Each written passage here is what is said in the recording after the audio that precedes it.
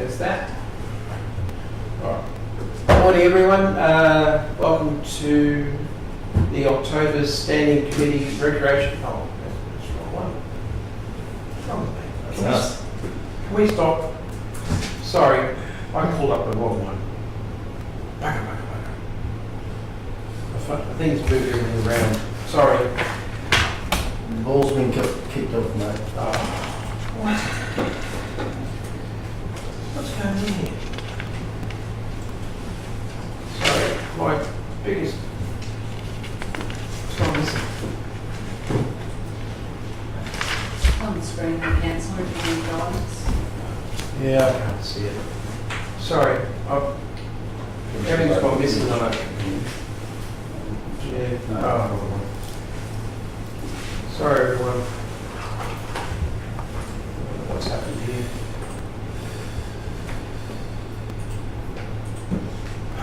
So it's all organised. Okay, we're back. I'll start again. Oh, just what I needed. Good morning, everyone. Welcome to the Standing Committee for the Infrastructure Agenda of October 1. We do need to pass a resolution to allow me to be the chair today, so I am in the revolving chair with Councillor Mather and myself, and I'd like to get a mover and a seconder. John moved, Lance, Councillor Walk-on, second, Councillor French. All in favour? All right, thank you. All right, so now I'm going to just read, in accordance with the Local Government Regulation 2012, please be advised that all discussions held, that's not the right one, sorry, I apologise, we don't need to do that. All right, so we've got the opening, we've got attendance, we've got all councillors except for Councillor Mather, Councillor Eastwood and the Mayor Adam Bello. I hear they're going to be a little bit late. We need confirmation of minutes from the previous minutes. Move that. So we don't have any problems with that? We have a seconder? Yeah. Okay, show of hands. That's unanimous. Are there any declarations of interest? No one has any? No. That's good. All right, we have nil deputations. We have business arising or outstanding from previous meetings, which is 7.1, which is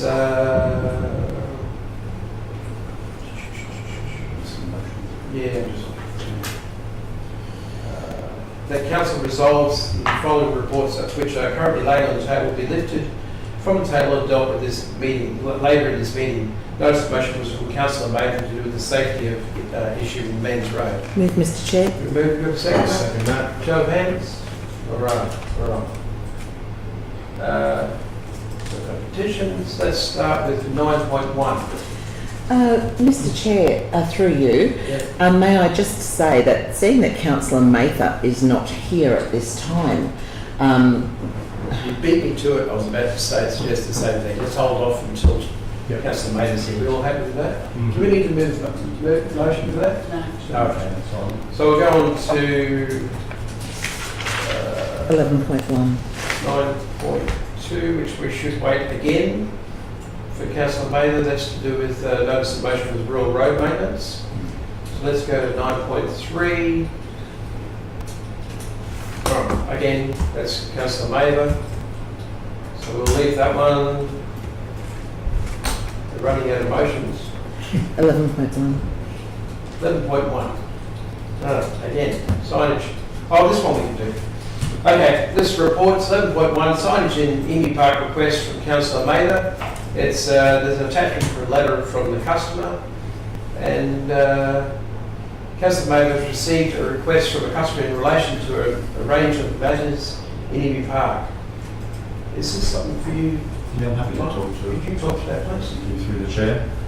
So, as Councillor Watson mentioned, a letter was received from Councillor Mather with 4 different issues down at Emu Park. The first one, pedestrian signage at the roundabouts in the township. So this has been an ongoing issue. I've provided some commentary there for the members today. simple terms, each of the pedestrian crossings in the roundabouts in Emu Park require the pedestrians to give way to vehicles. Okay? The way they're stenciled on the road, it looks as though the pedestrians might have right of way. That's not the case. So we've spoken to the Department of Transport and Main Roads because there's a manual of uniform traffic control devices that we need to abide by when we do line marking and signage in any road in Queensland. As I've shown in the commentary, part of the road reserve in Emu Park is actually declared main road, so it's under the jurisdiction of the state government. So that's Patterson Street and Hill Street. So the roundabout there, when we spoke to Main Roads, they weren't happy to put any signs in the roundabout, but we did put signs in our own roundabout which said pedestrians give way to traffic, and that was facing pedestrians as they walked up to the gap in the island. This resident believes that we need to also have signs that face the traffic that says vehicles have right of way, something to that effect. So that's been discussed over the last sort of 12 or 18 months, back and forth between some residents and also Main Roads.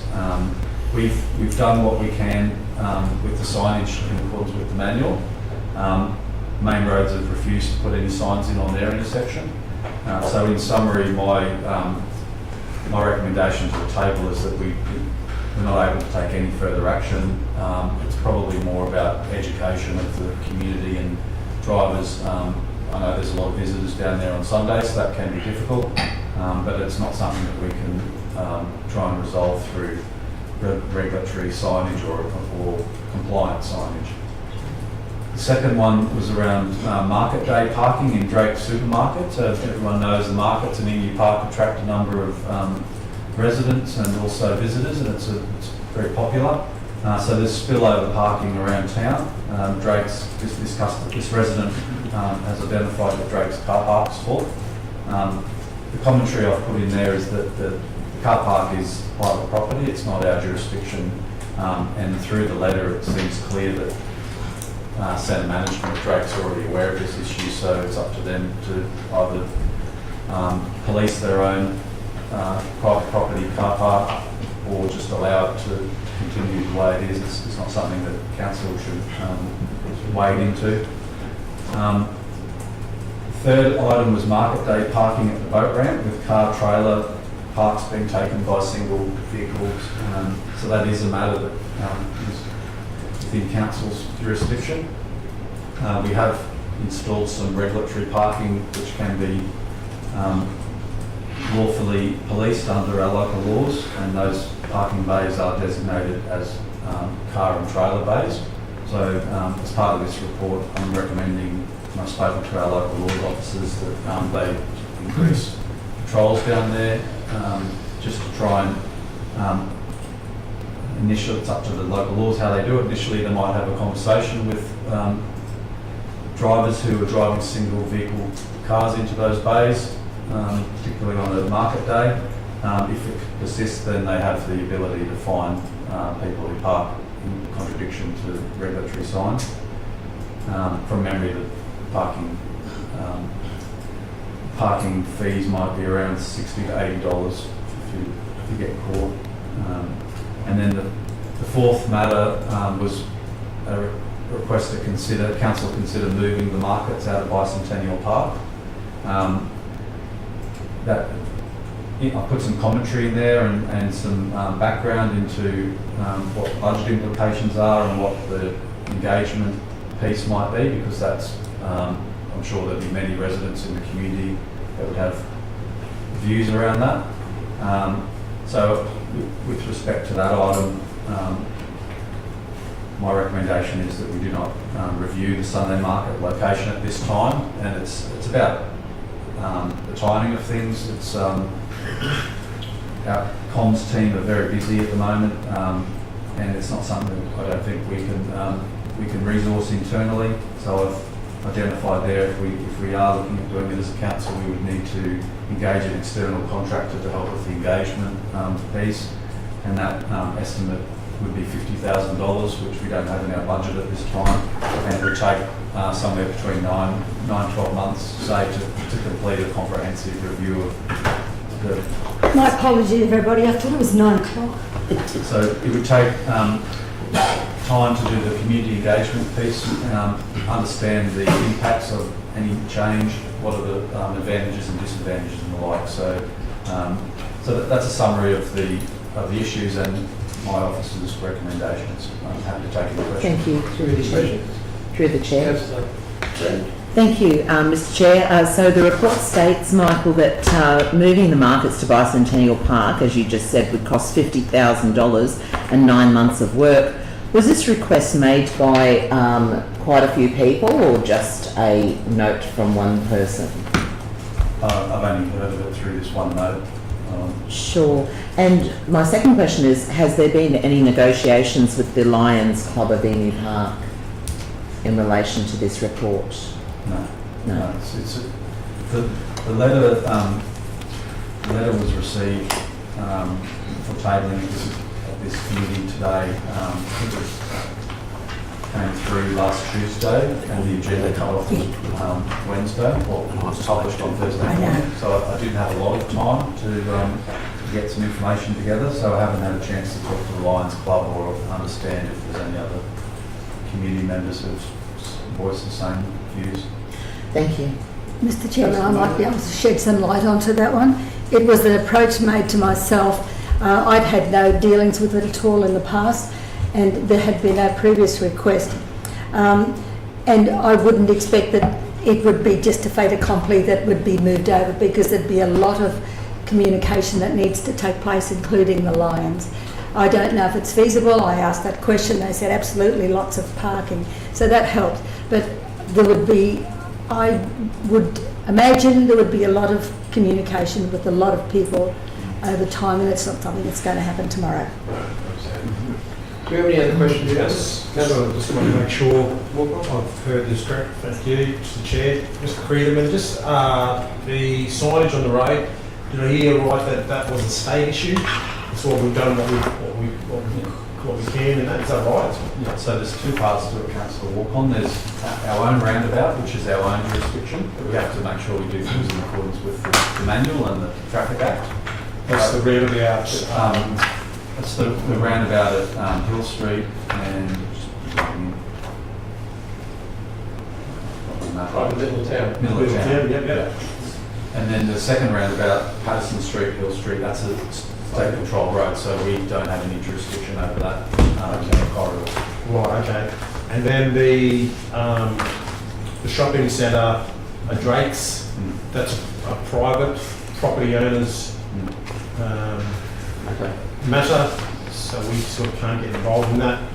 Right, okay. But we can do something about the boat ramp, because it's in our jurisdiction, and we're doing something there. Okay, good. Thank you for clarifying that.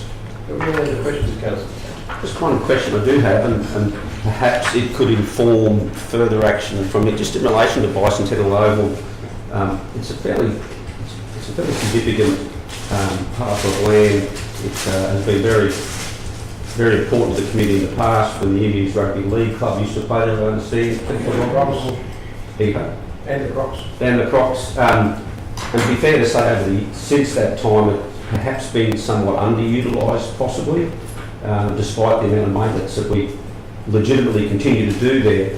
Just wonder whether, perhaps with the chair, whether you'd consider us including in the resolution that at an appropriate time and the resources of their council either review the current activity there or the future proposals for the use of Bicentennial Oval in terms of what that community's appetite is. It's just such a good space that requires a lot of mowing and looking after it. It'd be great to see it activated. I'm not sure what activity occurs there at the moment, other than perhaps some sort of informal. Very little happens there. I used to train a cricket team on that field many years ago. Yeah. And been very little since the football teams left the ground. So any comments from councillor? Through the chair, I can't speak for the open spaces, that's not part of my portfolio, so I'd have to take that on notice, but if it's just simply to review its current usage in line with our sport and rec strategy or something, and that can be a future report back to the table. It's not an issue from my perspective. We would probably need to put an extra dot point as a recommendation. Man, could you put an extra number 6 there, please? Just that we review the uses of the land and see if there's anything that could possibly be used for it. Thank you, Mr. Chair. Apologies for lateness too. I'll document on it. Yeah, no fear. Fly I want to talk too long. Oh, Or it might be the other way around. quite possibly the other way around. All right, do we have a mover? Oh, we're not ready yet. Sorry. Can't see that far. Does that capture what you were thinking, Mr. Mayor? Number 6, Yeah, that's probably the, yeah. We're going, Mr Mayor. Or council review, perhaps not just council officers, but on behalf of the community, council review the use of the bicentennial overlay. Okay. If you're happy with that, Mr. Chair.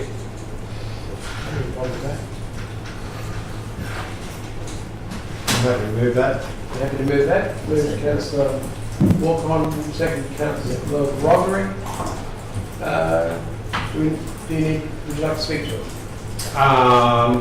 Just that, following my comments and my questions in relation to Mr. Creedman before, that we're doing what we can. Obviously, those aspects in terms of the roads, state matter. We've done what we can there, as well as with the private land use. So it is the shop owner's responsibility, but we are going to be doing some surveillance there at the boat ramp, which is a good step. I'm sure the boaties down there would appreciate what we can do there in terms of helping that bit of spacing out. So I think it's a good step forward. Anyone against? Mr Mayor, Mr Chairman, I'll speak for it reluctantly because in relation to the TMR having jurisdiction, we know that.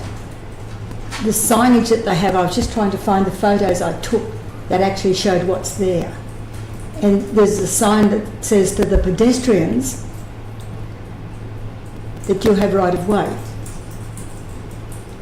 But there is nothing on the traffic lane that says the pedestrians have right of way. So what we have is a stalemate, because you've got the pedestrians there knowing that they can go ahead, but you've got the traffic there that's not going ahead because the pedestrians are going across. There's a confliction of understanding, and I'd like to pursue, I'll support it, but I believe that we need to have a talk to TMR, because that's the problem.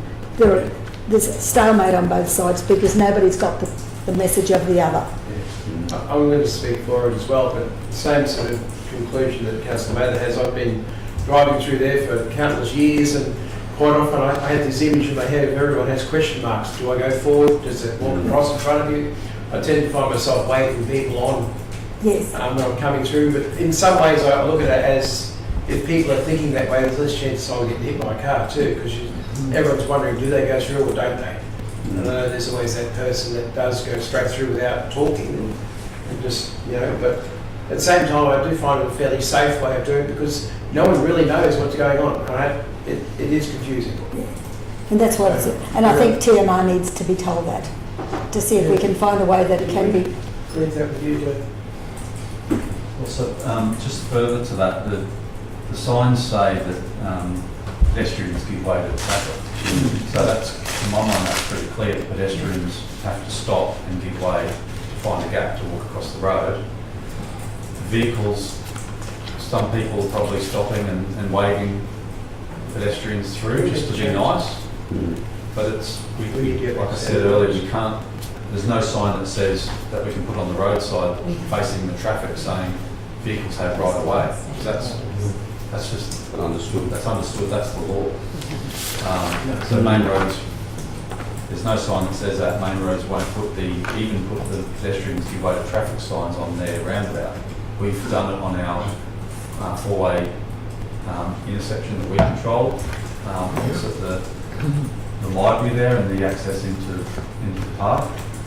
And that's as much as we can do under the Traffic Act. So that's why I've said in my recommendation we don't need to take any further action other than maybe education. And that's going to be difficult, as I said, because a number of people on Sundays who go down there who are out of towners, it would be very difficult to try and do a media release that captures that audience.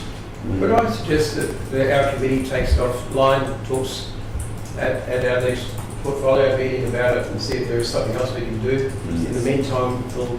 So procedural motion to lay it on the table. No. Is that what you're No, suggesting? I'm not thinking we do a procedural motion later on the table. I'm just thinking we just have a chat and see what we can do in the way of education. I don't think we need to lay it on the table. I think we can just have them bring it back to the table at a later stage. So withdraw it from this agenda. Just let it go through as it is, and then. We'll just let it go through and we'll talk about it. Mr. Chairman, if the law is an ass, we've got to challenge it.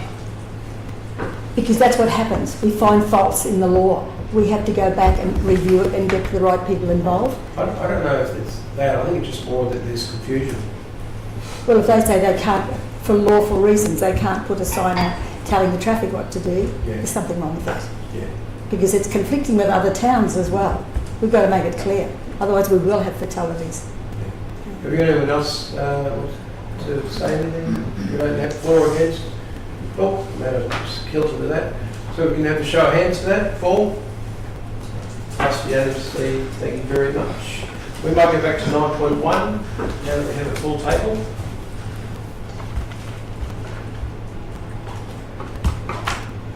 Excuse me, Mr. Chair, Councillor Eastwood's apology. Oh, almost a full table. Yes. I don't know where Councillor he Eastwood is on his way. Okay. He is on his way. Thank you. Don't tell me he's going to be late. He's later.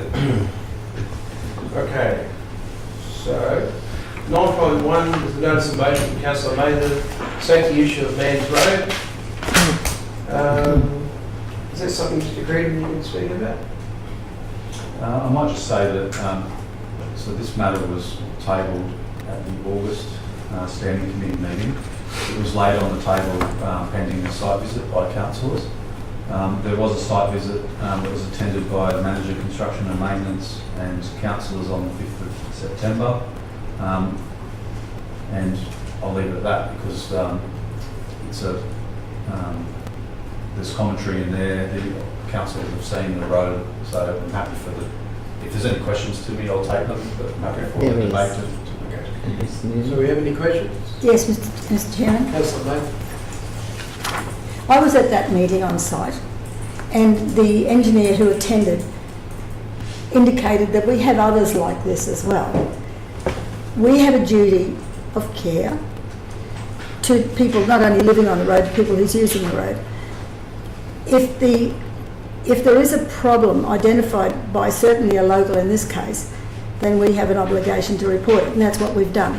If there are others like this, then we need to put them on a list, as the engineer on the day said, put them on a list and we'll prioritise them and deal with it. You know, when we talk about $1 million for sealing dirt roads or sealing parts of dirt roads, I won't be intimidated by that, because we need to deal with the ones that we consider our priorities. And that's really what I'm saying, Mr. Chairman, because this resident who brought this to my attention, she said she saw a garbage truck coming up on the wrong side of the road, on that hill, on that bend. And if another car were coming in the opposite direction, we would have had a problem. Well, they would have had a problem. So I understand this money's not unlimited. And we've got to make sure that we identify the ones that need to be done. And I would like to make sure that this is not off our radar at all in the long term.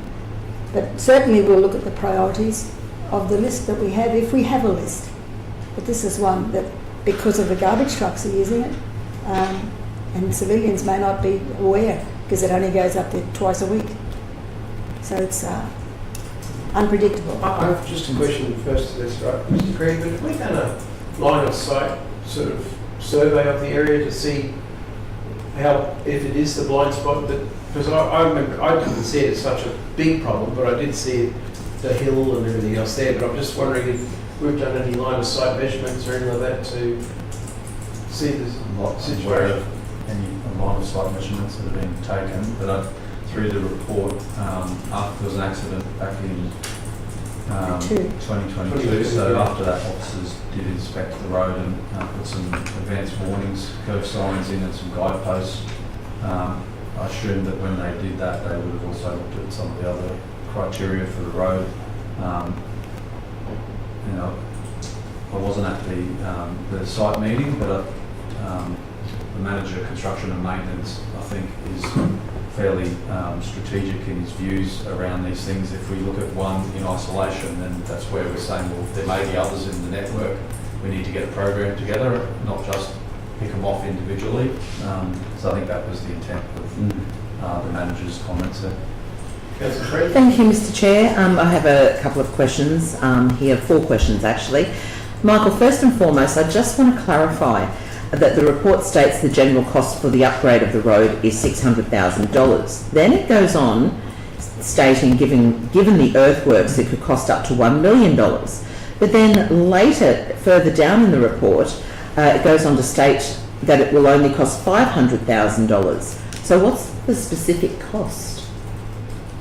Thanks, Councillor Friend. So in that budget implications section, in general terms, so that's when we have a vanilla flavoured piece of road, so to speak, dead flat, existing gravel road that we're upgrading to a sealed standard. It costs around $600,000 for a kilometre to do that. In this case, with a bit of undulation and a curve and so on, our estimate is for a kilometre might be $1 million. At the notice of motion suggested that we look at the curve, seal a section of it, which just on the rise and then on the back side of the crest. So we made an assumption that we would potentially need to seal about 250 metres either side of the crest, which is half a kilometre, so $500,000 is 500,000. Sure, thank you for clarifying that, appreciate it. How often is this particular man's road graded? I'd have to take that on notice. If I had to say, I'd say maybe every 12 months. Okay. Has there been any work carried out since the councillors attended on-site meeting on the 5th of September? Not that I'm aware of. I'm not aware that the condition of the road surface required any maintenance. Sure. And last question, how many accidents have actually occurred along this road in the last, I don't know, decade, few years, what have you? I'm not aware of. The only accident that's come to our attention is this one in 2022. But I'd have to check the main roads figures for all of the data sets that we get over the last 5 years or so.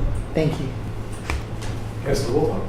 Mr. Chair, I've just got a couple of questions if I can just ask Mr. Creedman. So we heard that there are similar roads in our network, so we could understand. Do we have the worst roads in the network? We have Worse roads than the Man's Road in our network? Or is there like a priority list and so we how have does that work? Thanks for the question, Councillor. So we have a policy for road maintenance and road management policy, and under that we have procedures on how to grade and maintain our unsealed road network, and that goes into a lot of detail around the gravel coverage and the width of the road depending on the traffic volumes expected. So we have class 10 roads which have about 10 vehicles per day, so they're our lowest order of unsealed roads. They might only have 1 or 2 properties off them, and then we have up to a class 150 road, and the 199 is the highest class of unsealed roads in our network. And we have another policy which council uses to determine when we go from the upgrade from an unsealed road to a sealed road. So there's a trigger point that we've got in our policy, and that's around 150 vehicles a day will go from an unsealed road, put in the program to budget for it, to go from the unsealed road to a sealed road. So we do have a list which is in our current forward works program. Off the top of my head, we've got roads such as Cobbleball Road, Lake Mary Road, Thompson Point Road. So we do traffic counts and we do analyse our network from year to year. Obviously, the rural road traffic volumes don't increase substantially like they would in the city with new subdivisions and so on. So the numbers can creep slowly from one year to the next, but we do keep an eye on that. So what level is Man's Road in terms of those numbering when you're talking about like 150, etc.? If you just give me a second, I'll have to open up one of our documents here.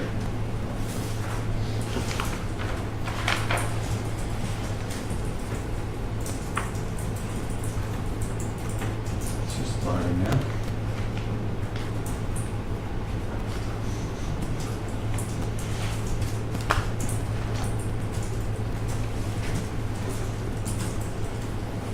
Mans Road is a class 100 road in our road network. We grade 1.85 kilometre length. So the class 100, does that mean there's 100 cars on that road? Yeah, generally.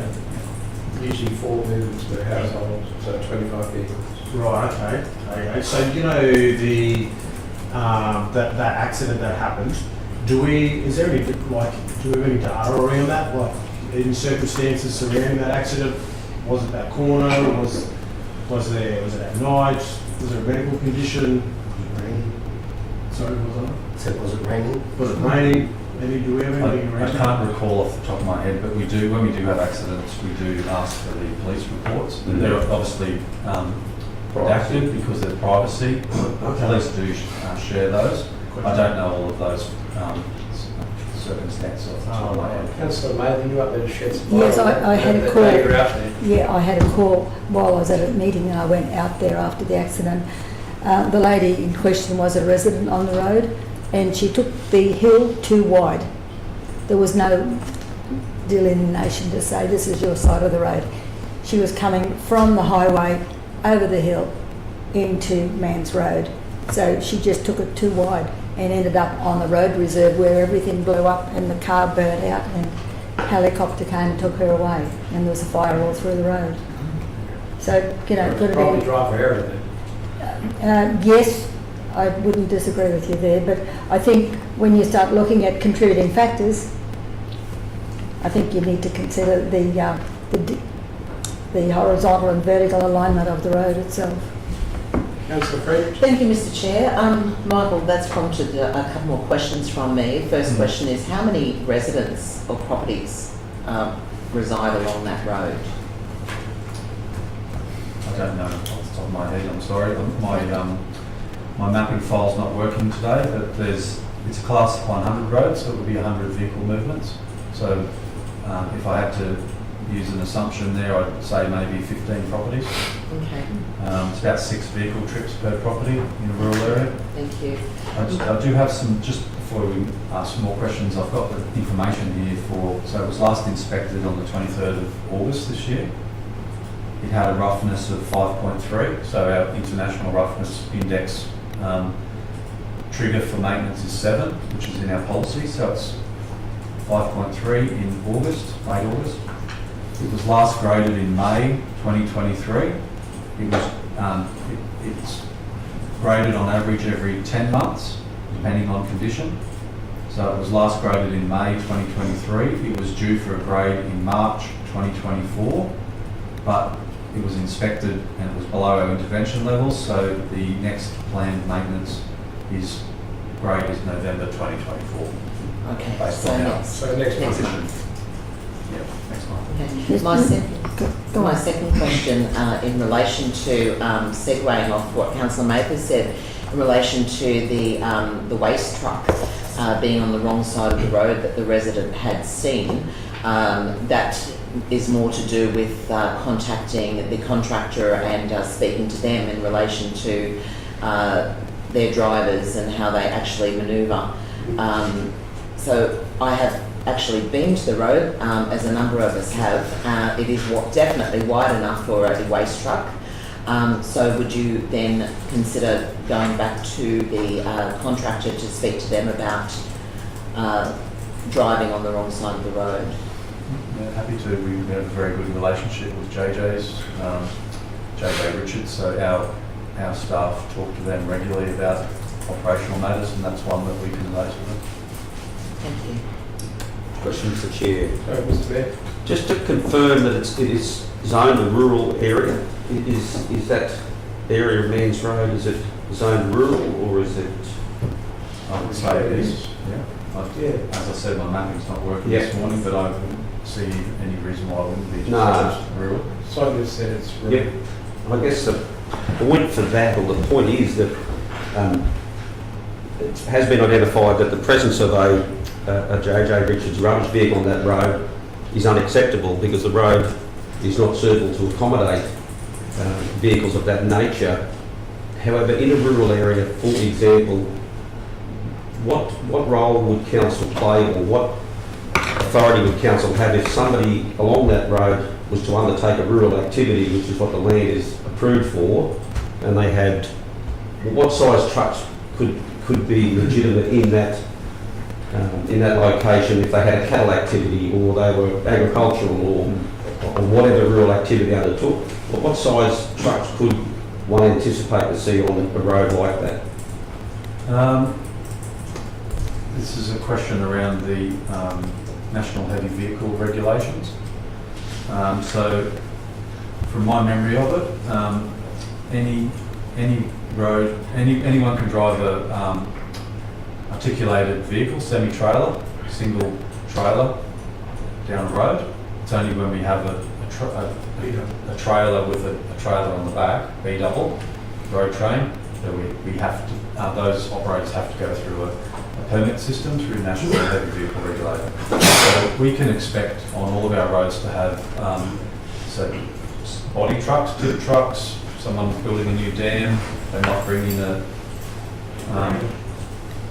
low loader, which is a single trailer, semi-trailer. So all those can legitimately go down any road. Which would be consistent in many ways to a JJ Richards. Yeah, they would be, a JJ Richards truck would be about 11 metres long, single, it's a rigid truck, whereas a semi-trailer is 19 metres. Right, and they could legitimately be on that road, and the residents on that road would be understanding it's a rural zone, and that would be anticipated as an acceptable form of transport on that road. And the asterisk on that, sorry Mr Mayor, is that it's for domestic purposes or for general rural. If somebody's using it as a truck depot and there's many movements, which the truck potentially could be within the below the limits, but there's a number of movements and it's causing nuisance and it's a land use matter, then that's when council can step in. Thank you. Can I ask a question? Mr. Creedman, I understand part of the issue we've got is that we've got rubbish trucks going down, picking up wheelie bins, but these trucks have been going down in the past to pick up industrial bins, haven't they? Yes, I believe So so. they've been going for many years. I believe so. It's not a declared service area in our curbside collection. I think in the last 2 months or so, can't recall now if it was Leanne, our waste officer, did a report to council around the curbside collection in Man's Road, and there's a workshop next week or the week after with councillors to talk about curbside collection areas and some of the challenges in our sort of fringe rural areas. So this road was captured in that discussion, I think, at the time. I've got a question through the chair. Just, you're talking about the index of 7, like for the road.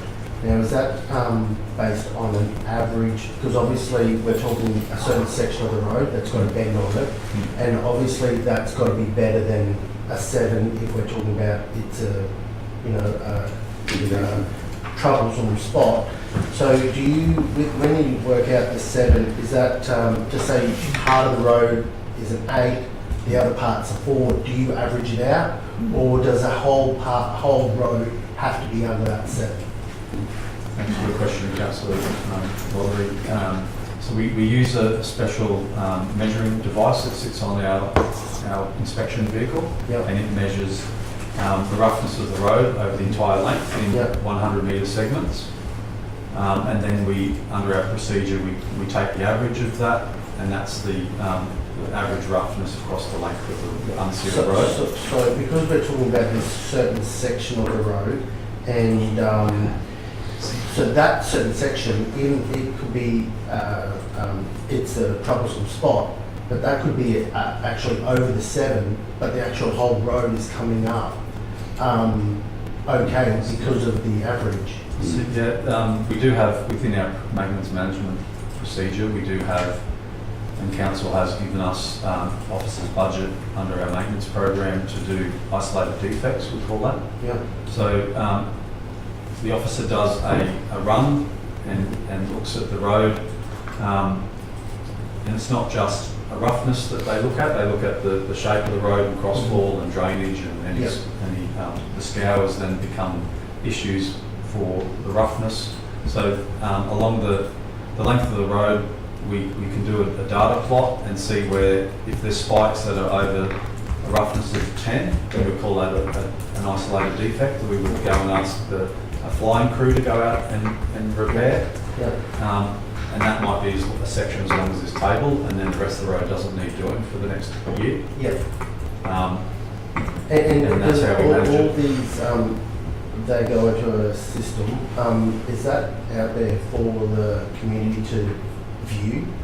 No, so the Because maintenance... the only reason why I'm asking is because we're trying to be transparent, and when people ring us and say, and we say officers been there, but there's nothing for them to then go and go, oh yeah, I can see it's been a 6.5 or whatever, but is it something that can be put out so we can go, you can go check on this system, we've done, and it says Daniel's checked and what it's come up, is that something that we can look at?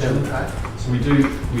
I think was it last year, 18 months ago, we had a contractor come in who's experienced all over Australia auditing road authorities, and our maintenance management system was, in their words, very good, very thorough. They said that we were one of the only few councils that they'd seen who published the grading program month in advance, so that residents can check the website. It doesn't go to the next step that you were mentioning, Councillor, around publishing the entire maintenance management system and I'm the not latest saying in- to do it, I'm just saying maybe if it's possible, Can just I have a bit more of that. So I've been in the vehicle that does the podcast, Yeah. and the fellow, the officer who does it, doesn't just drive down the road. He looks for all the potholes. He hits everyone. I'm not. No, I'm just saying you've got knowledge, okay? Yeah. You also, every 100 metres is what it registers. So when you say over the overall road, it really comes back to every 100 metre section is what it works on its measurement. But the other thing is, if you send a request to the officer asking about that road, they will usually send you that section. And I that's all share was that asking. with the people and Yeah. explain how Yeah, it works. I've seen you do that. The last question I just want to ask is there a possibility where there's a certain section of 100 to a couple of 100 metres that is of more worry than the rest of the road, that we maybe lessen that index just on that section if it's a bend or if it's a hill or something? Is that a possibility that we could just maybe look into that, or do you think, I'm not quite sure. I'm just a bit worried that, like you said, a certain section, the whole road over a couple of 100 metres, every 100 metres is checked and it's worked out on an average, but one section of that road could be over the roughness, but still comes, the whole road comes under the... But it's only 100 metres. Yeah. I understand. But anyway, that's all I was just questioning on a few things, that's all. Councillor Speaker, your questions? Yes, one last word. through you to the engineer. The August maintenance on Man's Road, just correct me if I'm wrong, I understand that was done by Bobcat? August maintenance, so we had an August inspection. It was an August, Was just a little bit earlier. It was done by a Bobcat. so I've got, there was, Would I that don't be- have the full maintenance program here, I've just got the summary, but it was inspected in August. It was last graded in May 23, and it's due next month for a grade. So I don't have the detail on every little hotspot where the And flying I crew, oh, understand. sorry, Councillor Maynard. I understand. Probably the flying crew. Because it's since the garbage truck has been a regular in the area, when I say regular, twice a week. I think there are 4-wheeler bins up there now. There might have been only 2 industrial bins before. The road has deteriorated, and that was the reason for the call, that it's falling apart already. It's the trucks that are going backwards and forwards that are causing it. And of course, weather being dry as well doesn't help. Okay, do we have a mover? I'll move, Mr. Chairman. Do we have a seconder? But I'll just flag it now that I will be back. And in relation to the hill, that we need to have it on a forward works program. I'll second it. Okay, so I'm just going to read the recommendation so we all know what we're voting on. Due to the blind section on the Man's Road, which has already been subject of one bad accident and several other close encounters, the Infrastructure Department be asked to plan realignment of that hill to improve visibility, and works be placed on the forward works program with a view to placing seal at that location to provide grip of the gravel curve. Okay, so that's the motion that we're voting on. Just a question, if I may, Mr. Chair. Considering we had an on-site inspection there and the officer recommended perhaps an alternate approach, which is inconsistent with that there. Yep. I'm just curious, is the mover still wanting to prosecute that motion there, or are they wanting to come in line with what the officer's recommendation was? What do you believe, through you, Mr. Well, Chairman? the What do you officer believe made the it- officer's recommendation was? Well, my recollection was the officer made it clear that it would be better to actually create a category, prioritise All the problematic Yep. rural roads that have these types of characteristics and put them into a register, and then over time as budget allows, that we apply budget to that rather than... Well, that's what the first part of that says, basically, put on a forward works program. And how you Yes. assemble the program. Councillor Maynard, it's more about as, what was his name? Mr. Carter. Mr. Carter. the officer. Carter. Sorry, it went blank. He's gone on holidays and I forgot who he is. His idea was to go through the Shire and find those sections throughout the Shire and put them all on the list and then prioritise from there. So yours doesn't actually say that. It just says put it on the forward works thing. Wouldn't you prefer that we identify all the places in the Shire so they all... I would expect that's the officer's job in the background, because he said, we have a number of those. Where are Well, they? Is there a list? Have you got it? Why do we have to get in to go back and go look for them? Yeah, because If they- otherwise they won't know what we're asking them to do. Or they know what we're asking them to do? No, but we have to do this so that they know in the future. And just one final... So can I suggest we vote on this, and if this doesn't get up, then we go to the amended motion that we proposed? Well, if the mayor would like to amend the motion as it stands. I'd like to amend it, or at least ask the table to consider an alternate motion which is more consistent with what the officer identified. But remembering that the officer wasn't identifying, to my understanding, bitumen seals on as part of the solution. I don't believe that was the intent of the new category that he believed, or that they believed was worthy to explore. But in terms of introducing bitumen to that, so it may be best to test this motion. I'm okay with either, but I'll be happy to foreshadow an Would you alternative. like to, Councillor Matthew, happy with Councillor If you look at the last this. 2 lines there, place it on a forward works program with a view to a seal. It's not to say it's going to be done, but we're just looking at it as a means of separating the 2 lanes on the hill, on the bend. That's what it's about. What about second point with what Mr. Carter suggested, added to that as a second underneath that.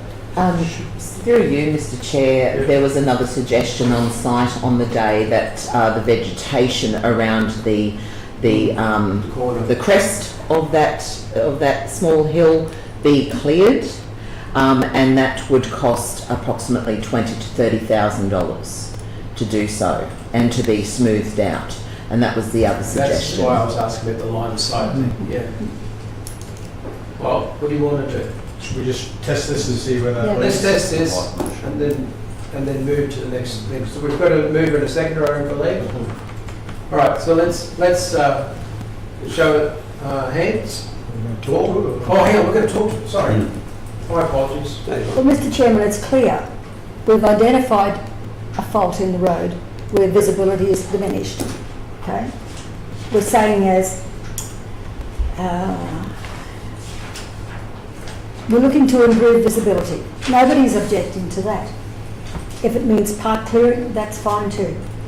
Works be placed on a forward works program, which we will be doing anyway.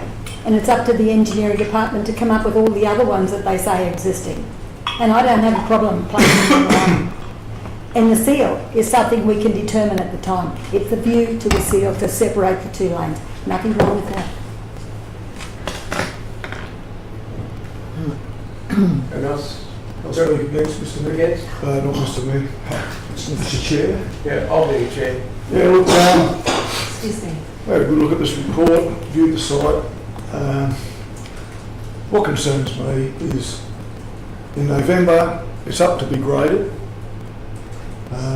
6 weeks. It's only 6 weeks away. That's the beginning of November. It'll be somewhere between 6 and 8 weeks. It's going to get a grade.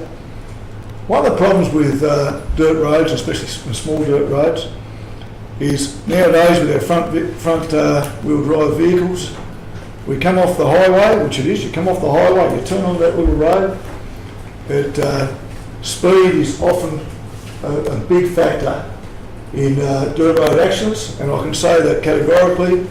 A police officer that was on an island that was mainly dirt roads for a number of years, a couple of accidents every week, and just about all due to the driver error.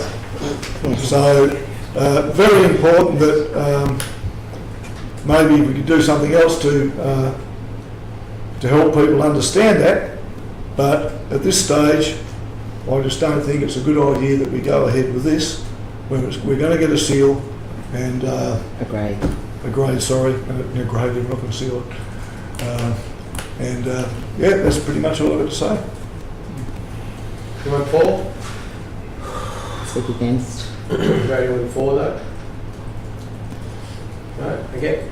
Yeah, thank you, Mr. Chair. The only reason I'm particularly against this particular resolution is the $500,000 it would cost to seal 250 metres on either side of the crest. I do think that there could be an alternative that we can certainly look at, as the Mayor has suggested. I think that the waste trucks that do actually attend this road have been doing so for a number of years with the large skips that they've been collecting, and now there's a couple of wheelie bins there. These, as the Mayor has also indicated, the rural roads are able to take larger trucks. On such rural roads as this, there are pineapple trucks, and there is fruit trucks, and there is cattle trucks, and on our inspection on the day, the road was actually in reasonably good condition, considering. I was expecting heavily corrugated and potholed, but I found it to be an easy run on that particular road. And Mr. Creedman's also suggested that he will be speaking with the contractor of the waste trucks to make sure that they do not travel up the incorrect side of the road as was witnessed. So I'm happy for an alternative, but I have to speak against this. Thank you. Anyone else for? Anyone else against? Just very briefly speaking against it, it's not that I don't want to see safer rural roads, but how I think we achieve that is through a strategic plan that has been outlined by the officer who attended, who recognise that over time, when budget allows, we can do better. So my preference today is to be more in line with the professional judgment of the officer, and I recognise that my decision will probably incur the wrath of one of our most passionate citizens on the Capricorn coast, who is a terrific community volunteer and advocate for social justice, and I'll probably be on the end of that disapproval, but for the reasons I've outlined, I don't believe this is the strategic way to go about addressing not just this road, but arguably 50, 100, 200 perhaps, who knows how many that are out there, and to provide false hope that we're going to seal short stretches on such a low order road at a cost. I couldn't look them in the eye and say I actually believe that we are going to do that, because in order to do that you would be compromising so many others that are already legitimately in the line and been waiting in line. $500,000, for example, would go a long way at Lake Mary to bitumen a corrugated bend that's problematic for the rural bushfire brigade. We've made a decision for the council to not invest in that because there is a longer term plan. When the intervention level becomes apparent, for example, Lake Mary, when it's on the forward works plan, it's top 10 roads of our rural roads going to be bitumened.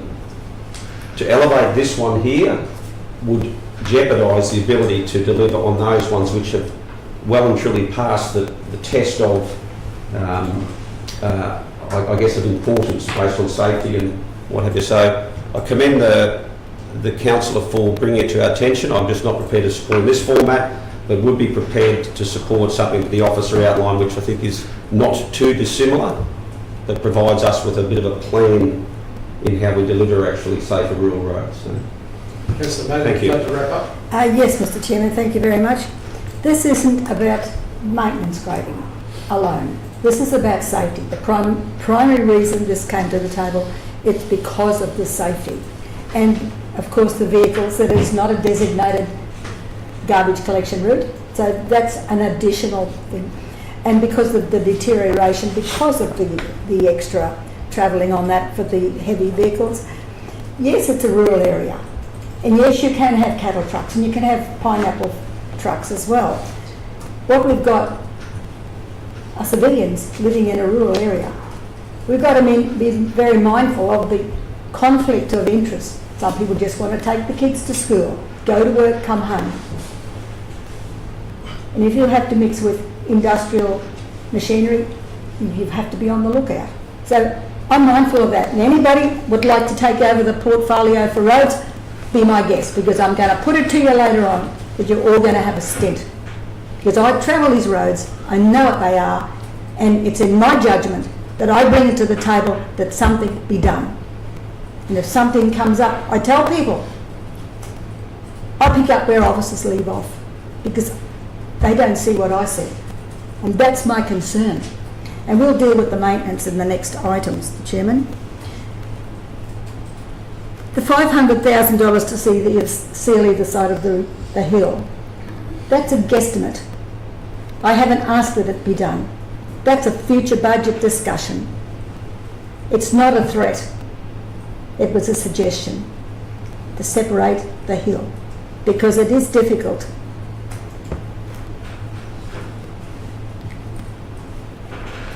And if you think it's an easy run on that road, you need to do it every day, sometimes 4 times a day, if you're taking kids to school or you're meeting a bus. Any of the rural roads, if you're travelling on them more than once in a period of several weeks or months, it is an easy run. But when you have to do it every day, several times a day, you've got a risk to the safety of your vehicle as well, because your springs, your shockies, everything is tested. And it only needs one mechanical fault for that car to slip, and it's not human error. It's the actual wear and tear on the vehicles that actually causes the deterioration in safety. That's really all I need to say, Mr Mayor. Thanks, Mr Chairman. Councillor Mayor. So we put it to the vote? Yes. For? Against? We're going to do the foreshadow motion? I'm happy to foreshadow that motion in line I wouldn't like to leave it lying the way it is. I'd like to at least do something. in line with the officer's recommendation on the day that was, perhaps we seek a report back from the officer there to map out a way forward that the council could consider. So do we need to move motion for that? Yes. Yes. So, Perhaps Mr. Freeman probably knows the intent of No, it's for you. Just writing down, sorry. It's for you to put the motion on. review, I call them reviews, substandard horizontal and vertical geometry in our unsealed road network and prioritise upgrades in the Forward Works program. at the same time, could we also ask for a road counter to be placed on this road to see if there is an increase in traffic? I said, when was the last time that was done? Probably Quite a while back. there was never any need to, Mr Well, I'm Chairman. just thinking with these garbage trucks, let's see what traffic we do have. Oh, I think we can calculate that by the number of vehicles that go there, because they know that. Maybe we don't need to. No, exercise that doesn't really happen. That's fine.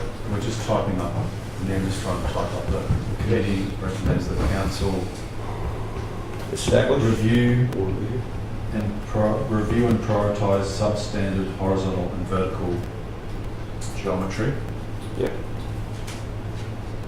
in our unsealed road network.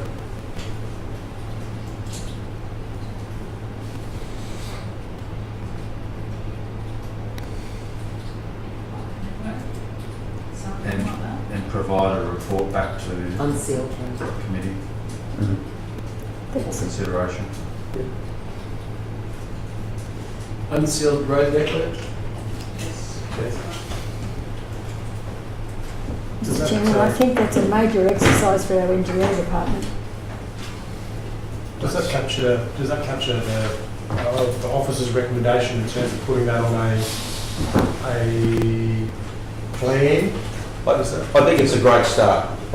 Is it perfect in its intent at this point? No. But, when the report comes back, the discussions we'll have, we'll be able to refine it into something that the council can be satisfied, hopefully, possibly, or potentially, that will achieve the intent of what the officer was identifying as the best strategic way forward. Right. All right. Are we happy with that, everyone? No, you've given the officers one hell of a task to do, to go look out on all the dirt roads, 800 kilometres of them, and identify them. That's what you're asking them to do. You need to throw some words in there as they become known, as they become identified, which means Well, that is what we do now. And then that's what I've done. That's what you've done, and that our officers, we've got 3 technical officers who are road inspectors, and we possibly have our supervisors and our coordinator rural, and they're on the road doing the general maintenance, planning capital works. If we do it, and this one came up ad hoc, and the suggestion was that we look to a program view. Unless we commit to a program view and bring a report back, it'll just continue to be In the ether. something that we identify bit by bit, and we're likely to have more of these come up into the future because we haven't done a systematic audit and review of where we believe we have these similar substandard. Could we possibly put a time frame of 3 months on it? Is that too short a time? So at least that's come back. Well, even for budget considerations, because ultimately it would require a budget, with me as the chair, it would require a budget if we were going to support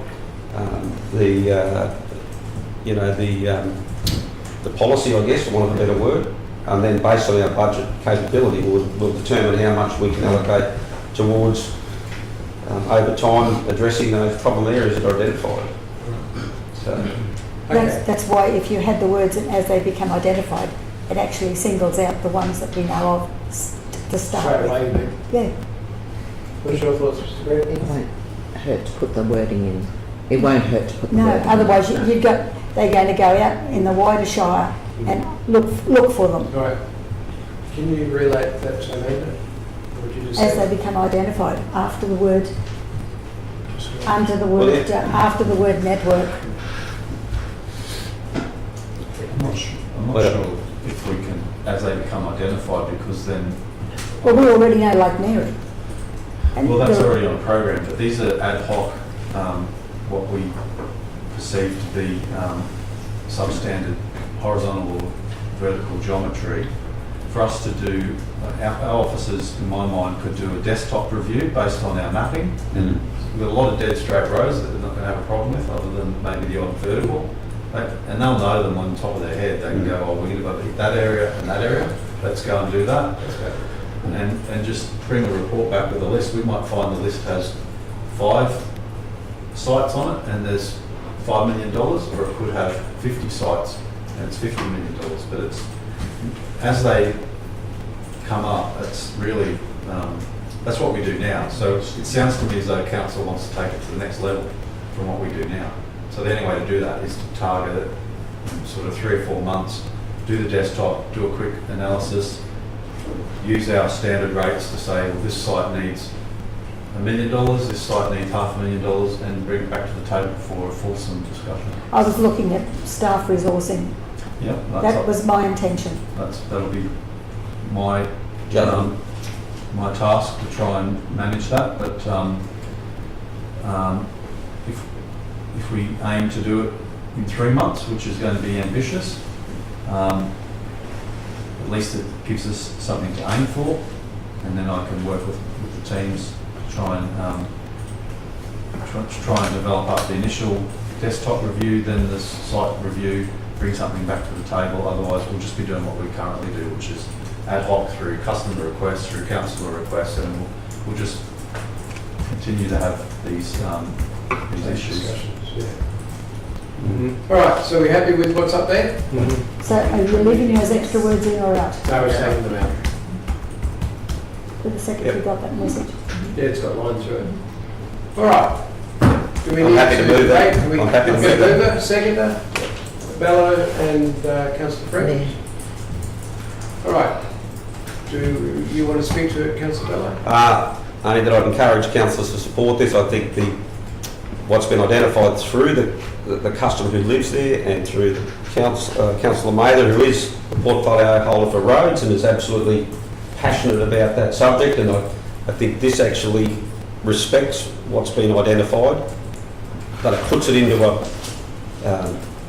more methodical approach that this council over long term, just like they have a program for low-level crossings that they may do 1 a year or two a year based on budget.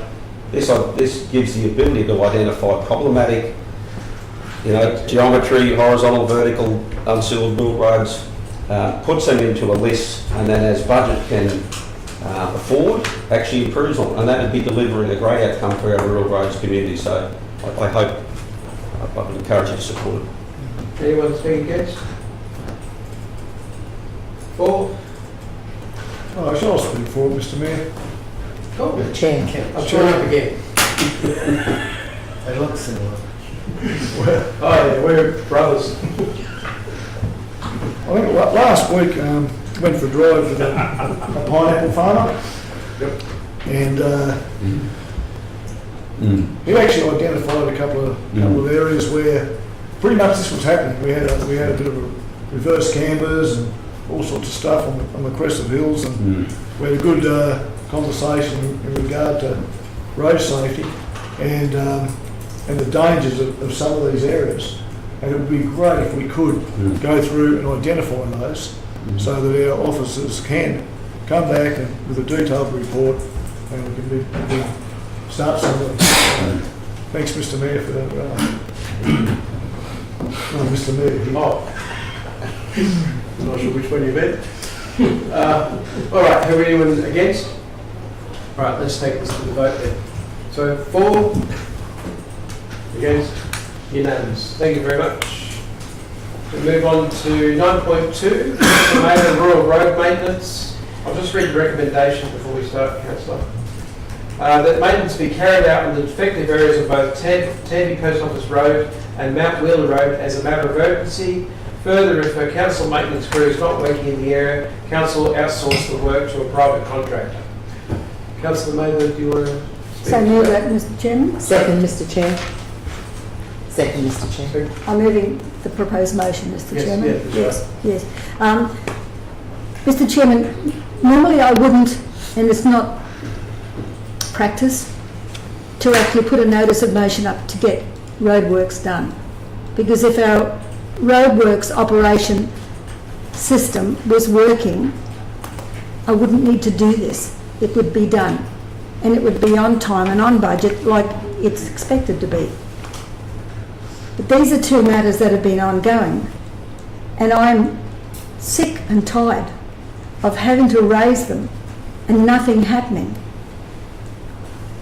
And I know money is scarce, but it's not about money. The key words here, defective areas. We just talked about defective areas. This is another one. The corrugation shakes your car sideways. Even somebody rang me last night and told me the same thing. And that's where you get your damage. On the one on the Tandy Post Office Road, that road falls apart very quickly. But because of the lack of drainage and the lack of maintenance in the areas that need it, it's an ongoing problem. We have a family there who was sincerely affected simply because they'd had an injury. Their prognosis was not good, but they were allowed home, and this family is required to keep that member at home because the corrugation is such that any vibration of the vehicle, of the chair, of the patient, they can't leave the property.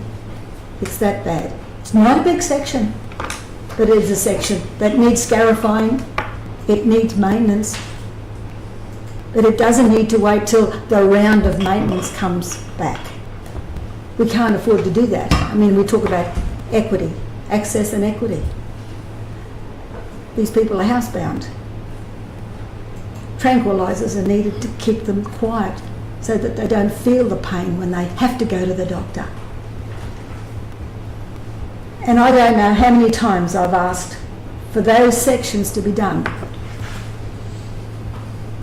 And I'm still asking to the point that I'm forced to put in a notice of motion that it be done. That's all I can say. In relation to the other one, Mount Wheeler Road, it has 6, and I've been on that road regularly lately, hoping that somebody would have gone and dealt with those defects. Not major, but there are 6 of them. And again, when you get to the corrugation, there are ruts across the road, potholes. Yes, it's another one where you do shake your car. And there are defects on the hill that you can't see over the top. Excuse me, Councillor Mather, you and I must have driven different roads. Because I drove that road this morning and it was like a track to five rocks. It wasn't, I was winding in between trees, the holes were so deep my four-wheel drive was disappearing into the holes. So I'm wondering what you're talking about because I was on a totally different road. I went off Cairns Road and came out on the Yeppoon Highway. And I went through someone's property to get there. And the GPS says Mount Wheeler Road because I thought maybe I was on the wrong road at one stage. So can you identify where you drove? Because You come up McKay's Road. Can we have it up on the... Can we have it up on the You'll have to tell me where you like on the screen. it's off Cairns Road? Did you come off Cairns No. Road? Well, that's what GPS says is Mount Wheeler Road. I drove around Mount Wheeler. There's a map in the report, which so in officer commentary, there's a map showing where we maintain. It's at Malara. You come off McKay's Road. This is what you're talking about here on the screen, Councillor. This is McKay's Road where my cursor is. Yes, that's the one off And the... this here is Mount Wheeler. That's Mount Wheeler, yes. Does that come out at, is that on the Yeppoon Road on the north there? Yes. I think? Yes. And that comes out at Cairns Road? No. Cairns Road comes off... Off Kawarl Road? it comes off... That's where we went that time. no, it comes up Kerman Creek Road. Yeah. Years ago. We only maintain, just through the chair, Mount Wheeler Road, we maintain about 2.5 kilometres as an unsealed road, and that's shown in a map in the officers' comments in the agenda.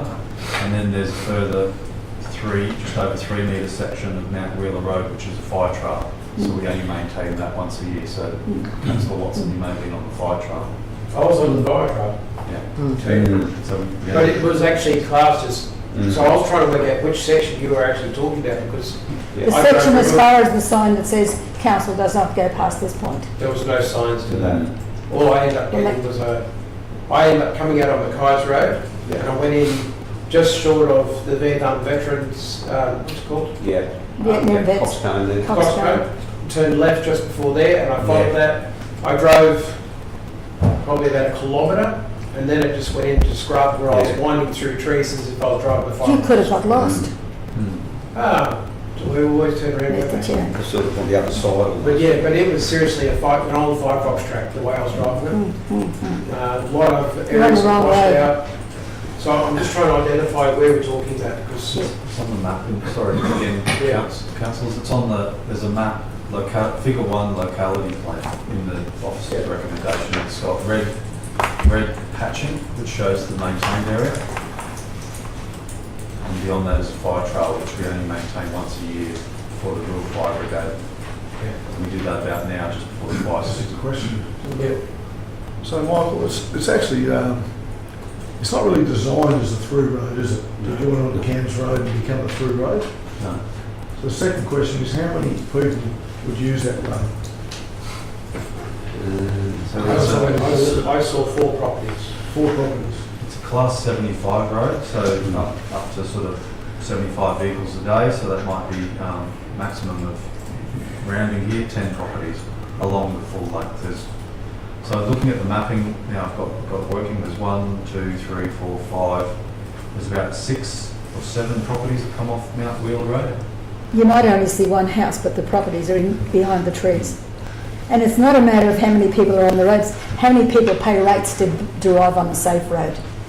That's the question. I have a question also, through the chair. Through the chair, yeah. So, get back to Tamby Post Office Road a little later, but Mount Wheeler Road, in the report it said it should have been graded in September. This is the 1st of October. Was it completed in September? Thank you for the question, Councillor. So the predicted grading interval for this road gives us a prediction on when it's going to be graded in our maintenance management schedule, which is September. But in the body of the report there, we have a history of the road condition as measured in roughness. So in September it was a roughness of 5.5, so it's again below 7. It doesn't require grading, so the team, as every road comes up to its grading interval, team inspector goes out and does this inspection. If it's not intervention level, which is our policy procedure, then it gets pushed back a couple of months based on their experience of road deterioration. So then that will lead into the next question. Where is it standing now? Is it actually on the maintenance program for this year, this calendar year? Predicted in September of 2024. So It was last month. Again, That's what I if we asked. look at the report, just below figure 1, there's the roughness calculations since February, June, July, September, which are below our intervention levels. We've got some commentary in there around when the requests were received from either Councillor Major or the community and what our responses were. And then below that it says the road's predicted to be included in the December maintenance grading schedule. December. Thank you so much. Can I ask a question to the chair? We're going back to this grading of 7, the index of 7. Now, the crews that do the grading, the crews that go out and check all this. So if you have, to say, 2 or 3 months, no rain, not much traffic, and they're all good, isn't it going to be a log jam in another 3 months? And next minute they're all over 7. Is it something you can still go, you know what, they're all under 7, but instead of sitting around, we'll just go and grade this one so we don't get a log jam? Because it seems like there's getting a log jam because everything's getting put off until it's over 7, and then there's a log jam when everyone's trying to get, you know, and we're too busy to do all the roads. Do you actually go, you know, there's not many over 7, but we might get these couple of crews to do these ones. Do you do that? So or do you they just use wait their judgment. over So 7? the trigger's 7, but if they're in a, say if there's a pocket of roads in a particular part of our caves area, and they're all approaching that intervention level, Yep. and then the inspectors put together the month ahead program, and they say, well, these 5 need to be done. We Yep. check that one. It's probably a couple of months away, but we'll do it while we're there. Yeah. And that's a call that's made by the Yeah, no, that's what I crews. was asking, just to make sure that that's what they're doing. Yeah, so there are roads that, even though they're under the index of 7, they still get done if, Yeah, if they're in the area, we try to balance that, because if we start doing too much of that and just base it on time instead of condition, then we end up, well, we may as well throw out the condition-based approach and we just have a time-based approach, Yeah. and we can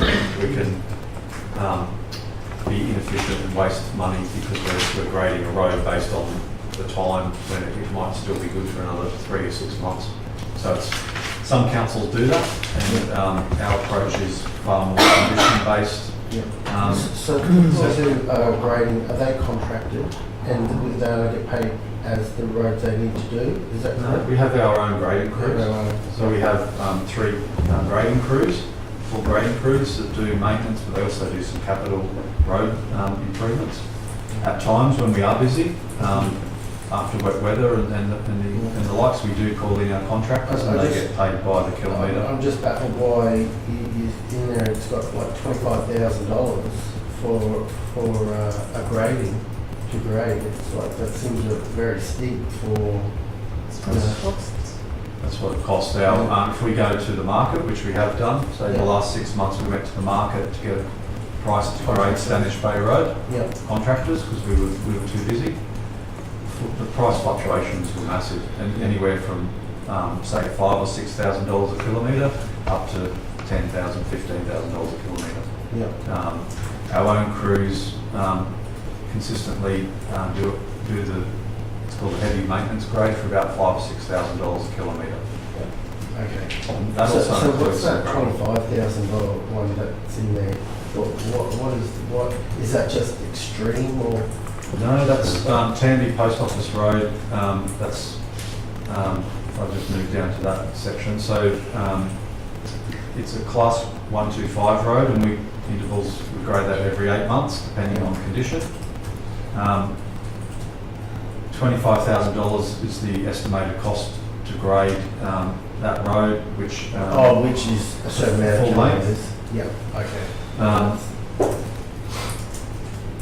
So in that there, I've said if we want to grade it, I was sorry, No, you're right. it's not a question here, but in Tandy Post Office Road, I know we have some isolated defects, but the commentary in the past year or two, and then through this notice of motion, has been that the community probably see that the road needs to be maintained to a higher standard because of medical conditions and the like. If we choose to do that, this is just as an option for council, we can choose to do that, and we might choose to reduce our grading intervals from say 8 months back to 4 months, which I've just assumed based on the customer requests and the request for service. If we bring that back to 4 months instead of 8 months, it'll double our maintenance frequency on Tanby Post Office Road, and it will go from sort of $25,000 every 8 months to $25,000 every 4 months. So that's just a consequence of potential decision to that. Mr Chairman, it's not the frequency of the road maintenance alone. It's the quality of the roadworks that are being undertaken, because the corrugation is still there when the vehicles are gone, when the crew have gone. And I know that when you get dry weather and you start scarifying, and that's what corrugation needs to have, you get down below the corrugation and rebuild it. What we do, the corrugation is still there. That's my concern. Can I just say, we've got a mover and a seconder. Yes. I do have a question though. Yeah, you have a question? Yeah. to the officer and maybe even to the CEO. How does a council deal with individual circumstances where what Councillor Mader has raised is the particular circumstances of an individual that none of us like the thought of the predicament that that person's in. But how do we as a council customise maintenance or respond to those individual circumstances across our network? Like, I'm looking for guidance, I guess, to understand how do we actually do that. Because this could change in 6 months, couldn't it? The circumstances of people's lives they vary, and it seems as if we're asking for an intervention level to be brought forward because of the circumstances of an individual which we're all empathetic towards. But I'm trying to understand how do we approach that? Is it something that we make a one-off decision of because of the circumstances, or we face the difficult reality of we're very, very empathetic to that. However, if we did that there, what do we do the next time, one around the corner, the one over at Bungadara? Excuse me, Mr Chair. So I'm looking for direction. Isn't that just one part of the puzzle? That person? It's only one part of the argument. It's not not the whole reason. That's right. Well, it's included in the report as a significant factor in why the intervention wants to be brought forward. Got quite influence on that part. And I'm trying to understand how do we approach that? Mr Chairman, can I answer that? Yep. Yeah, hang on. Can we let Mr. Creedman answer first? Yes. Sorry. So it's a very difficult thing to have to contemplate, morally and ethically. So from my perspective, in looking at this one, I've asked the officers to apply the council policies and procedures and to work within budget. So that sets the recommendation of the maintenance schedule. I guess unfortunately when we do that, we do discount, I guess you'd say, the individual circumstances of some of the property owners, because if we start to include those, then we'll have, I'm sure there'll be other people on other rural roads that have medical conditions or they're freight at certain times, all these sorts of things. It's a huge number of issues that we're trying to distill down into trying to develop our maintenance program, which is just in time and provides services to the wider community, and for officers to have some consistency to be able to go and apply that when they make their judgment calls and policy and based on policy and procedure. So it's very difficult. The officers in this case, and I looked through it as well, we haven't taken into account the person's medical condition. We've looked at the condition of the road and the class of the road and in totality of all the other works that we have to do. And that may be an engineering approach and not so socially responsive. And that's probably the conundrum in a sense that us as a council, if this is one case or whether there's many of them that come forward, that's probably where our mind might need to go to in the longer term with our judgment on how we do maintain and provide services. And it's not just this service, it could be any service. Thank you for that answer. I know it's not an easy one. Thank you. So, we have Speaker 4. Yes, thank you, Mr Chair. I'll speak for this as I second this. After reading the agenda, I took my wonderful husband on a little bit of a tour on Saturday afternoon, and he was absolutely thrilled to go down Tamby Post Office Road. We travelled the whole length. What Councillor Mather has noted in relation to Tamby Post Office Road, I want to make a declaration. I did not travel down Mount Wheeler Road. But Tamby Post Office Road, on curves, there were deep potholes, the corrugation was shocking, there were areas of the road that the rocks and the stones are popping up out of. my husband said, "Why don't you travel a little faster than what you're doing?" I said, "I don't want to damage my car." At that time, I did think about the poor person that needs to travel that road, perhaps in an ambulance or for medical needs, and I thought that's no good. But my main concern for seconding this today is that I felt that this road is in definite need of maintenance, and just by the sheer number of potholes and corrugations and everything else that is wrong with this road at this time. Now, we talk about the roughness meter, and although it may not be to the 7 points of roughness that we need, it certainly was rough enough on my car, and we previously spoke of Man's Road, and I found that this particular Tamby Post Office Road was in dire need of some urgent attention, as opposed to the last road we were discussing.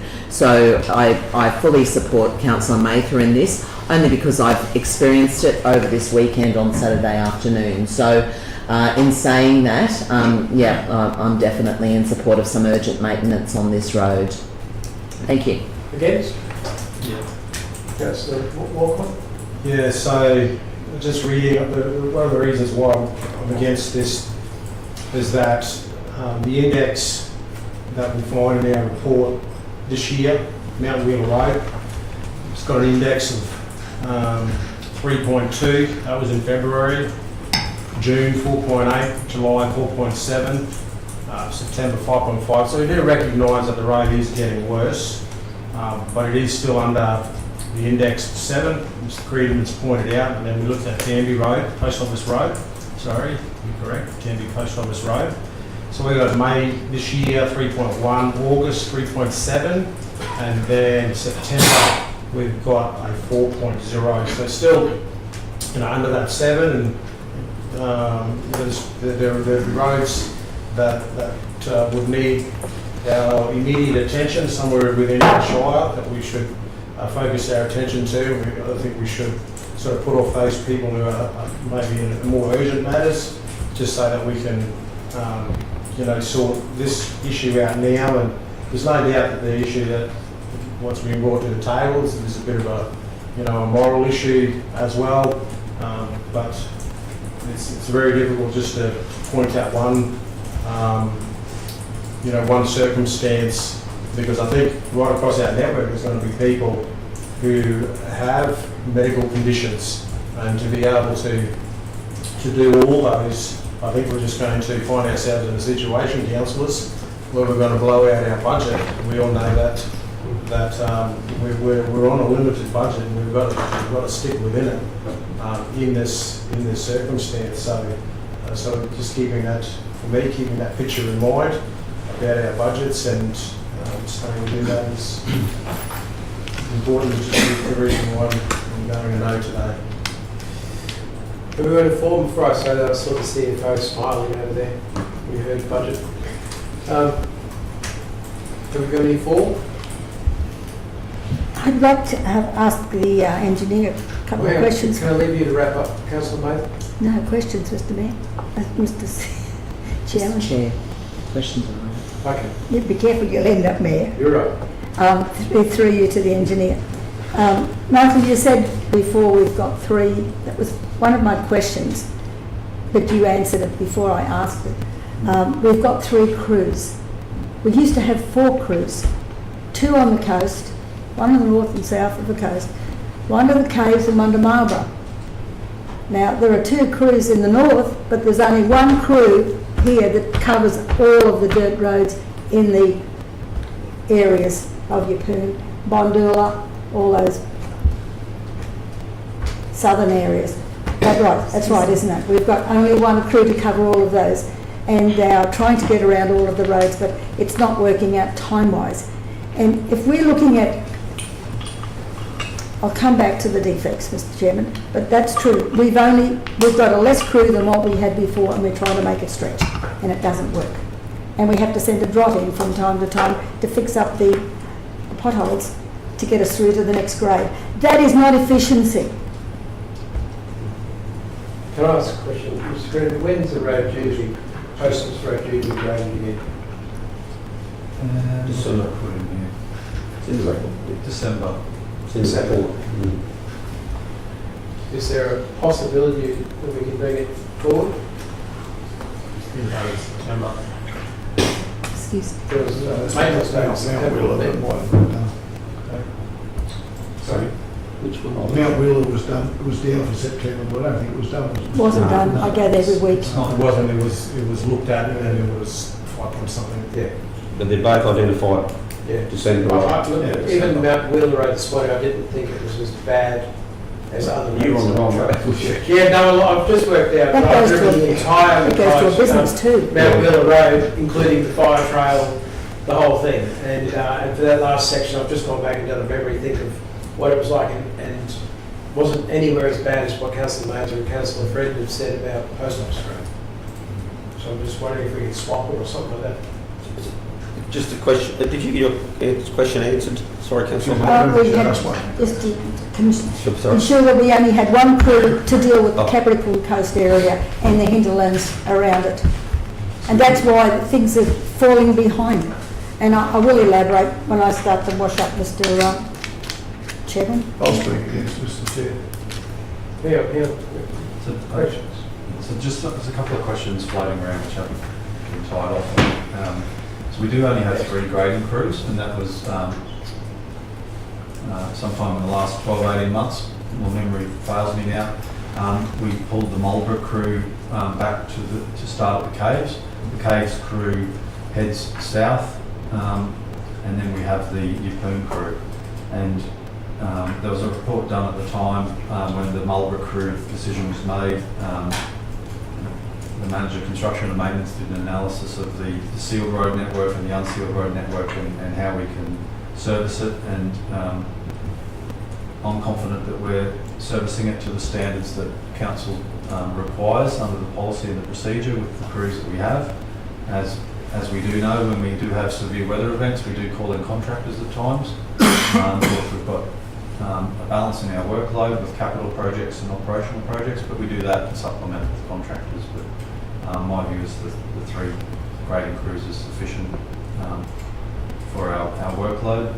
There was a question, Councillor, through the Chair, whether we could bring the maintenance grading forward. Well, that's the decision today, really, for the committee.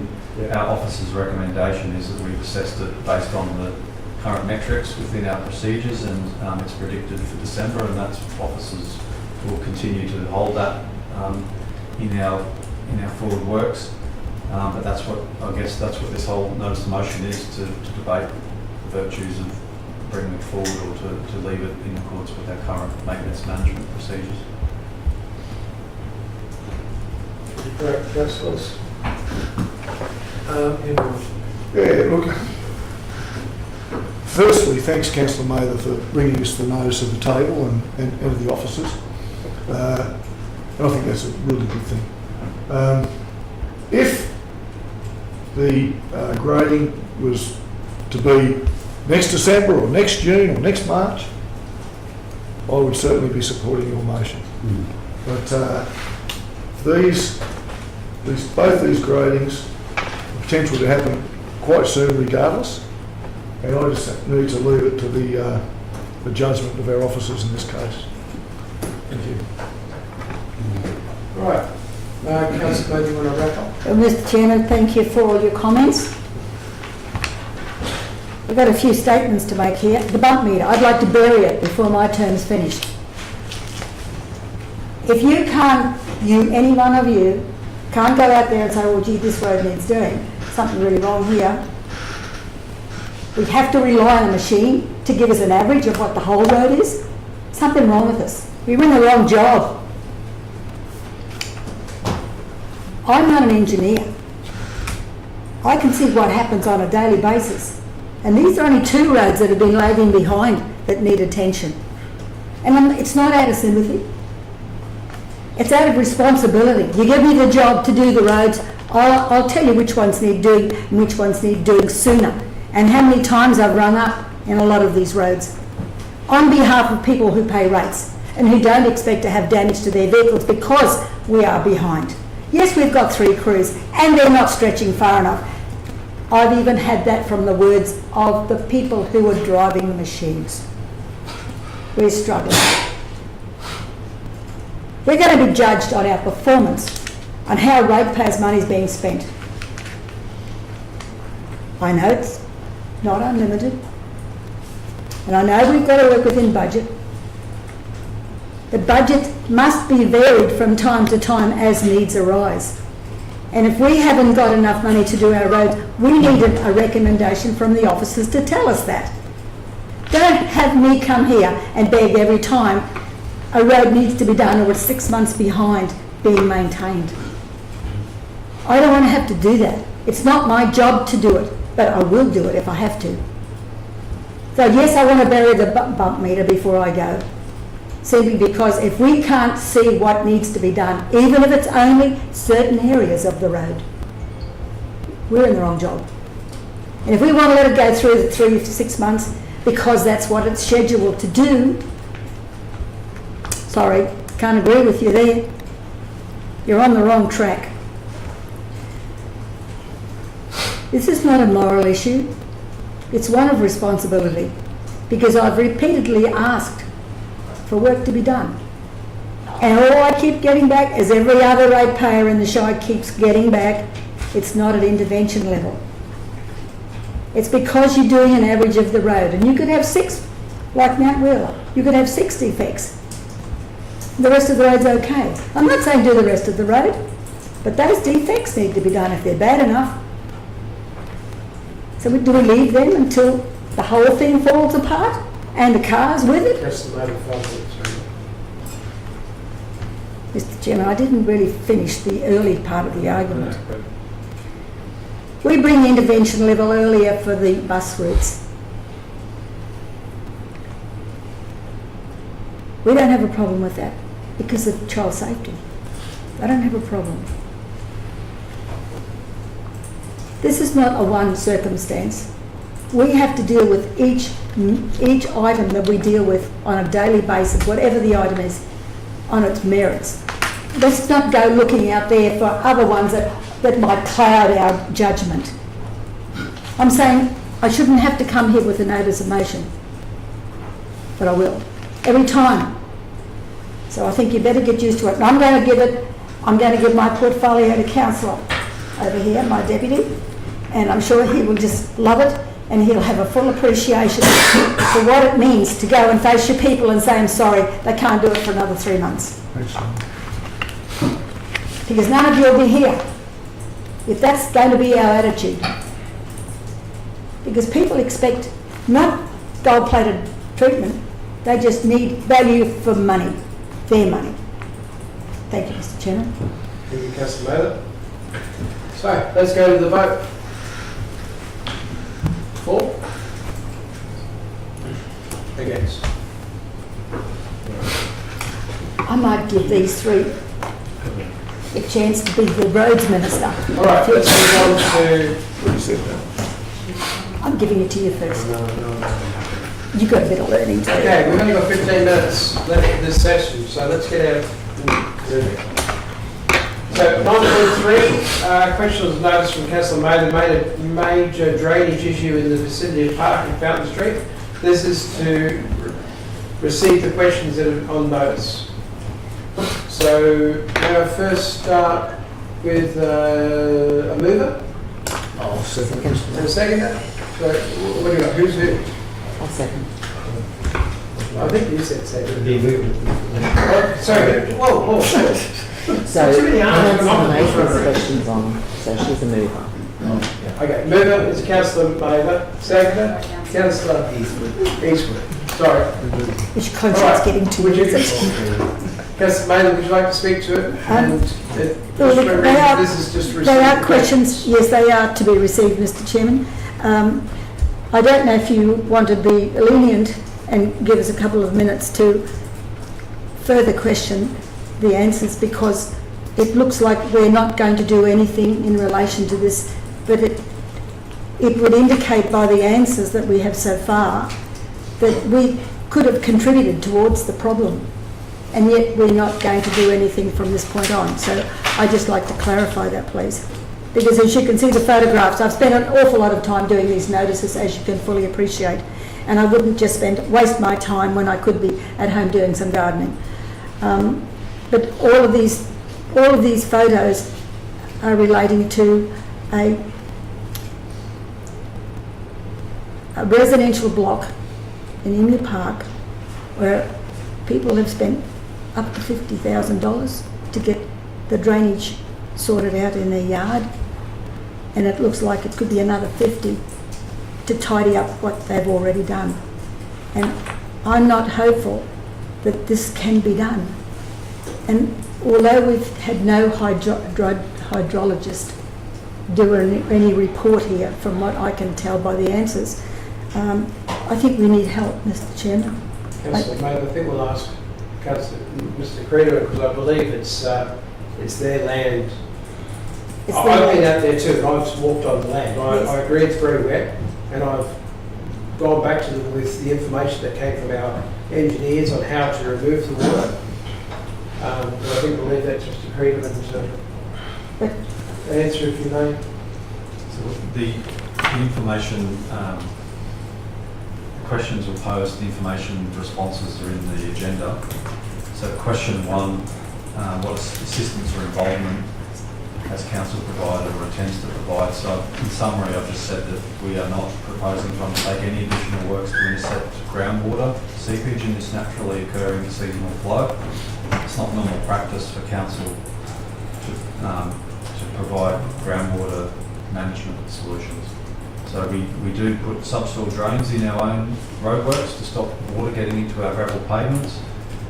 We generally don't put in cut-off drains to alleviate this sort of issue, and I'm aware of it in this street. I've been out on site the last couple of years. As I mentioned in the further summary, there's highly weathered rock in the hills around Emu Park, and when it rains continuously over the summer, it builds up in the groundwater and then seeps down through the aquifers, and it pops up in some of these areas, and it's not something that we can resolve, and it's up to the property owners to manage their own groundwater and the water table issues. Okay. We've got to move in a second. Any other questions? I've got a couple of questions. I've obviously been here as well, and I feel for these people, because some of the channeling that they've had to dig out, and as you can see on the map with other councillors who haven't been there, you can see obviously number 90. Can you see that house up at number 90 there? I've been to that house as well, and the water is actually coming up through their patio, and it's just sitting there, which it's becoming a health issue as well. And they've said to me that you can just see behind that house, the north of that house, that council has put in Yeah, I'm going to get to a question. I'm just pointing out so when I get to the question, you know what I'm talking about. So just north of that, you've got a mound. Now, I've been told council put that mound in to direct the water, but the locals are saying that that actually caused more problems putting that in. Now, is that correct? Is that possibility that that lady in number 90 didn't have as much issue as what she has now since that council put that mound in? Yeah, are you aware of that? Yeah, so in the response, that's part of question 1. So in 2023, our construction and maintenance teams completed some open channel stormwater drainage works to improve the overland flow. And that's that drain there, and we put that, there's a berm behind that drain, which is to avert, say, a higher flow, say Q100 flow into the drain and away from that property.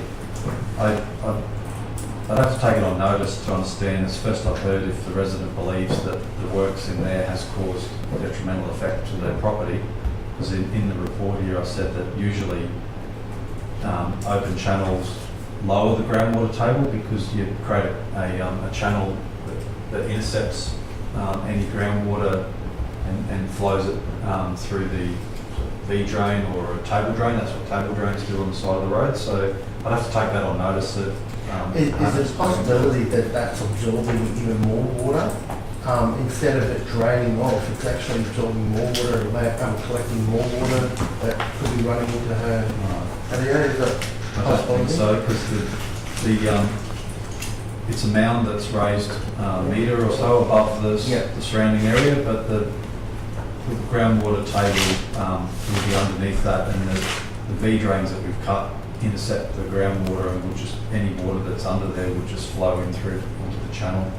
I doubt it would store in that earth mound at a higher level than the V drain. And does council, do we maintain that Yes. that waterway there? Yeah, that's council-owned drainage And reserve. do we like clean it out, like get a digger in to get it a bit deeper?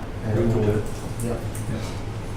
Mr Chair, I'm going to ask a question. I'm just trying to ascertain where the water is coming from. Is it like, is it underground or something, is it? Yeah, it's coming from the hill around it.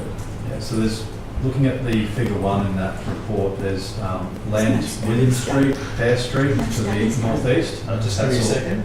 Yeah. That's all higher ground than the Clay Street and Park Street, so it's 10, 15, 20 metre elevation higher than Park Street and Clay Street. So the water in summer, rain hits the hills, soaks into through the soil, in through the highly weathered rock, and flows it in underground aquifers. And then as it builds up, it just seeps out into the area where these people have the issue. And so, does it affect all this area? Is that what's going, like the whole, everyone in this area is To a certain degree, I've been out to number 90. Yep. Now we know about number 3. I've spoken to people in the office that I think it's 11 to 13. That's Park Street. Let's write that one out. Have issues as well. So it's the geography in the area. It's the lay of the land. It'll happen every time we have this very wet season. Okay. And so, Mr Chair, we're just receiving We're the... just receiving the questions. Sure. Okay. All right, so have we got anyone else have any questions? Because I'd really like to get this moving because we've got a lot to go. I'll be very, very quick, Mr Chairman. Quick. On question 1, the response is that the maintenance team completed some open channel stormwater drainage works to improve the overland flow. And it says here, council officers, in the secondary purpose was to try and lower the groundwater level in the surrounding area by cutting open channels, thus intercepting the groundwater seepage through highly weathered rock in the Emu Park areas. So we've obviously gone in there with an intention to not only divert the overland flow, but also to reduce the seepage from underneath. Now, what Councillor Rothery says is absolutely correct. The lady at number 19 has said that and it wasn't so bad until council dug the channel. Now that channel shows a stagnant green waste in there that's there now, bringing mosquitoes. As you say, it is a health issue as well. So, and if we're going to, in the next line it says council officers are not proposing to understand any additional work. Now if we've caused or helped contributed towards the problem and it's not working and it's caused an impact, an adverse impact, and we're going to walk away, that's what it looks like to me. That's what I want to get clear in my mind. Where do we go from here that's going to be beneficial to all parties? I think that in my mind the question is if it's perceived or an allegation that we haven't improved the situation or we've worsened it, so we need to test that first. So we've heard from Councillor Rothery saying the resident said that we made it worse, but we'd have to test that because as I mentioned in here, the purpose of cutting a drain is to primarily to channel our overland flow path, so we divert major flows, Q50, Q100, 1 in 100 year storm events away from private property. And then the secondary, sort of like a spin-off, I guess, is by cutting drains, you intercept the groundwater and then it flows in the drain and away. This is a very low-lying area. The drains, I haven't checked the design, but they would be at absolute minimum grades to get water to flow, and we need to make sure our maintenance is up to scratch. Otherwise we'll get hollows and lumps and grass build up. I don't know whether it's worth investigating if there's residents coming forward saying we caused an issue, but in my experience, whenever council touches something and people don't perceive that the result is in their favour, they tend to blame whoever touched it last, and that's us. So sorry I'm being a bit blunt, but I wouldn't mind testing the theories of these conversations before we. What do you need for us to? I need to put in writing your conversations with the residents and what their beliefs are and why and what their evidence is. We can get a stat deck from the people themselves. Can we organise that? Yeah. Yeah. Right, let's receive these questions. And Mr Chairman, can I suggest that we cite so that we all want us to go there? So, because this is a But hot from the topic. sound of it, most of us already been there anyway. Together, collectively, we need to do it because we can all see what we're saying now. We'll be on the same page. I think what the council's trying to say is that at least if we all go there, we all get the same information. At the same time. He say, she say, it's like we all get it. But I think that's what Councillor May is trying to say. That is right, exactly. Could we not? Can we just first receive the questions though? Yeah. Yes, we can do that too. Right, let's just do that. Right, so let's take it to the vote. We're going to receive the questions. Yeah. And for, against, I think that was unanimous. Hands were up pretty quickly. And Mr Chairman, short of putting up another loose motion, would the members be willing to meet on site together? Yes, Councillor Nathan. Yes. Thank you. Do you want to Yes, set up a date with Mr. Yes. Crichton? yes, And then we'll have an email come out? yes, thank you. Okay. Let's leave it at that. Could we respect that if some members can't get there, that we trust the capability of the councillors who can, so that otherwise we'll be going to every single issue, every single count. That's why we have the committee system, and we work together well in that sort of Exactly. And which would happen. I could elaborate on you and drag you there. All right. So we're moving on to 11.2. We did 11.1 before some of the councillors were here. Application for permanent road closure adjacent to lot 2348. Where are 11.2. Page 13, councillor. There's no pages on it. Yeah, there's plenty. Oh, yes, there. Sorry, it's page 33. And lot 2, LIV 401162 Grid Road, Sandringham, and application to purchase state land, lot 336P4, whatever, Browns Road, Sandringham. So we've got a summary, and there's an officer's recommendation, I take it it's being read. Mr. Creedon, would you like to speak to this? Answer. Officers recommend that we object to this request, and there's some commentary there around the reasons why. I'm just happy to take questions, to be honest. Okay. So, Have we any questions, councillors? No? We didn't decide whether we needed that water reserve, or is it a reserve for firefighting purposes? We're not allowing it to go to be amalgamated. No. So did we identify that it is going to serve as a purpose as far as firefighting? Lindy, would you like to come up to this open? See you know about the water and fire brigade and everything else?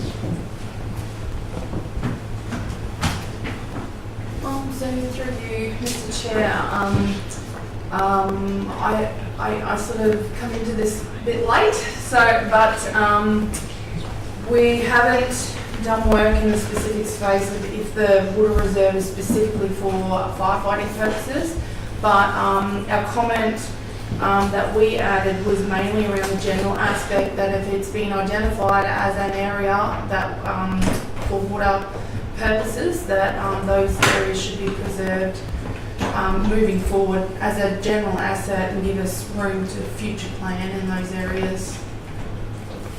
I move, Mr Chair. Second. You're going to second that? All right.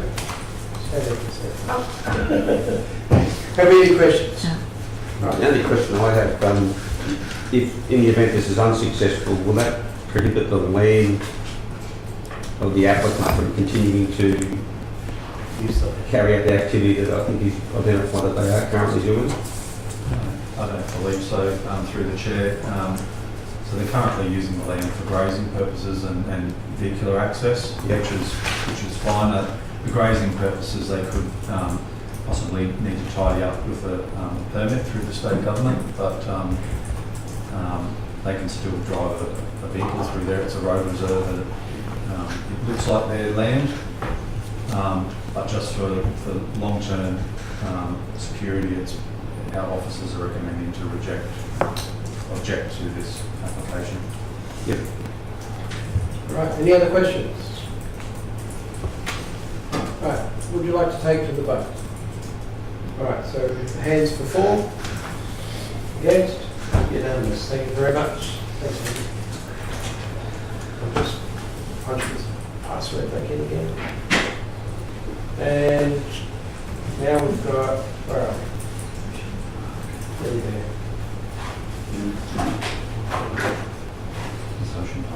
Yeah, I'm just trying to get it straight up. Sorry, everyone, just still scrolling. If you don't mind. Probably page 92, I'd say. Yeah, Yep. a little bit difficult on iPad to do that. So Ocean Park Avenue report is before council today. The officer's recommendation is that we install load limit signs along the road. We allocate $15,000 in the capital budget to install some interactive signs, which are the radar speed advisory signs, and then work with Queensland Police to undertake speed enforcement campaign. There's a lot of information in the report. There's a large amount of background information and traffic volume information.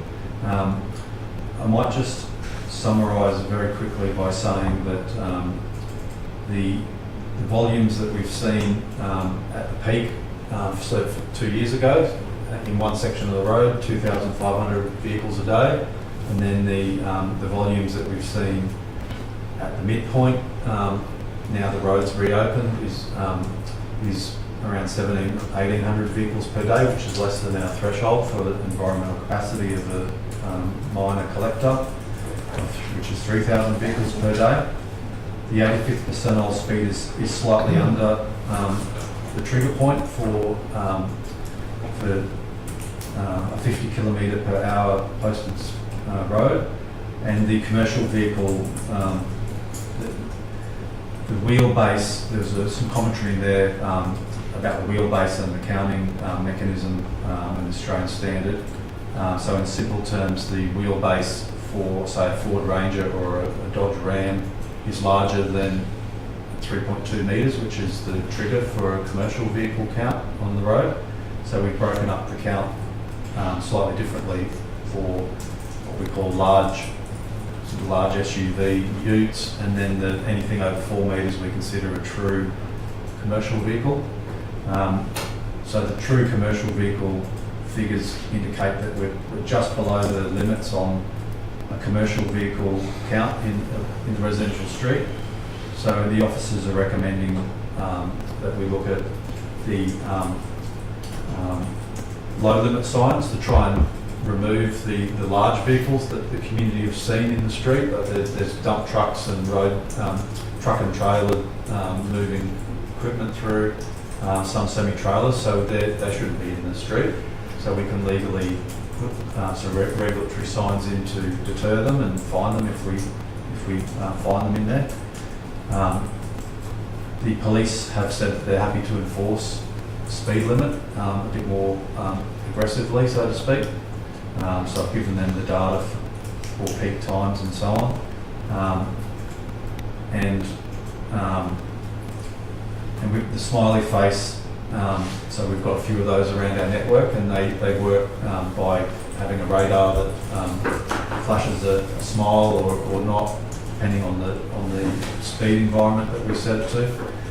So that's our officer recommendation. In the community engagement that's been undertaken the end of August through to the 11th of September this year, the data's in the report there as well. There was basically 3 cohorts of data which we were able to aggregate through the analysis, and that is the people that live on Ocean Park Avenue. 91% of those who responded believe we need to take action to reduce speed and volume in the street. 75% of those said that the one-lane slow points did not work to reduce the volume in the street, and similarly the one-lane slow points didn't reduce the speed. 70% said no. Do you believe the recent road closure reduced the volume and speed? And that was overwhelming, sort of 80 to 90% said yes, it did. So they're the people that live in the street, they have that lived experience. Then there was another cohort of people that we know about, which is the people that live in the Central Park estate, which have a different view, and that's been spoken about over the last 12 months or so with different councillors in different forums. So through the survey, there were 92 responses from the, there are 110 responses from the residents that live in the side streets, the Central Park estate. So it's pretty much almost 50-50 saying, do we need to take action? So it was 42 yes, 58 no. So let's call that sitting on the fence. Do we need to take action? Do you believe the trial one-lane slow points reduced volumes? So 67% said yes. Do you believe the trial one-lane slow points reduced the speeds? 80% said yes. So they seem to be successful in their mind. These are the back streets, The my back darling. streets, yeah. Okay. Do you believe the recent road closure reduced the volume along Ocean Park Avenue? And that was 52-48. That was on the fence again. Yes, no. So they didn't believe the road closure reduced the volume, and the speeds, no. So 2/3 said no, the closure didn't reduce the speeds in Ocean Park Avenue. So that was interesting.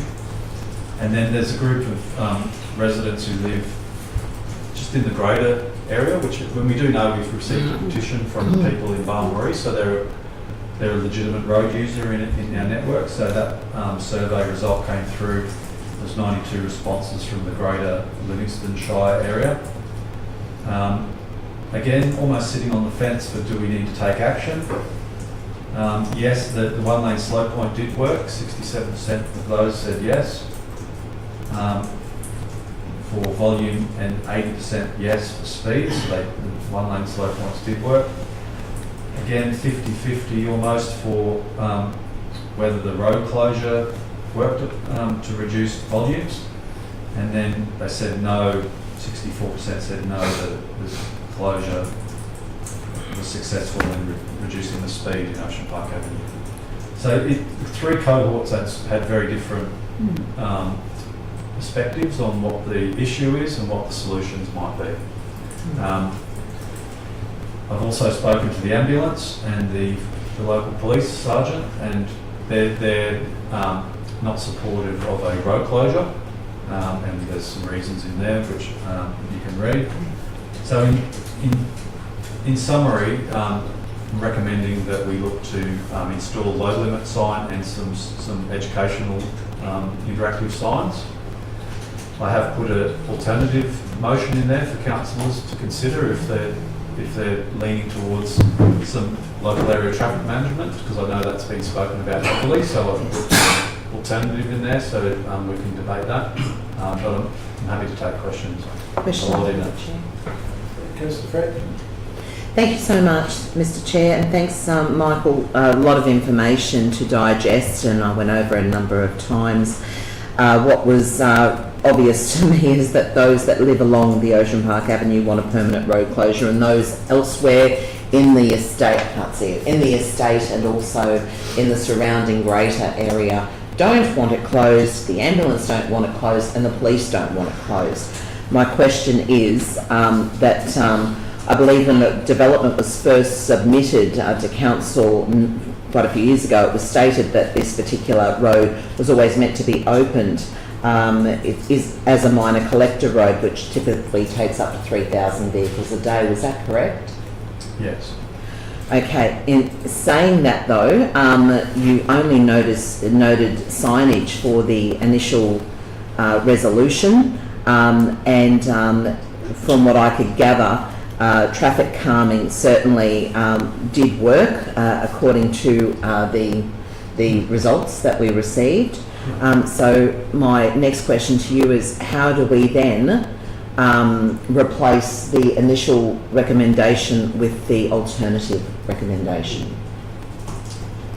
So this is just an officer's recommendation at the moment. It's not a live motion.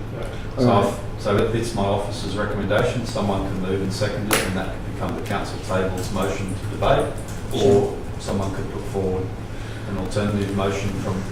Would you like me to read the alternative? I have it in front of me and I've read it a number of times, so I'm happy to put up the alternative motion. What got to me, I suppose, is the police and ambulance emergency services. I would like at least people for and people against won't be happy as a collective, and there's nothing we can do about that.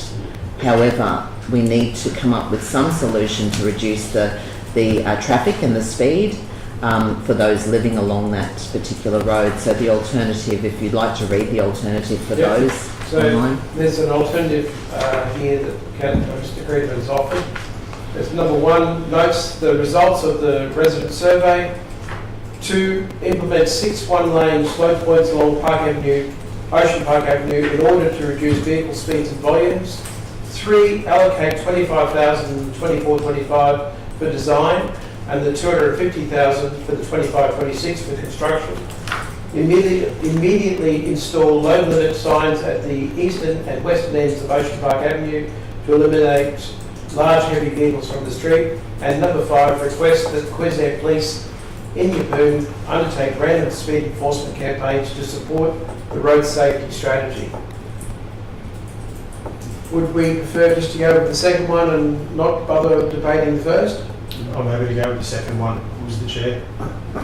We're all happy with that? Only question I've got, Yeah. I put to the director there, just in terms of the load limit signs, can you help us understand how they, because that was clearly one of the big concerns, so how are they not currently in place, and how will they be, I guess, obeyed or facilitated by, to ensure that there's compliance there? What measures will be in place? Who will actually be the one policing that? So thank you for the question, and through the chair, we currently have local traffic only signs in place, which was installed as an advisory sign. They're not regulated under the Traffic Act, so it's just an advisory sign. And the argument back and forth around those is, well, what do we consider local? So they're always a little bit the light touch, you call it. So load limit signs are regulatory signs. So if somebody disobeys a load limit sign, and it might be a 10-tonne load limit, for example, then our local laws officers under Local Law 4 have the power to basically issue a fine, infringement notice. I do believe the police are able to do that as well. I think I've said it previously, either in committee or in a workshop, we don't have scales, so we wouldn't be able to pull over every single truck and weigh them and say, right, you're 8.1 tonnes, therefore you're 10.1 tonnes, you're getting a fine. It would be at the larger trucks that come through, say for example, a 10 cubic metre tip truck loaded with gravel would probably weigh about 20 tonnes, so that'd be obvious. If a semi-trailer came through, that would be obvious. But if we're in that sort of whether it's a 10 or 11 or whatever, then I would expect that our officers would not probably pull them over and look to book those people.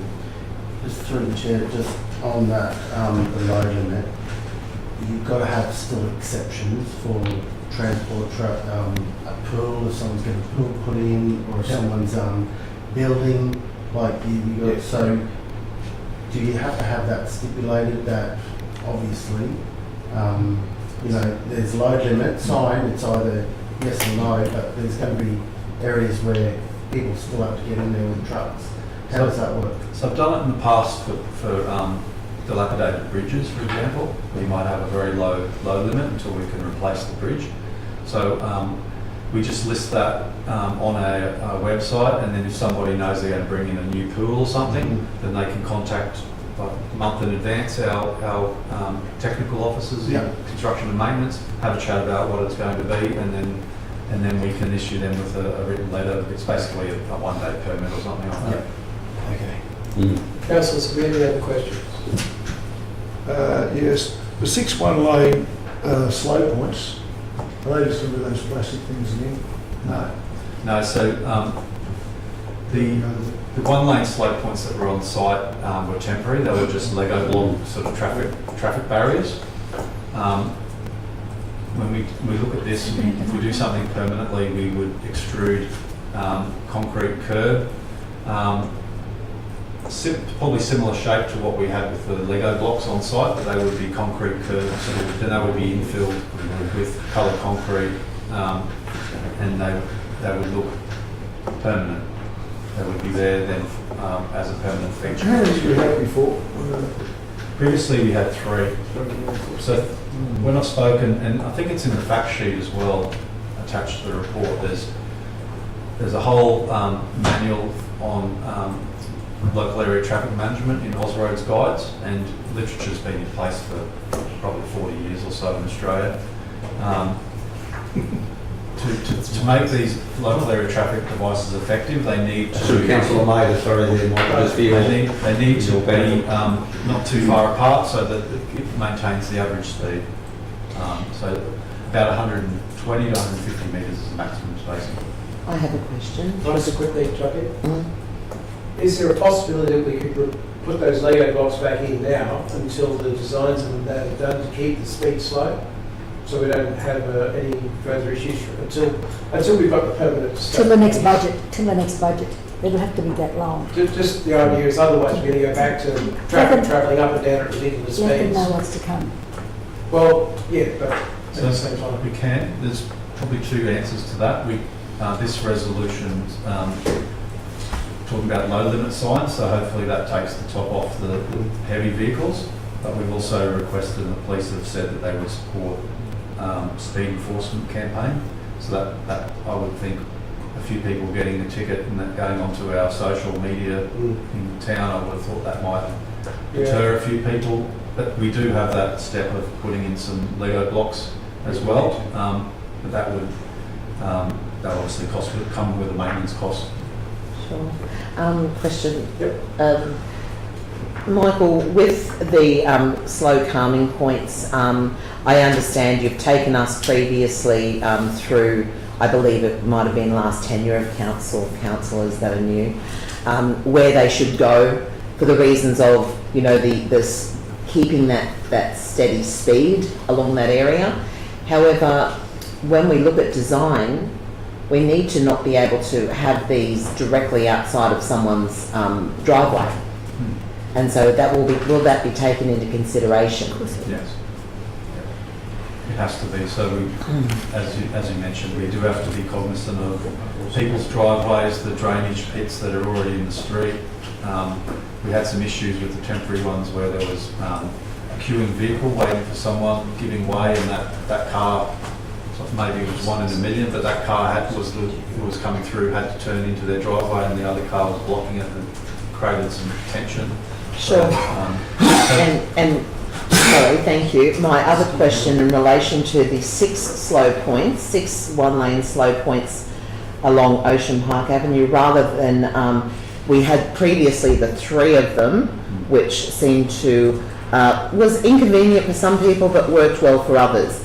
Can we please have the implement 6 one-lane slow points? Can we please leave out the number 6, and implement 1-lane slow points, because we can then look at whether the slow points can be reduced in number rather than stipulate a number of slow points, considering there were 3 previous. I put in 6 because that relates to the spacings to keep the speed down, and that then informed what sort of budget we needed, because each device is around $40,000 each. If we take 6 out, I doubt we're going to go back to 3 because the spacing is too great, and that won't work to reduce the speed.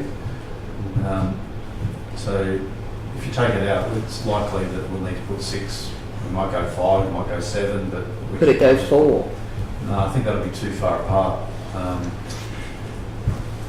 Maybe we just leave that. Because it's about a kilometre long from memory of the street. If there's 2 roundabouts at the end and then you come in sort of 150 metres each side, then we would start putting in our devices from memory. I think 4 would be too few to be effective. Mr. Chair, probably for me where I stand with it is I'd just like to know what the budget implication is, where it's specified.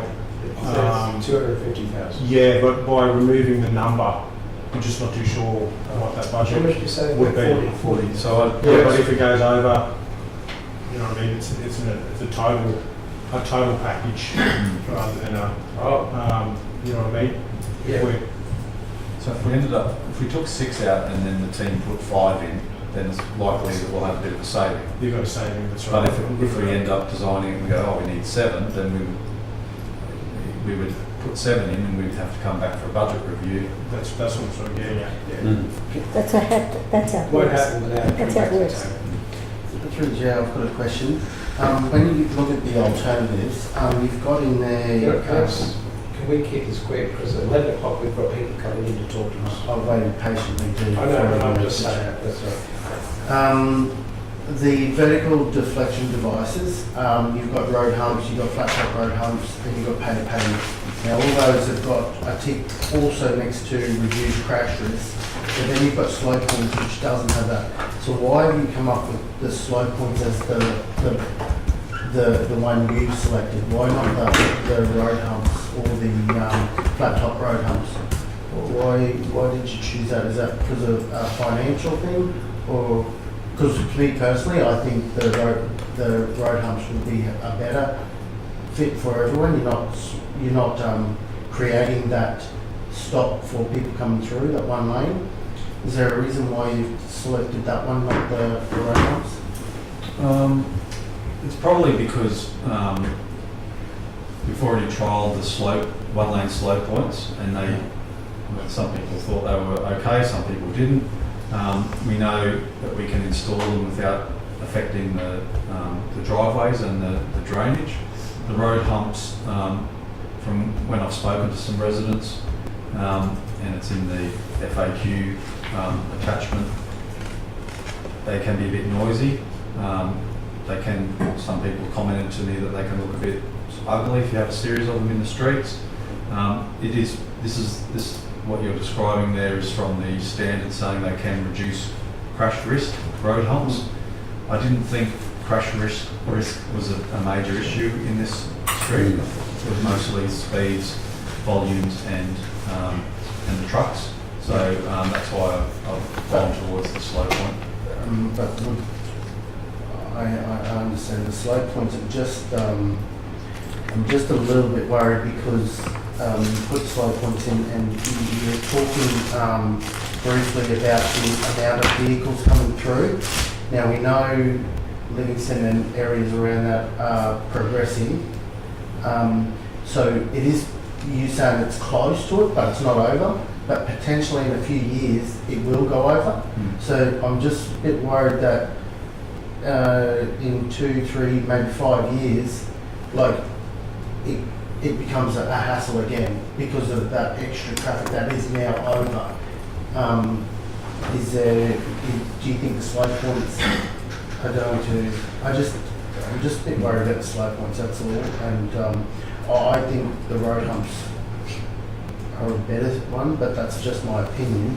I'm also worried about you're saying that the traffic on there at the moment is under.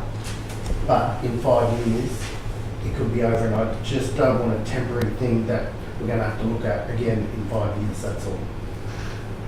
Just to comment on that, if we put in concrete curb and one lane slope points, they won't be temporary, that's permanent. Yep. They, in the literature, they can reduce, just having a look here, they can reduce traffic speeds by about 25 to 30%, and they reduce the that's the speeds, and then people just won't go that way who are not going to that suburb or that estate because it's going to be torturous, and that's the whole point of go around the arterial road network. Yeah, so there'll be. I think my question was just, are you aware that if it's so close now, that in 5 years it could definitely go over? Can we, I'm happy to we move. need a mover and seconder. I don't think we've got to move, but I'm happy to move with you. Move Councillor Fellow, seconder. I Councillor think we have one. Smather?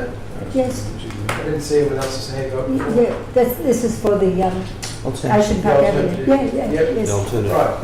Right. I'm happy to speak to that, Mr. Chair. And, firstly, I want to acknowledge to the community that we're part of an experiment that this council chose to do, which was an 8-week trial, which was previously trialled midway through, which was terminated after about 3 weeks.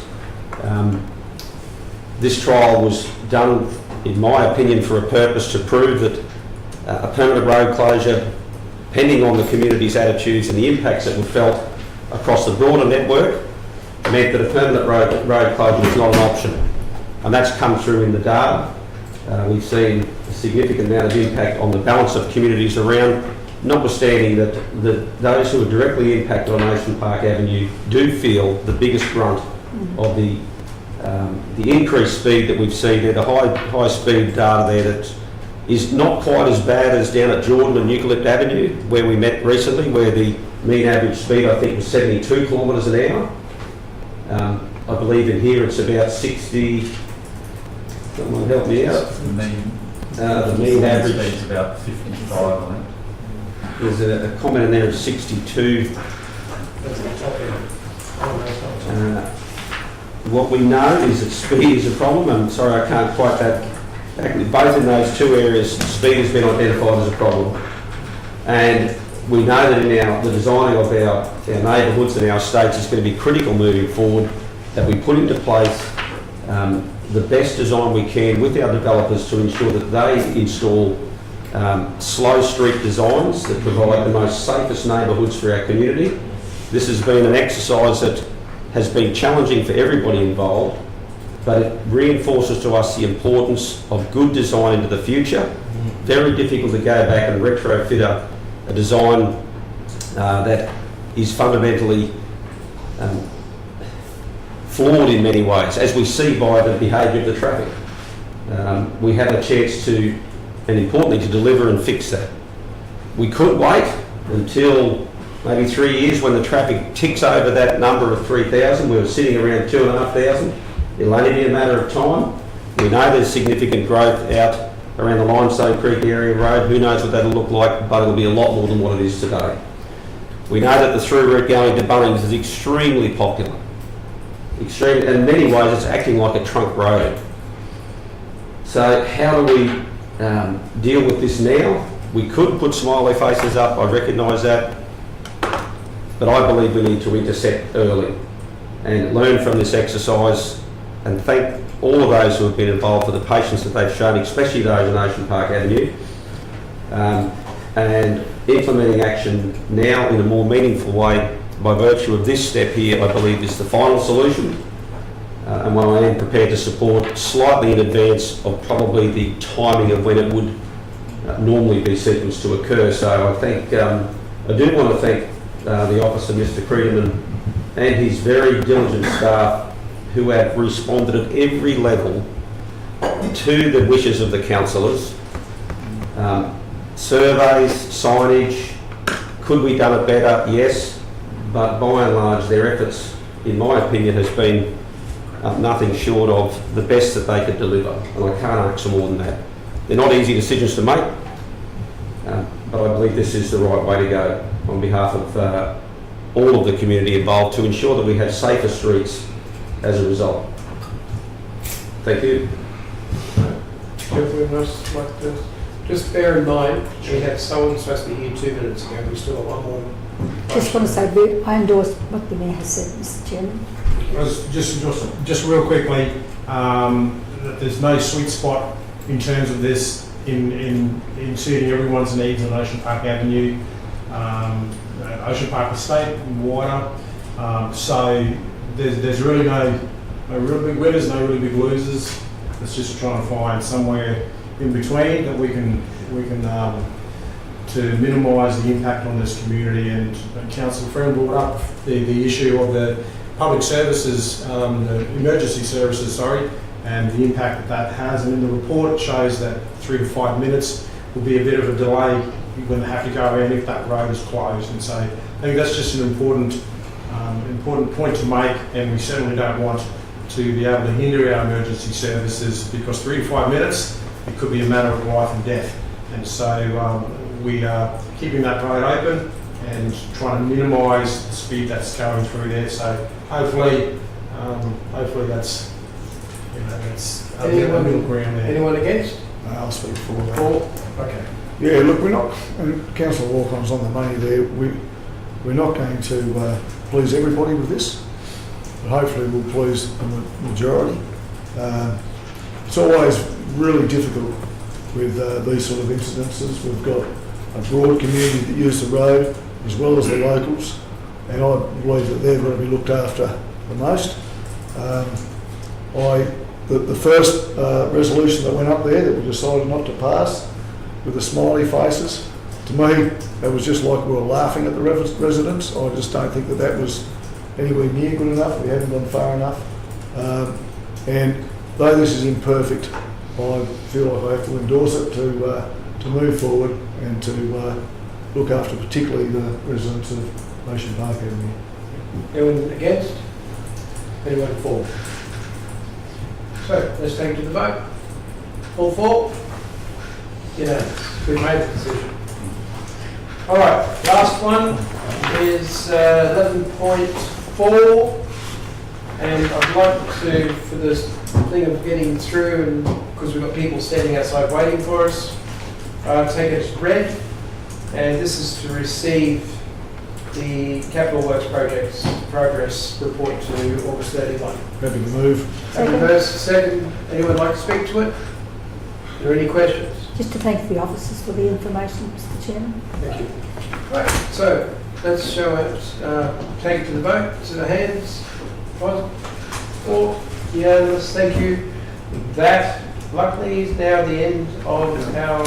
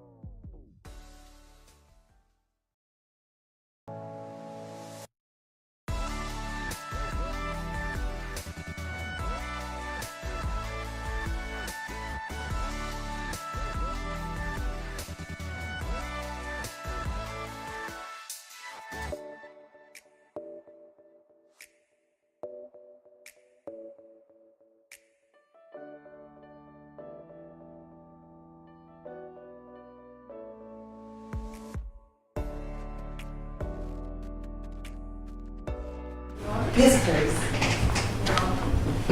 Thank you.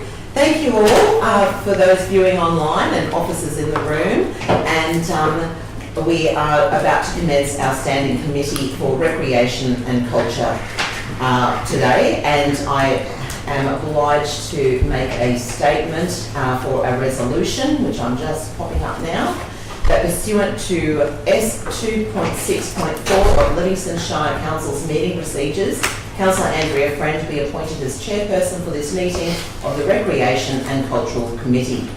Do I have a mover? Thank you, Councillor Walcon. Councillor Watson second that. All in favour? Lovely. Thank you. Now we can progress. Due to the previous standing committee just going a little bit over time, we are under time constraints this morning for this particular standing committee. So let's have a look here. I'll just let those viewing online that I won't be reading the resolutions today. They will appear on the bottom of your screen, and this is to actually save time. So we'll head into this. We have a deputation this morning in about 10 minutes time, and we'll be meeting with the Spiritual Assembly of the Baha'is of Livingstone Shire, and they're just going to tell us a little bit about themselves. We're all in attendance. There are no apologies. Confirmation of previous minutes. Do we need to do that now or at the ordinary meeting? Okay, so do I have a mover? Yes, Councillor Walker, I'll second that. All in favour? Lovely. Okay, is there any declaration of interest in matters on the agenda this morning? No? Wonderful. Okay, there is no business arising or outstanding, and there's no petitions. We do not have any questions, statements or motions on notice from councillors. So we'll start with report 11.1, tenure renewal on lot 41, Resada Esplanade Causeway Lake, Keppel Bay Sailing Club. And we have Laurie and Carlin to present today. Carlin, off you go. Would you let us know what this is all about? Good morning, councillors. So this is just the tenure renewal for Keppel Bay Sailing Club at Causeway site, which is lot 1. On the Resada Esplanade. So they've also requested in their renewal an extension on their permit. So you'll see on the screen up there, they're basically asking for the full footprint that takes them down to the Ergon easement there. So happy to take any questions. So this particular report will be going to the ordinary meeting in relation to this lease. Yeah. So they requested a further 3 Councillor years. Walker, do you have a question? Oh, sorry, were you answering that question? Sorry, I just cut you're off. right. Okay. Were you able to point out where the existing is? Well, it would be hard to estimate on that. There's a Okay. survey plan. I'm just going to point to that. Yeah. It's probably, Yep. Right. Okay, sure. so the yellow is what they're asking for. Yep. What they've currently got is about this much.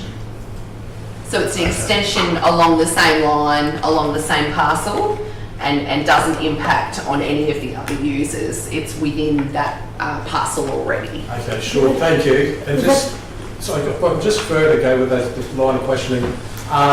We've got at the top there the Capricorn Conservation Council. So with the extension of their lease, does it impact, I'm not too sure whether the Capricorn Conservation Council is using that land for conservation or conservation significance, I'm not too sure, but does it have an environmental impact into that at all? No. So the Cap Conservation Council lease on that site is for future construction of a total rehabilitation facility, and they've requested, it's a little bit hard to see, but they've requested the access point, which is that little, is this little section here. So what was that again? That's where the access will be for the Cap Conservation Council future site. So the Keppel Bay Sailing Club lease is outside of that, so there won't be any impact there. With Thank car you. parking for the sailing club, Mm-hmm. is it, No, so there's is it still sufficient? Yes, yeah. There's no conflict about who's going to park when and which days? No. So there's plenty of parking all around here.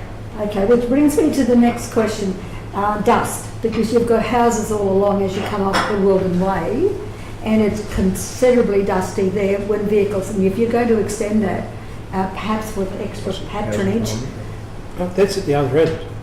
I'm looking, we've got saleability there, even when we Yeah, use but Wilton Way's down where the caravan park is. off the highway then. Either way, it's dusty. Either way, it's considerable dust. Yep. It's like suspended dust.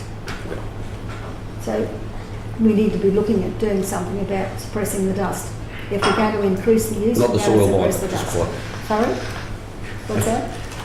All right, so councillors, so what you're saying is for the officers to go back and also discuss this with infrastructure? Yes. Is that right? Yes, please. So all questions through the chair, please, this morning, that would be great. Okay. Happy to move, Madam Chair, if Thank you you. needed to move it to get along. Thank you. I'll second that. Yeah, so mover Mayor Bello and seconder Councillor Rothery for this. Is there any further questions? No? Okay then. So would you like to speak to it? No, I think it's pretty No? self-explanatory, thank Would you you. like to speak to No. it? Does anyone else want to speak for it? Madam Chair, just to make sure we've got something that comes back to tell us how we're going to deal with the dust.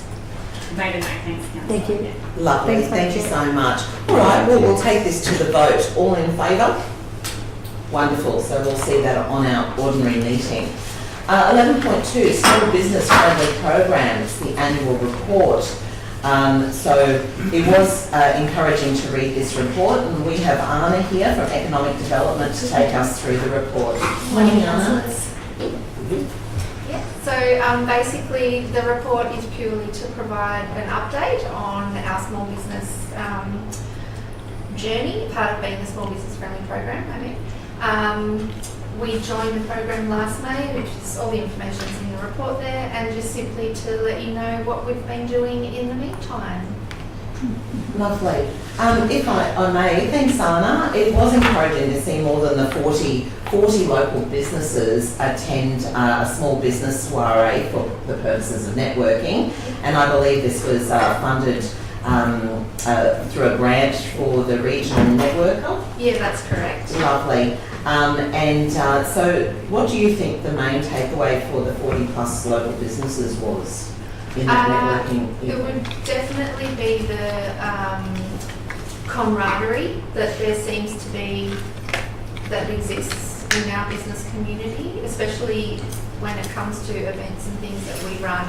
The regular or repeat attendees, that's generally the same. You sort of know who we're going to get because they're incredibly passionate about successful businesses in our community, and building the connections, the relationships to ensure that they do go on to succeed.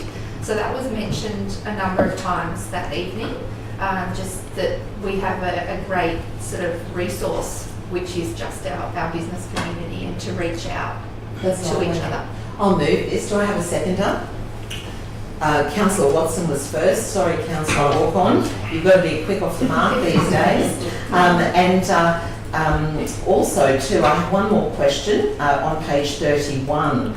The whole point is to simplify administration and regulation on small business and reduce the red tape. So as a council, besides avocation, what can us as a local government area actually do to reduce red tape? And what types of red tape are we looking at? I think in the first instance it's probably around planning and development applications.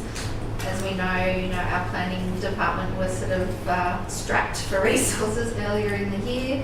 So I guess it's looking at simplifying that process and how we can ensure that the nature of the inquiry is assessed and whether or not we're able to progress it in that planning team, or maybe an officer in economic development might be more suitable. They might not even need to speak to a duty planner. It might be something we can assist with, but filtering through those requests, I suppose. Lovely.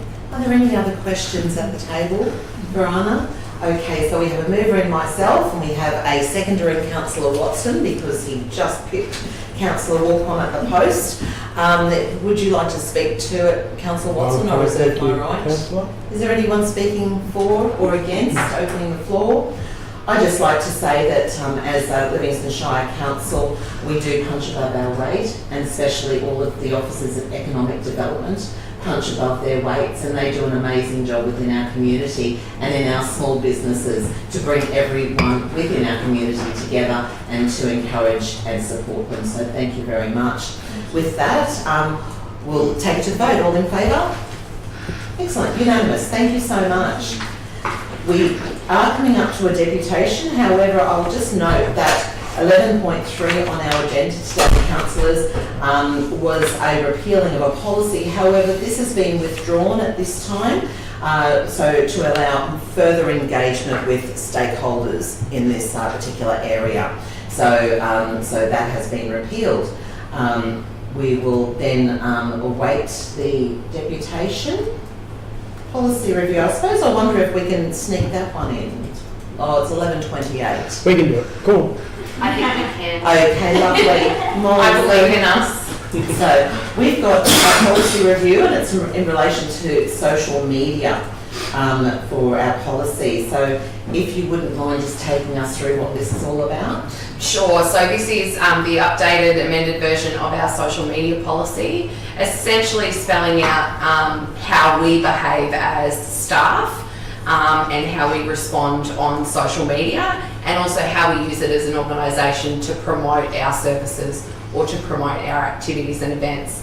The updates were pretty much administrative, with reflecting the current structure, particular names of teams and titles, etc. has been amended. So this is about how our organisation and those within use social media. And then in addition to that, we have another document that talks about our terms and conditions of using social media. And so that's more about the behaviour that we accept or don't accept on our public platforms. So for instance, if someone's using racist or derogatory language, we would delete that comment, and that's part of our terms and conditions for use on the public platforms. Lovely. Does anyone have any questions for Molly in relation to this policy?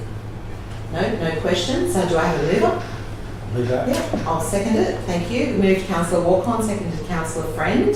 I'd just like to, did you want to speak to it, Councillor Walcon? I'd just like to speak to it and read part of the policy. A few words. This policy is not limited. It is not to limit free speech. However, it should be recognised that personal use of social media may directly or indirectly cause damage to council when the use can be identified as originating from a council employee and also a councillor as well. So we just need to be very careful about what we post, how we react to comments on posts, and so not be provocative. So I'd like to say that. Let's take it to the vote. All in favour? Unanimous. Thank you so much, Molly. And we'll just await our deputation. Yes, thank you. A deputation, councillors, typically takes about 20 minutes, or 15 minutes of talking and 5 minutes of questions, as we have in the past. Is this still correct, Mr. CEO? Yes. Madam Chair, do you know the purpose of the deputation? No, Councillor Mather, we do not know the purpose. It did not come through Councillor Walcon and myself as co-chairs of this committee, so we don't know. I was trying to get a bit of a clue. Yeah, sure. No, we don't know. It's the Assembly of Baha'is of Livingstone, and so we're a little bit, like yourself, interested to hear what they've got to say. Yes. No, we don't know. We didn't instigate it, so I'm not sure where the instigation came from. I think it was from the Assembly themselves. I think you received an invitation to go to some function going back. Was it then? Because it was one of the groups, and I thought... And that was about 3 years ago. Yeah, it was. I knew, and I didn't know whether it was... Lovely. Hi, hello, how are you? Good. How are you? Lovely to see you. Lovely to see you. Lovely to see you. What about me? Hi, Lorraine, Manifold. Hey, How are you going? How's it going? Where did you want to set up? Hi, Sonia. Sonia, Lorraine. Hello. How are you? Yes, yeah. Sit down. What about you? Hi. Nice to meet you, Lorraine. All right, Be up thank in the you. air. If you'd like up the front, thank you. That would be great. You can either There we sit or go. stand or whatever you like. Do you have any USBs or? No, it's just very informal. Lovely. Yeah. Okay, thank you. You're right with So- that? I'll put this one back. Councillors, we have our guests today, and guests, thank you so much for attending and telling us a little bit about yourself. I'm chairing the meeting today, so would you mind first and foremost introducing yourselves, and then off you go. I'm Lorraine Manifold. You may have heard about the choir thingy. I wave my hands. In addition to be part of the Baha'i community. Lorraine. Yes. It's spelled like Lorraine, but it's French because I'm originally from Canada. So they say Lorraine, and my mother always called me Lorraine. So it's confusing because it looks like Lorraine, but don't worry about it. Go ahead, Graham and Mom. I'm Graham Duckmanton, also part of the Baha'i faith, and we're here today just to say hi, let you all know, some of you don't, that we do exist in this community and part of a wider community in our cluster. And do you want to introduce yourself? Yeah, and I'm Alan Manifold, and we're, as Graham mentioned, the Baha'i Local Spiritual Assembly, which is an elected body of 9 members, elected from amongst the Baha'i members in Livingstone Shire. We requested a meeting with council just to be able to share some of the things we're doing and to talk about some of the things that we know that you're doing. So. Lovely. Well, you'll have 15 minutes with perhaps 5 minutes of questions from the floor. Oh, excellent. Okay. Nice. The floor is yours. Thank you for inviting us. We just thought there was going to be a few reps. Yeah. But actually in the past we have met in here before, and there's still some faces that I recognise from before, and a lot of them are new faces, and obviously some of them have progressed in up the scale, I guess you could say. So so thank you for inviting us, and it's nice to see you all. We in the Baha'i faith have similar aspirations, I guess, where we also have the aspiration of service in our community. And like you guys do, you serve not only, I guess, the material aspect of the council, but also the social. And we're sort of here to emphasise the social part through the community centre, and what you guys have all done in the past of supporting that community centre and all those different outfits that book it and move through. So, and as you know, it's an essential part of the fabric of the Livingstone Shire Council, and we're here to say thank you very much, and we think that you do it very well.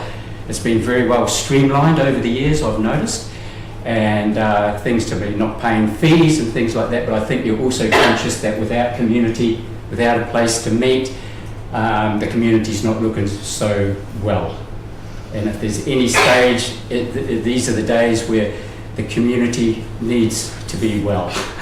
And I'm sure that you're all on board with that.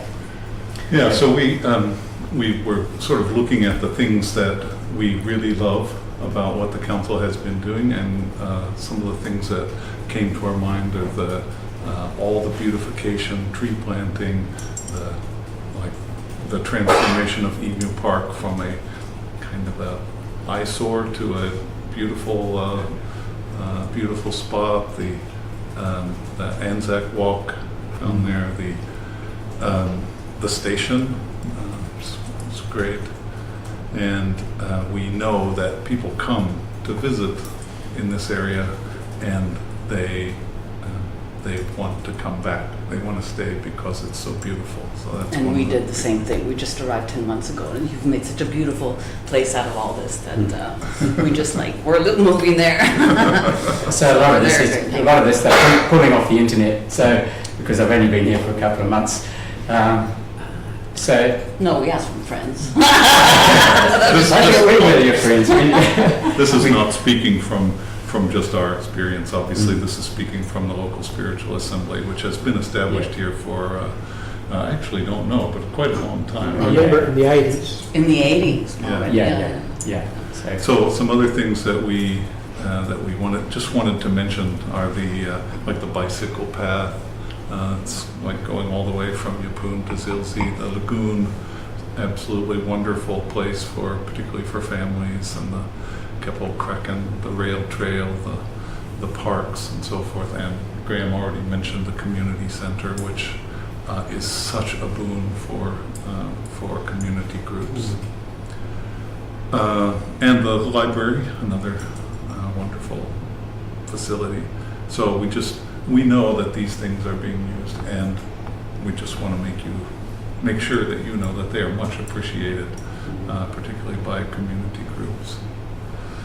And we've worked with council before. I think Graham had wanted to mention the cemetery arrangements.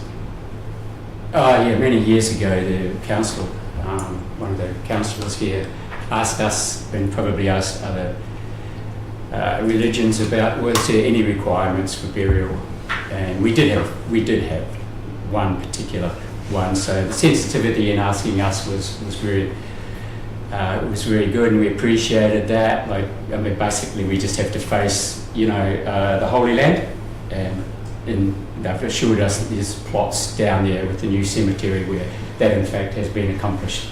So we haven't seen it yet, but that's okay. It's been good that we haven't seen it, because that would Yes. probably In the world, the Baha'i community, the Baha'i faith is actually the second most widely spread religion in the world, just after Christianity. It is in more places. It isn't as big by any stretch, but it is in more places than any other religion besides Christianity. And so around the world, the faith has been focused on a process of community building and society building.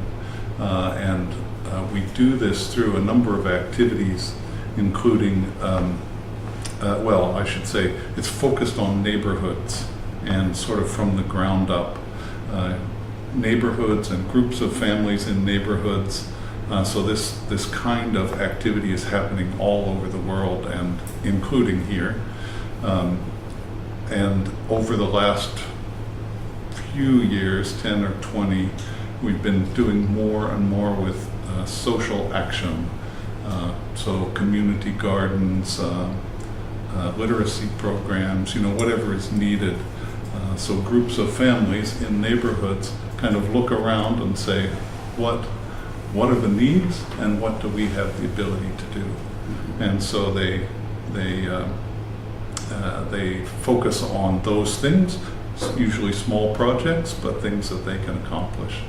And so we've been doing the same thing in this area. We have this concept of a cluster. So we are in, the local spiritual assembly is for Livingstone Shire, but our cluster is wider than that. It's Livingstone, Rockhampton, and Gladstone. And in that area, like, we focus on cluster activities. We have a number of junior youth activities. Junior youth are for us from age 11 up to age 14. At 15 they become full youth, I guess, and then adults after 21 or thereabouts. So we have junior youth activities, we have children's classes, and all of these things are happening around the cluster, including here in Livingstone Shire, where we have a junior youth group, we have a children's class going on a regular basis, we have study groups for adults, and the study groups are not about just studying random stuff, but trying to learn how to develop the skills that are necessary for us to contribute to the community. So these can be things like, the third class in the series is about teaching children's classes. So people go through this study, and then they are able to teach children's classes, and then there's more groups beyond that to learn for older children, and successively older, until you get something that's a curriculum for the whole the whole time of childhood. And the 5th series is about junior youth activities and so forth. So it's really about skill building, and all of it focused on this community building activity. So that's sort of a very quick rundown. I know we don't have a lot of time, so just give a very quick rundown of the kinds of things that we do. And one other piece that I hadn't mentioned yet. Oh, sorry. Yeah. Go ahead. Well, I thought it would be good to say that the children's classes and the junior youth classes are actually meant to really give them tools about giving them moral education, like truthfulness, kindness, integrity, and because we find that those things have really been missing in today's education, and that's what provides good citizens. And if we can have youth that are really focused on what can I do to be kind and responsible, obeying the laws, obeying the speed laws, and all these things are such important qualities to develop internally so that they become good citizens. And so that's what all the education is about, is providing that moral education to children and junior youth, which really helps them stay out of trouble. Yes, for sure. Thank you so much. I suppose one of my questions would be to you, do you have any specific projects that you are considering for the community? I know that you're heavily involved with the multicultural community and also the choral singing, of course. However, is there any specific projects that we as a local government area can actually help you progress? Probably, go ahead. Probably not so much at the moment, but we can certainly think about it and see if we can come up with something and approach you from there. Very nice of you to ask. If I can just add that the overarching theme with the Baha'i faith is that of unity. So that all those activities that we run and that sort of thing is the idea is it's unity regardless of faith, regardless of colour, background, or privilege, or not, or whatever. So it's about when you're all together in the community that you work together to achieve the betterment for the community. So what we believe is that when an individual who's on his own spiritual path, what he does is that the path will widen for him as he integrates into the community. So when you serve your community, you're actually serving, you get the benefit yourself. So it's what we call a twofold moral purpose. And that's what the path we try to set each younger person, or even when we're older, we try to learn those things as well. We can't do it in separation because, as we can see, the world today needs to come together. So that's what the theme is with unity. I worked in Israel. I was head of a construction department over there, and we did a lot of work there in some of the places that are being bombed at the moment. And being in a works department or any big department, unity is really important. And you guys would also know that you've got a works department over there. You might be the administrative body here, but when you get disunity in things, people don't understand how power works or authority works, then those sort of obstacles can get in your way. So we try to bring people up with the understanding that those obstacles need to be removed, and that we need to focus on what's on the table at the time and go ahead with that to progress regardless of who we are affiliated with or who we represent or our evolutionary where we've come from. And thank you, Graham, because I think, and Mr. Mayor, I think you would agree with me in this instance that this is what a local government council should try to achieve. It's not always the case in our type of area, but definitely unity. Yeah, absolutely. Absolutely. Without unity, despite your indifferences, but at the end, if you're unified in, completing the task, carrying out the plan, whatever it is, you've got a chance of success. So. Yeah, the Baha'i faith has a really beautiful saying about its unity and diversity, and you would never plant, if you were a gardener, you would never plant all a set of just red flowers. That would be boring. It's actually the beauty of the tall trees, the small trees, this flower, that flower, different colors, different forms, and that creates a beautiful garden. So our diversity enriches us, in fact. So that's the real principle. I know we're running out of time and we haven't given you much chance for questions, but before we sort of end our formal presentation, we have 2 gifts for you. One is a booklet. We have a copy for each of the councillors and the mayor. Want to take those around? And this sort of presents the idea of what kinds of things the Baha'is are doing around the world. So you can see some of the projects that are in train, I guess, and including there's a very short section about Australia, which just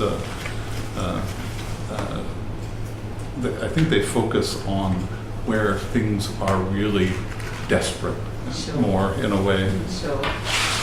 And we also have a quotation that we have framed and beautified, and it says, "The betterment of the world can be accomplished through pure and goodly deeds, through commendable and seemly conduct." Well, this is sort of our way of thinking.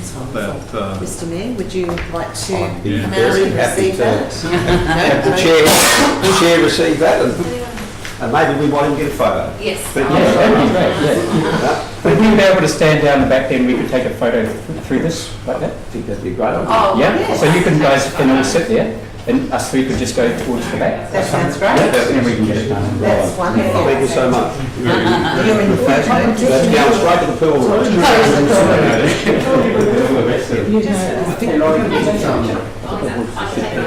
Oh, we can do both. Yeah, okay. No problem at all. No, you go. How did you want it? If you stand down that end, Mayor, I can take a photo of everyone with you at the end as well. Okay. Very good. What about Councillor Friendly? All right.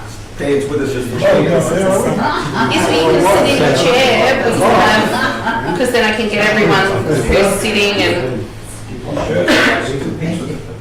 It does. All right, so if we're all looking at people at the end, I should be able to get everyone in. They want you in the photo. They want you there. Oh, right, I'll get Chester to go. Yeah, I want you there. All right, let's smile. Okay, next one. Smiling. Lovely. Perfect. Thank you so much. That was lovely.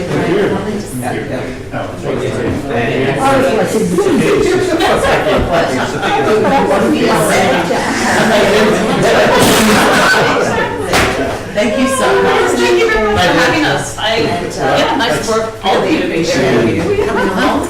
Thank you for the gifts too. Thanks. We love it. We love it. See you in Eden Park. Nice to see you. Contact us anytime. Yep. Thank you very much. Thank you. Yes. Thank you so much. Thank you. Bye.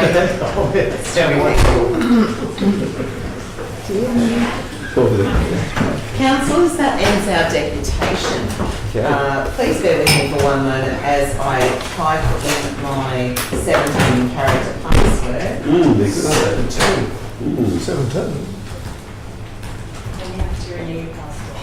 I've got 14 more days. Passphrase. I'm sick of these. I don't play this game anymore. All right, councillors, we have one more item on this agenda today, and it's 11 point. I beg your pardon, yes.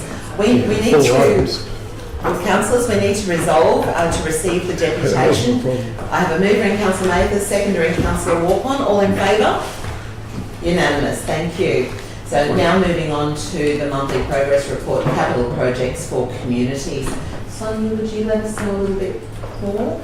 Yes, Sharon's actually going to come to the table in case there's any particular questions about any projects that are listed in the report. But just to note that most of these projects are still in planning phase, and that's obviously because we've only just started the budget year, and so not any of them have actually been actioned yet. They're either a request for quote or planning. But if there's specific questions about any of the projects, Thank you. So I take it that everyone's read the report. I might start a question. Sharon, this is not in the report, but recently it was requested that a shade sail be installed at the Kraken location. And as we approach the hottest time of the year, what is required for this installation to be fast-tracked and where are we up to? Okay, so the project requires some engineering design and we'll be looking at the revised budget, a reduction in another project where we have an efficiency and bring that project forward. Okay, so will we then have this before Christmas holidays or? Yes, the proposal is to have the project completed by the Christmas holidays.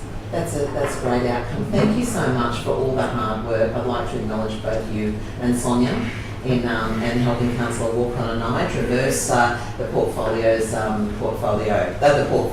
community's portfolio. Councillors, do we have a mover? I'll move this. Seconder? Yeah, I'll second Councillor that. Walcott. And are there any questions? Councillor Mather? Budget. My prayers are very small here. It's a bit difficult to see. For the sailcloth. So what's the budget for that? The budget is 35,000. And we've got that in the budget. We're looking at revised budget. So what are we taking out to give it that one? We believe that the toilet block at Thwaite Park, the pricing that we've done for that, will have some efficiency in that project. So we'll reduce that project by 35,000 and put 35,000 in to cover the shape for the Kraken. So is the toilet block, through manager, is the toilet block at Thwaite Park still going ahead? Yes, it is. So how can we get $35,000 off a project that's been factored in? So we've had some efficiencies in there in the pricing. Prices come in, we'll be able to deliver that project for less than the original project budget because it was a desktop estimate. And now that we've got pricing, it's coming cheaper than what the initial Yeah, budget. 35,000 is an awful lot of extra. That's what I'm thinking. To have that sort of budget inflation if we didn't have the price in the first place. Yes. Thank you. That's okay. Lovely. Are there any other questions in relation to the capital works? No? Okay, so there's a mover in myself, a seconder in Councillor Walcott. Would you like to speak to it, Councillor Walcott? Oh, great. No, it's fine. Does anyone want to speak against accepting this report? They wouldn't dare. No? Okay, anyone else speaking for? I don't feel the need to speak to it today as mover, so we'll take it to the vote. All in favour? Unanimous. Thank you so much. At the end of this particular committee meeting for Recreation and Culture, standing committee, there's been no audit and risk and improvement committee reports, urgent business or questions. I'll just open that up to the floor. No urgent business or questions. Well, I'll call this meeting closed and thank you, councillors, for your patience.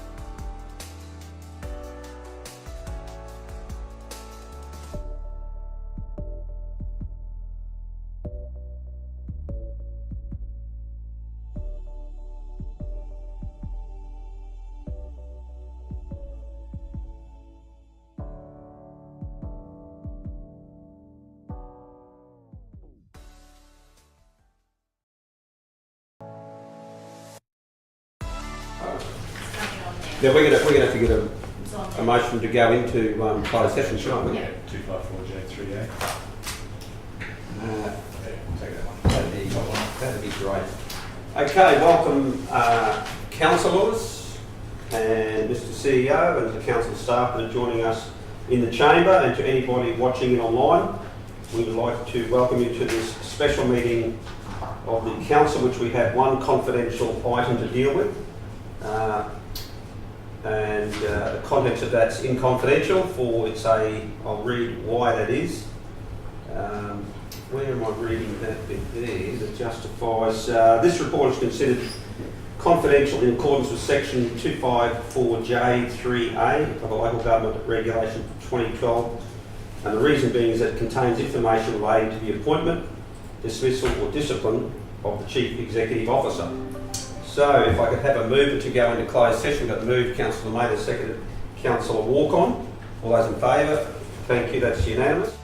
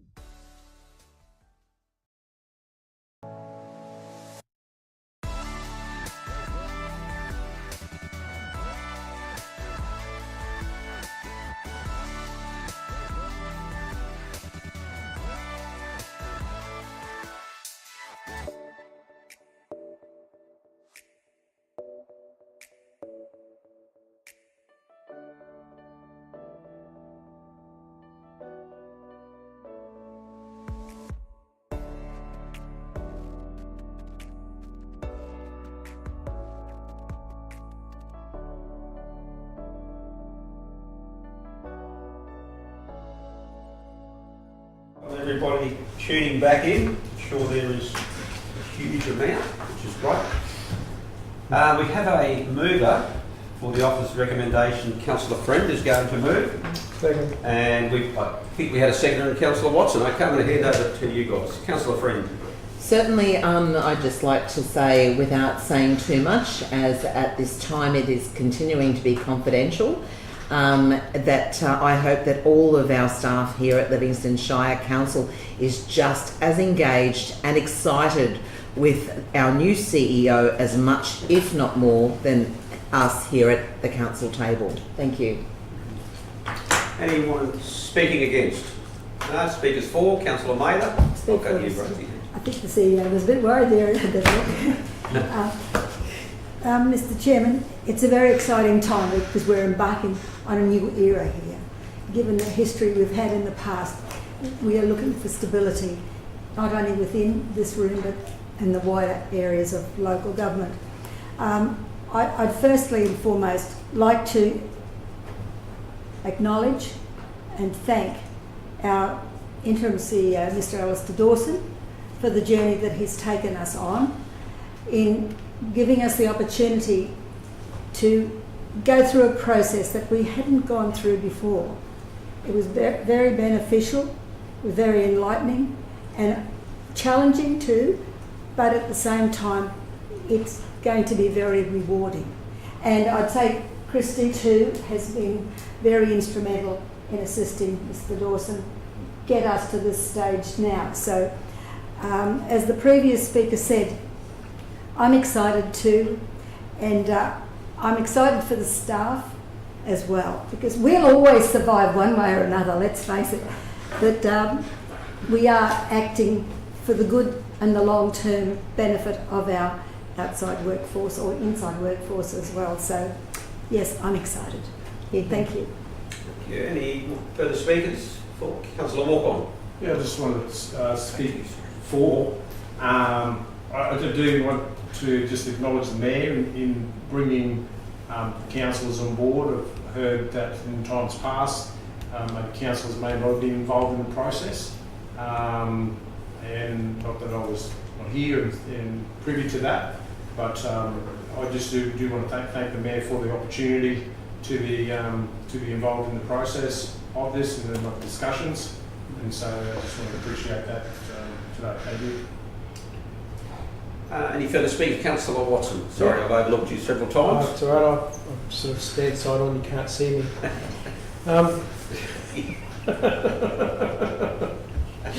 I've actually enjoyed this process. It's been very positive, and I'm looking forward to this new CEO because the work that this person's done at the previous council, if it happens here, we're in for a really good run. So I'm really looking forward to this happening, and bring it on. Otherwise, there's nothing else to say because everyone else has said it. Very much so. Any further speakers? Councillor Eastwood. Yes, I would, Mr. Mayor. Just briefly, look, I think for me it was saying that we were unanimous in our decision. Well, it hasn't been approved yet, but I imagine that's the way it's going to be. And that to me is a great thing. And as far as Councillor Walk-on's speech, look, we have been through the process fairly similar before, in that our previous mayor was very transparent in bringing out the candidates and the discussion around that. So, but that doesn't belay anything against this mayor, who's done quite an exceptional job as well. So, and to our CEO and to Christy, it's been a process. It's been a good one, and yeah, we look forward to the next 4 years with the new CEO. After you, Mr. Mayor, I'd like to wrap up. Yep. Before you do, I just wanted to also acknowledge the other candidates that we did interview, and if it can be at the appropriate time, that's relayed through the CEO or through our HR manager there, just extend our respect, our appreciation.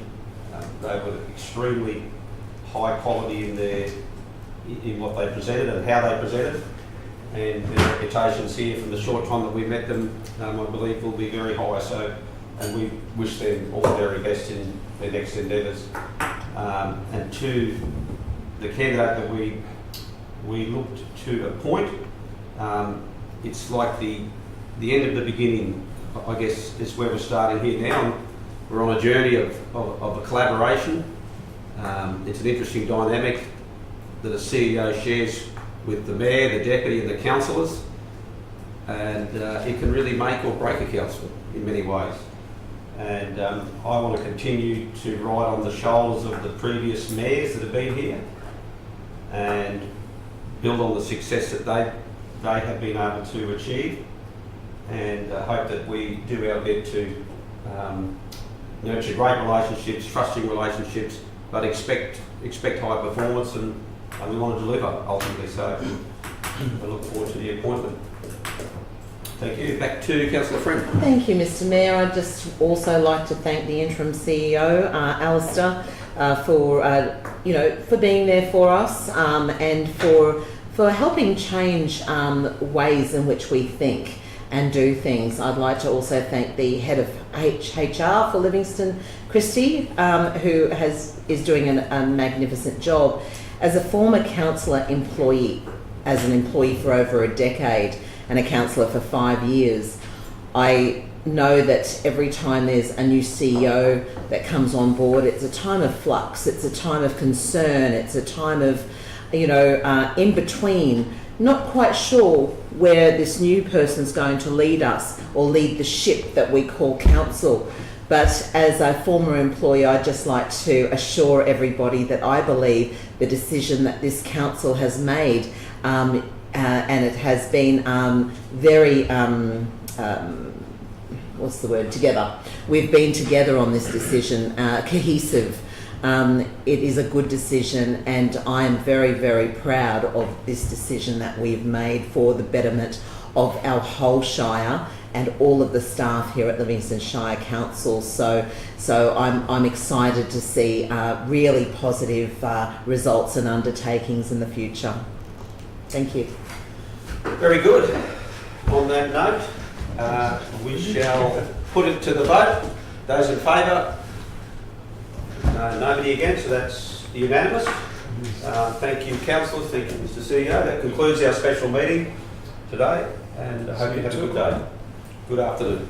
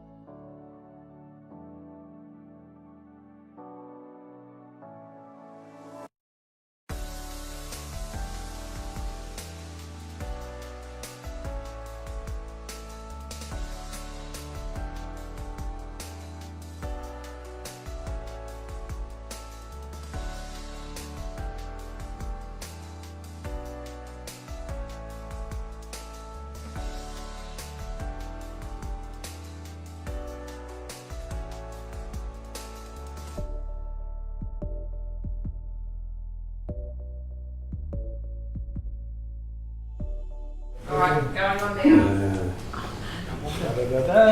Good afternoon, councillors, good afternoon, officers, and good afternoon, anybody that might be watching on the live stream.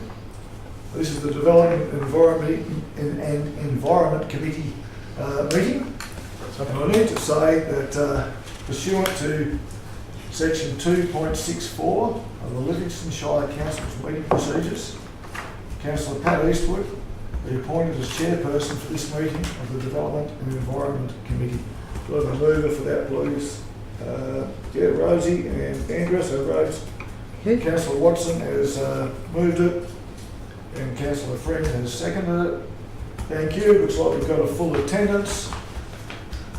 No leave of absence or apologies. Would somebody like to confirm the minutes of the previous meeting? I'll confirm it. We've got Councillor Walcott, a seconder. Yep. Councillor Rothery, all in favour? Thank you. Declaration of interest in matters of the agenda. Anybody? No. No deputations. No business arising or outstanding for previous meetings. No petitions. No questions or notice or notice of motion. Right, we'll just go straight into the reports.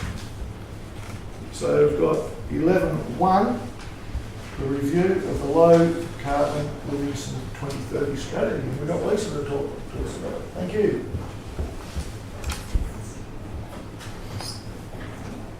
Good afternoon, councillors. Today is just an opportunity to let you know that we've undertaken a review of our low carbon Livingstone strategy. The strategy was adopted by council in 2020. It's a 10-year strategy going out to 2030. So we're 4 years into our action with this particular plan. We delivered the carbon audit to council in December last year, indicating at this stage that we have actually increased our emissions, mainly due to some significant facilities development post-2020. But we will also see in the next audit a range of activities that council has undertaken to reduce that footprint. So we are still working towards our goal, and there are a number of aspects to that. The report in front of you has identified a few topics that we're going to look into more closely and have further discussions with other internal teams of council. And those topics are also included in the action plan attached to the report. So that action plan is for 2 years. We have been developing them annually, but it makes more sense for us at this stage to make this a 2024 to 2026 action plan. That gives us time to really advance the planning for some of these actions across that 2-year period. But our landfill gas implementation process is still coming up, so we had hoped to be delivering that in this time frame, but we know it will come up within the next period of the action plan. It will be linked to the development of the new cell at the landfill. We understand that there is some fleet and plant work being done within that team over the next 12 months, so we will also work with them around those things. Looking at our governance responsibilities too, and opportunities there, and some things have changed since the original strategy, so we'll look to see if some of those things are still relevant, and how we might move ahead with sort of more appropriate sustainable solutions to some of our building and facilities management.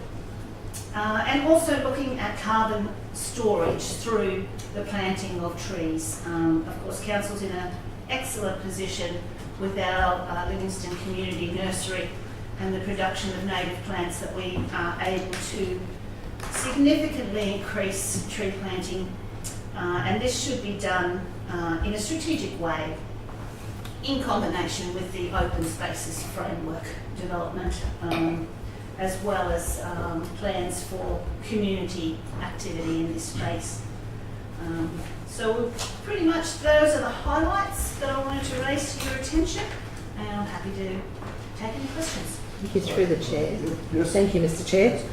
Through you. Thanks, Lise. This is great. A question, in the commentary, directly and indirectly create new revenue streams. What would these streams look like? Great question.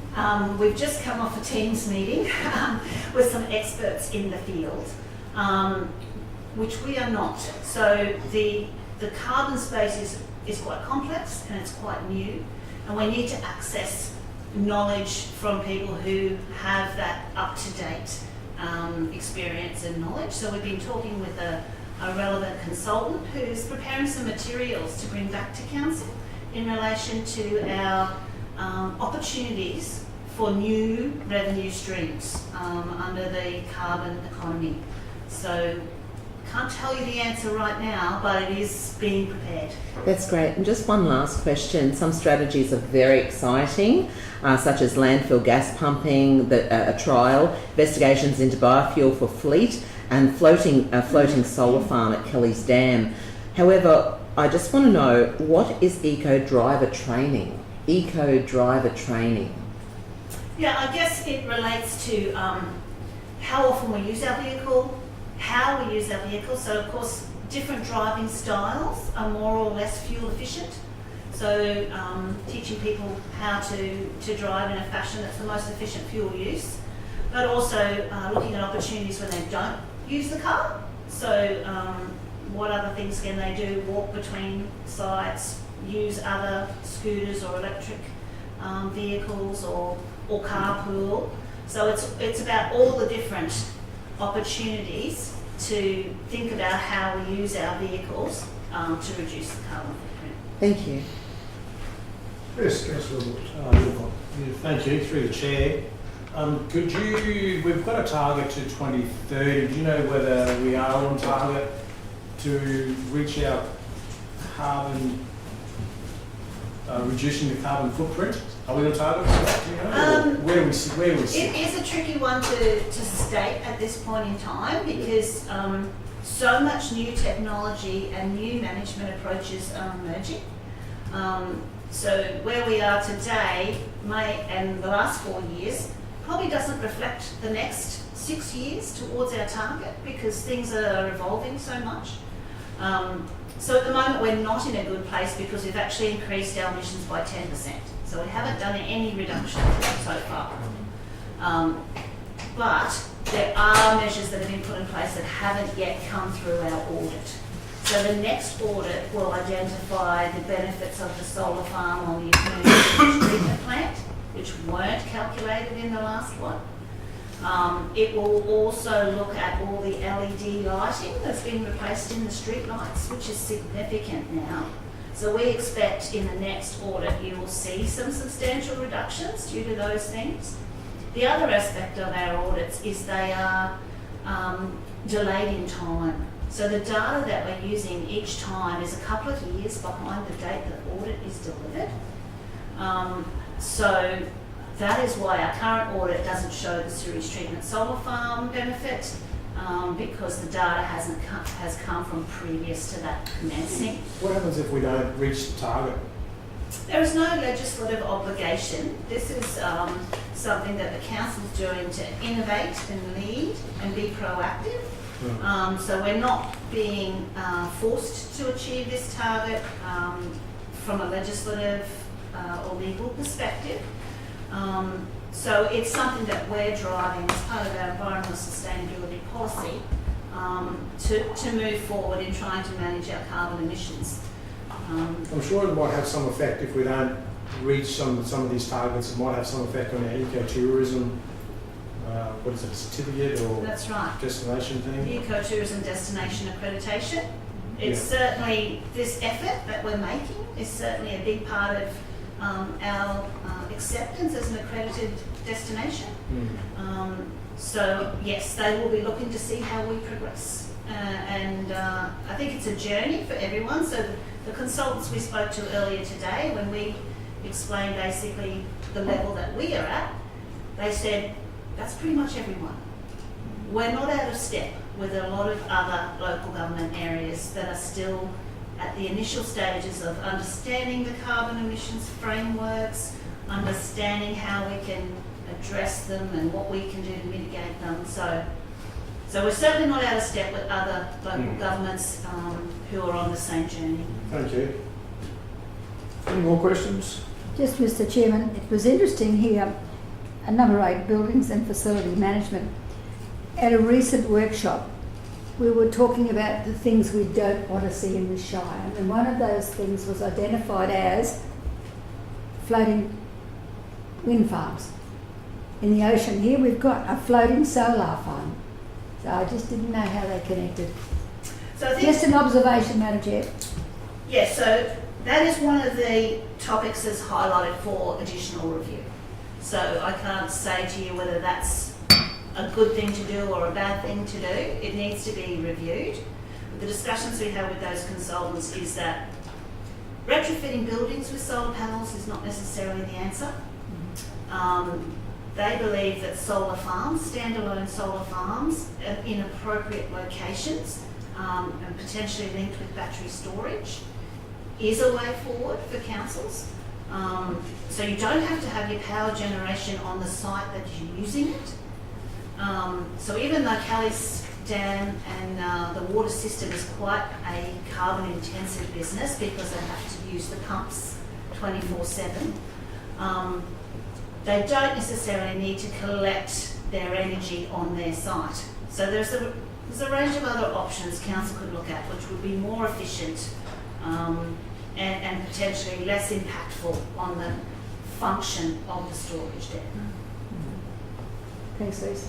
Okay, excellent. I might move this one, guys, but who would like to second it? Councillor Walcott.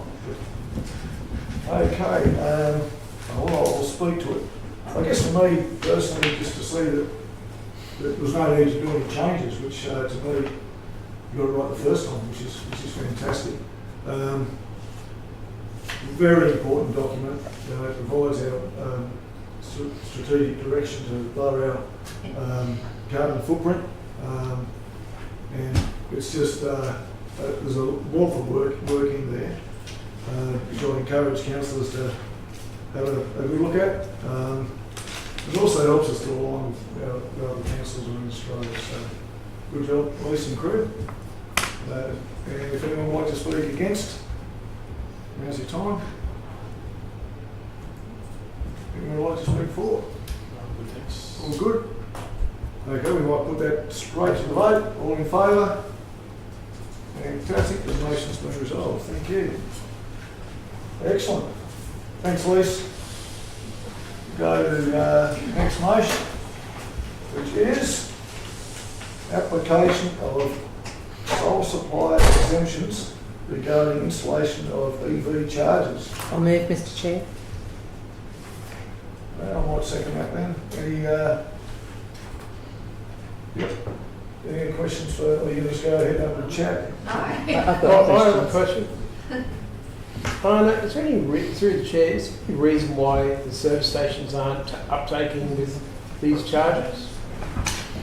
I probably can't answer that myself, even though we, newly built service stations, yes. Well, we've got one next to Hungry Jack's, so I just don't understand why they didn't do it. Oh, And up on the pie face, you know. I'm saying from a, they're more inclined to, but I'm not sure why these ones haven't. And the existing ones definitely aren't interested in adding them as a service. Through the chair, may I add to that? So in the last tenure of council, I put a notice of motion in for us to reach out to the service station at the Homemaker Centre where the Bunnings is. We sent a letter requesting, and so it was passed at the table. We sent a letter. Their main issue was that it will take, because it takes a fair while to charge, they're missing out on other fuel charges, you know, by diesel and petrol, etc. And they weren't interested for that reason, so maybe that's why they're not that interested, I'm not sure. Yeah, absolutely. I do have a couple of questions, if I may. The first one is, this 11.2 that we're currently looking at and that I'm moving, in the late agenda, it's the same resolve? A late agenda came through to councillors, and it's 11.2. It's exactly the same, but it has a little bit more information. Do we know, is it an administration error? It's all the same. Yeah. It did come through as a late agenda, I agree with you. Yes, you're quite correct, yes, it was an administrative error. Administrative error, oh lovely. My other, so we don't need to worry about the late agenda. My other question is, in the resolve, are we actually resolving this today, or are we sending it through to the council? We're resolving this by exception today? I believe that was the Yes. Oh, lovely. Okay, thank you so much. Any more questions? Yes, Mr Chairman, Yes. thank you.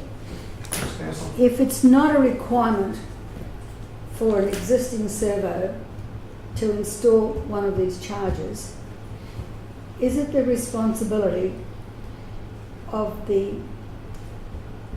assessment or the planning instrument to actually include it as part of the development application? Should it be part and parcel of condition in a development application? Through the chair, currently that isn't a requirement of our scheme, however we have listed that as a discussion point as part of the scheme review, which is upcoming. Good question. That's it. Yeah, full of good questions. Anybody else, any more questions? Yes. Through the chair. So, Councillor Friend is correct about the duration of the time it takes to charge an EV vehicle. And ideally, locations are closer to towns, the CBD area, so people can park for an hour, 2 hours, however long it takes, and then they, spend their money in the town, ideally. And also accommodation as well. We approached accommodation providers and asked if they would retrofit charges, but they weren't interested. However, if we're putting that as a point for discussion for service stations, perhaps it can also extend to future accommodation developments as well. Through the chair, just want to clarify that the EV charges is something that council will end up paying for. That's sort of no. No, so What are you looking at here? so this is basically an opportunity that we have been looking for quite some time, where there is no cost to council. So we lease the land to the company. They provide the EV chargers. We don't pay for those. So they provide, install and operate those EV chargers. They maintain them. We gain a small amount of revenue as far as rent, I suppose, for leasing of the land. But in this situation, it's basically a very low risk for council, yet it's an opportunity that, we're wanting to utilise so that we can finally get some EV charges. So our council's part is leasing the land? Yes, correct. Okay, and that's why it's come to the table, because something is going to require greater than $15,000.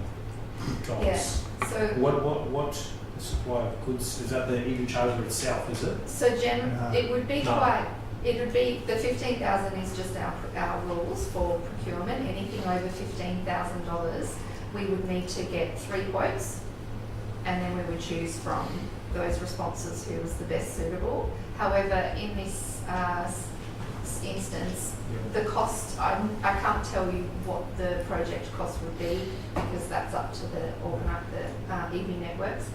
However, it would be significantly more than $15,000.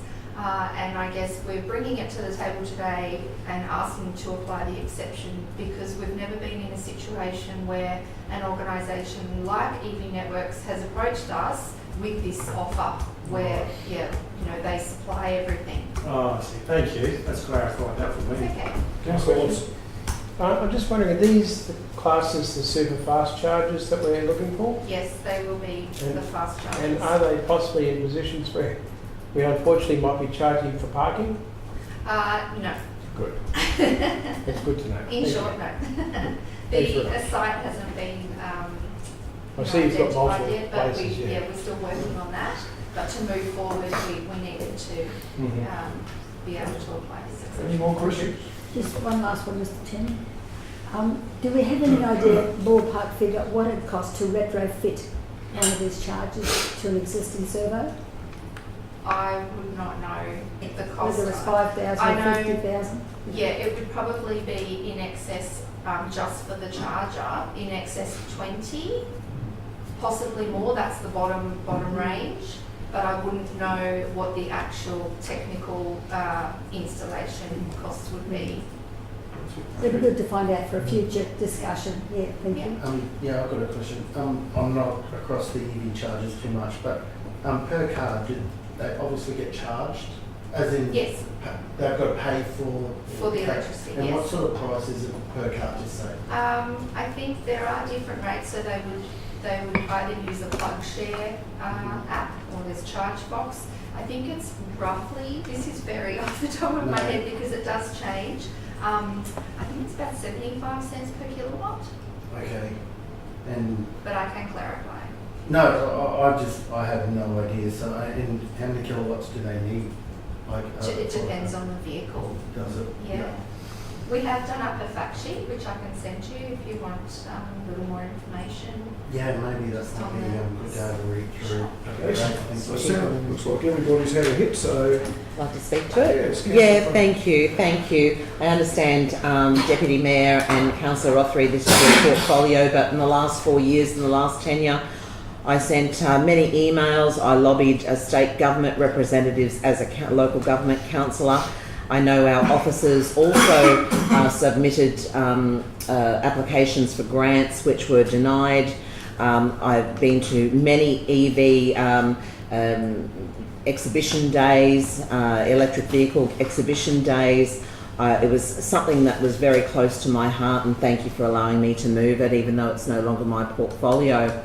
But, our council's done a tremendous amount of work even before, since 2017, to try to obtain some sort of electric vehicle charging here on the Capricorn Coast, mostly because it's going to enhance our ecotourism, that we are an eco-tourist destination. It's going to bring in those people with electric vehicles that are specifically looking for areas where they can charge their vehicles.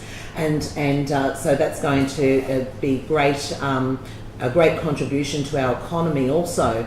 So I'd just like to say congratulations. It's very exciting. It's very exciting. I was certainly also a part of the time when council officers actually went to all of the local apartment buildings, commercial apartment buildings, and requested that they install an EV charger, and basically threw out your fact sheets that you actually compiled. So it was very close to my heart, and this is very exciting for us to finally be able to support those people who like to drive electric vehicles, and we can then offer those who do drive them the opportunity to visit our beautiful region. Excellent. Thank you. Anybody speaking against? No, well, the second, I'll probably speak before you guys have another chance.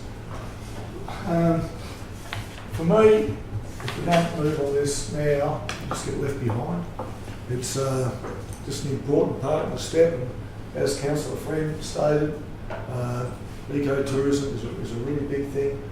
Electric vehicles, whether we like it or not, they're not going away, and they're going to be coming to our shire. So that's really, really important. But the most important thing with this one is there's no cost to council.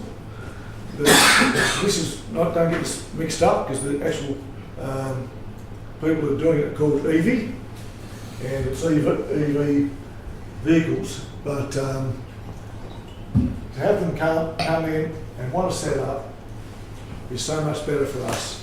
And because they are the sole supplier, we haven't been able to get anybody else, and that's basically what we're voting on today, that the exception, okay, that they can become the supplier for this power for the vehicle. So I recommend it to the table. Anybody speaking against? Anybody else like to speak for? I just said you must be fully charged. I'll speak for just briefly. obviously co-chair of this. I just believe that, you know, if you're for or against these charges, like everyone's got their opinions, I think that as a council, I think it's a great incentive to attract a lot of elderly people drive around the country and they use these, and I think if we have these around this area, I think it will attract that for tourism. I think a lot more people will get to see our beautiful area. So yeah, I think it's a great initiative. Excellent. Anybody else? We'll put it straight to the vote. Okay, all in favour? Motion's resolved. Excellent. Thank you. Okay, 11.3. Microchipping and desexing cats and dogs. Mr. Drury, private, double team. We bring Roy along for the ride this afternoon. Through the chair, I'll start. Yes, Okay. So, unfortunately, Four Paws Adoption Agency ceased to operate in this year. Back in 2014, Council resolved to donate 15,000 a year to the 3 animal adoption agencies we had at the time, so RSPCA, CAA and Four Paws. And given that Four Paws have now ceased to operate, we have some money that we don't donate. So what the report entails, the proposal entails, is redirecting that money, along with some money that we have, $1,500 that we can currently use for microchipping, redirecting that to a desexing program. The thought process behind that is, in relation to microchipping, it's compulsory. It's legislation, you have to have your animal microchipped, but it's not compulsory to have your animal desexed.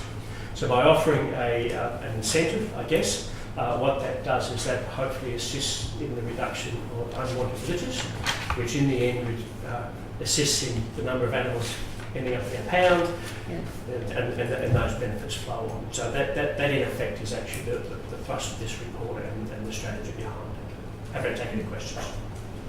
Any questions? Councillor Roy, would you like to move this one? Yeah, I'll definitely do that. Seconder? Councillor Watson. Any questions? Yes, Mr. Chair, thank you. In the first line of the recommendation, the committee recommends to council that the money is $5,000 allocated to Four Paws be redirected to an annual desexing program.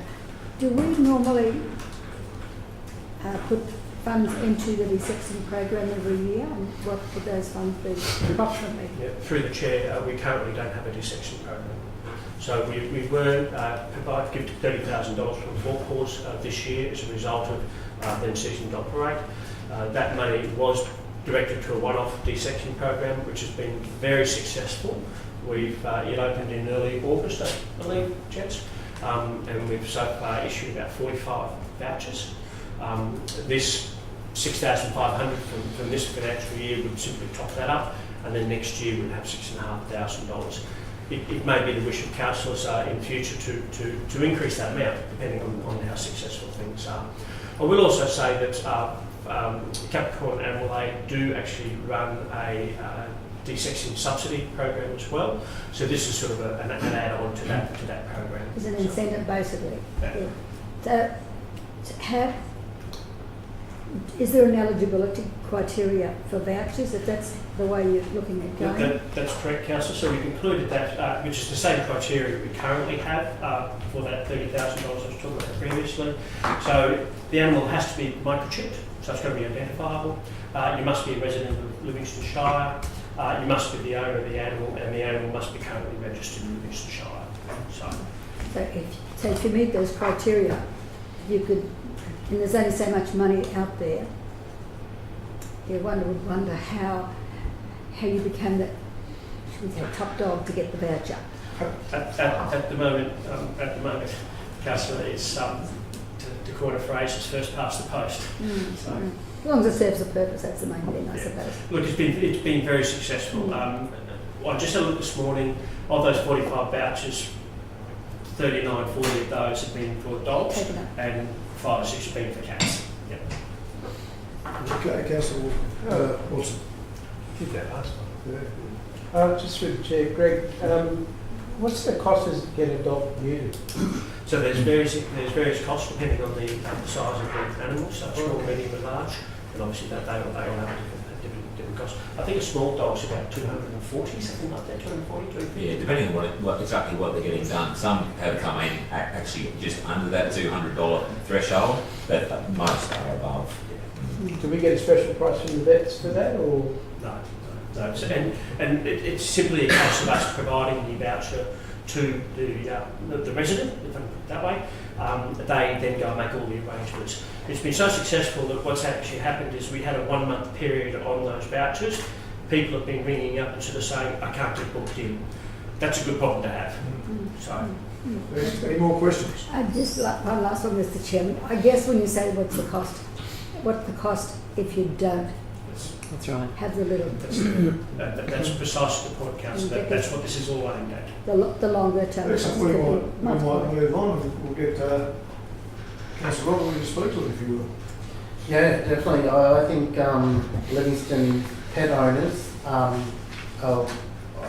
in my opinion, are one of the most caring councils for pets in Queensland, if not Australia. I think we're very lucky as council to have people adore their pets in this region, and you only have to go down to the local even coffee places to realise that. And I think this is just something that the council can give back to pet owners and reward them for their treatment and their love for their pets. So that's one thing. Thanks, Robert. Anybody want to speak against? Anybody else for? We might just go straight to the vote then. All in favour? Unanimous. The motion is moved. Excellent. We've got 11.4. Animal management, surrendered and unclaimed animals policy. Go back to you, Greg. Yeah, thank you, through the Chair. Currently, this is a proposal to introduce a policy surrounding surrendered and unclaimed animals. This is in a similar vein to the previous report we just had. It's all about trying to reduce the numbers we have in the pound and also putting some processes and structure around that. Currently, we only have 18 enclosures, 18 enclosures in the pound to cater for the cats and dogs. In the development of this policy, we spoke to councillors briefly last month, and we also reached out to Capricorn Animal Aid and RSPCA. They provided some comments in relation to this policy and another one which we'll talk about in a minute. And we've essentially taken on all of their comments in that space. Fantastic. Any questions of the officers? Yes, through you, Mr. Chairman. Sorry, up there beating me to it. How do we display these animals if they're going to be rehomed, if somebody doesn't collect? Yeah, so they're advertised on the website straight away, and also that information is shared with the animal welfare organisations that uses their network and advertising to advertise. So they could come in and find somebody to take the animals? The animal welfare agency would, yeah. We don't rehome as a council, we allow the animal welfare agencies to do that. Our pens are available basically for animal welfare, to house them there till such time as somebody takes them. That's right. Yeah, yes, okay. Yeah. The other thing I was going to raise, unless somebody had another question, and I'm very firm on this one. Was it a question then? If you're firm? Yes, it is. Sorry. The door-to-door. The door-to-door. We need resources for that, even if it's only a short term. And I know that it was very beneficial in Rockhampton because the number of animals that were registered for the first time were quite noticeable. And of course we're looking at all new revenue streams all the time. And this is one where people are just a little bit shy to register their animal. They don't feel they should, they feel it might be too expensive, whatever. But if we do a door-to-door and you advertise it to say the officers will be in that area between this month and that month, and they race out there and get their dogs registered, or their cats. They do. It's a fairly big impetus on the officers, though. There's a lot of work in that, I imagine. Oh, the benefits are going to be, they get to know, they get to check the fencing, they get to see what animals are getting at if they are, they see if it suits the animal. And can I ask a question, just to cut you off there, Councillor Mayor? Obviously, it's mainly cats, I imagine, that don't get registered and kept inside. Does that happen quite a bit? I guess the percentages and the numbers, we've got about 600 registered cats currently, versus the 6,000 registered dogs. So obviously a huge difference. So we believe you're correct that there would be a number of cats out there that aren't registered. Cats are a little bit harder to identify within a property as well, but not Especially during the day, around, just put them aside. Yeah. Councillor Walker, you had a question. Yeah, thank you, through the chair. What circumstances what circumstances are there that we start to euthanize cats or dogs? What's timeframes or capacities of the pound, those sorts of things? Yeah, it's completely a last resort at this point in time. We make every effort to engage with the animal welfare organisations. We do have some, we wouldn't want to call them intervention levels, but we have specified some reasons when we would consider euthanasia within this policy, just so it's open and transparent to the community when we would consider it. But if it was a case where it was simply an unclaimed animal that was suitable for rehoming, but no one's rehomed it, we have put some provisions in here to talk about the capacity of the pound and what percentages that would be, the length of time that animal has been in the pound, and obviously with constant communication with the animal welfare organisations. And we did have a meeting with Capricorn Animal Aid and RSPCA and discussed these intervention levels, and the difficult conversation around euthanasia, and they were on board with what we put in this policy. Councillor Chair, I was thinking about this earlier, and Roy and I had a bit of a conversation, but for the purpose of the table, if you had this process in place last year, would you euthanize more animals this year or last year under this process? From my perspective, it would be exactly the same. This is just more about having a public-facing document of what we're actually doing. So how many did we euthanize last year? The numbers were there. Off the top of my head, it was 17. But none of those were animals which were just brought in to be rehomed. They were all either surrendered for destruction by the owners or were declared dangerous dogs for dog attacks, etc. and so forth. So we didn't euthanize any dogs, for that reason. And thinking back to the workshop we presented a couple of weeks ago on this matter, a significant decrease over a 10-year period. Right, thank you. Excellent. Sorry, through the chair, just in response to Councillor Watson's question, our euthanasia rates are quite low, in fact very, very low. The aim of these particular policies and animal management strategy, which I'll touch on in a second for you, Councillor, is really to try and keep us in that good position so that we don't move forward. In terms of your question, Councillor Mather, about scheduled inspection programs and so forth, we will provide a report very soon which will talk about an animal management strategy, and that could be something that could be tied up with that process. And that could come into the next budget item too. I just, with Four Paws closing, has it left a big gap in the way of rehoming animals? What I'm getting at is, are they being able to increase their volunteers to deal with it, or is there a need for another organisation to start? Through the chair, there's always room for another organisation, obviously. Again, probably just reiterate that the intention of these policies and the de-sexing microchipping law, which we just spoke about, the money that Four Paws gave us for de-sexing, is all about trying to keep those numbers down so that we don't have to rehome a lot of animals. They go home because they go yes. Okay, do we have a mover? Yeah, so we've got Councillor Watson, Councillor Mather seconding. Would you like to speak to it, Councillor Watson? I'm always worried about our dogs, and they're important in my family in particular, and you just sort of wonder sometimes how things go, and I'm glad that we've got a process in place to rehome these animals, and with the microchips that sort of helps you get them home to their parents. But I'm just glad that you've got a formal process in place so that they do get home. Anyone speaking against? Like to speak, Councillor Mather? Rick's sorting out my problem. I'll speak to it really quickly. It's just really important to have a clear policy that the public can have a look at, that councillors can have a look at, that our officers can use to make sure that the management of surrendered and unclaimed animals is in clear sight. So put that to the vote if anybody want to finish it. Just one thing, Mr. Chairman. As you say, it must be clear, the policy must be clear, it must be fair, it must be friendly. There's no two ways about that. And I think if we can reach the people who have pets and they are responsible, then we've gone a long way to overcoming the problem. And what this report is built on, it's built on statistics and what is working and what's not working. So I think there's still a little bit of way to go and we're getting there. So Councillor Mather did end up speaking to it. So all in favour? The motion is moved. Excellent.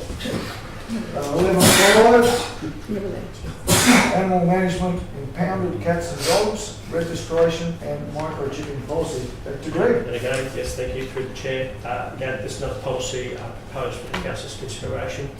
This really deals with when we do pick up animals that are wandering on the street, so to speak, about having some defined processes around making sure that they are implanted with that microchip. Sets out a process about issuing compliance notice. That person then has 14 days to go away and get that microchip in place. That's essentially it. Happy to move that one if you like. Second, Mr. Chair. Thank you. Got a mover, Councillor Bello, seconded Councillor Friend. I will just say a couple of words if I can. Yes. Totally endorse the comments that have been said over the last few items there. And the reason I wanted to speak to this one in particular, I received a call on the weekend from a resident of Barlow's Hill. Their lived experience is that, and perhaps it's with the increasing number of dog owners or pet owners, maybe through COVID, also with increasing crime, a lot more people are choosing to get dogs, which is good. But there is a responsibility, as Councillor Mather points out, responsible pet ownership and training, because there's a proliferation from their account of just dogs barking constantly across the neighbourhoods of Stroh Street, Salisbury Street. I'm just capturing something there.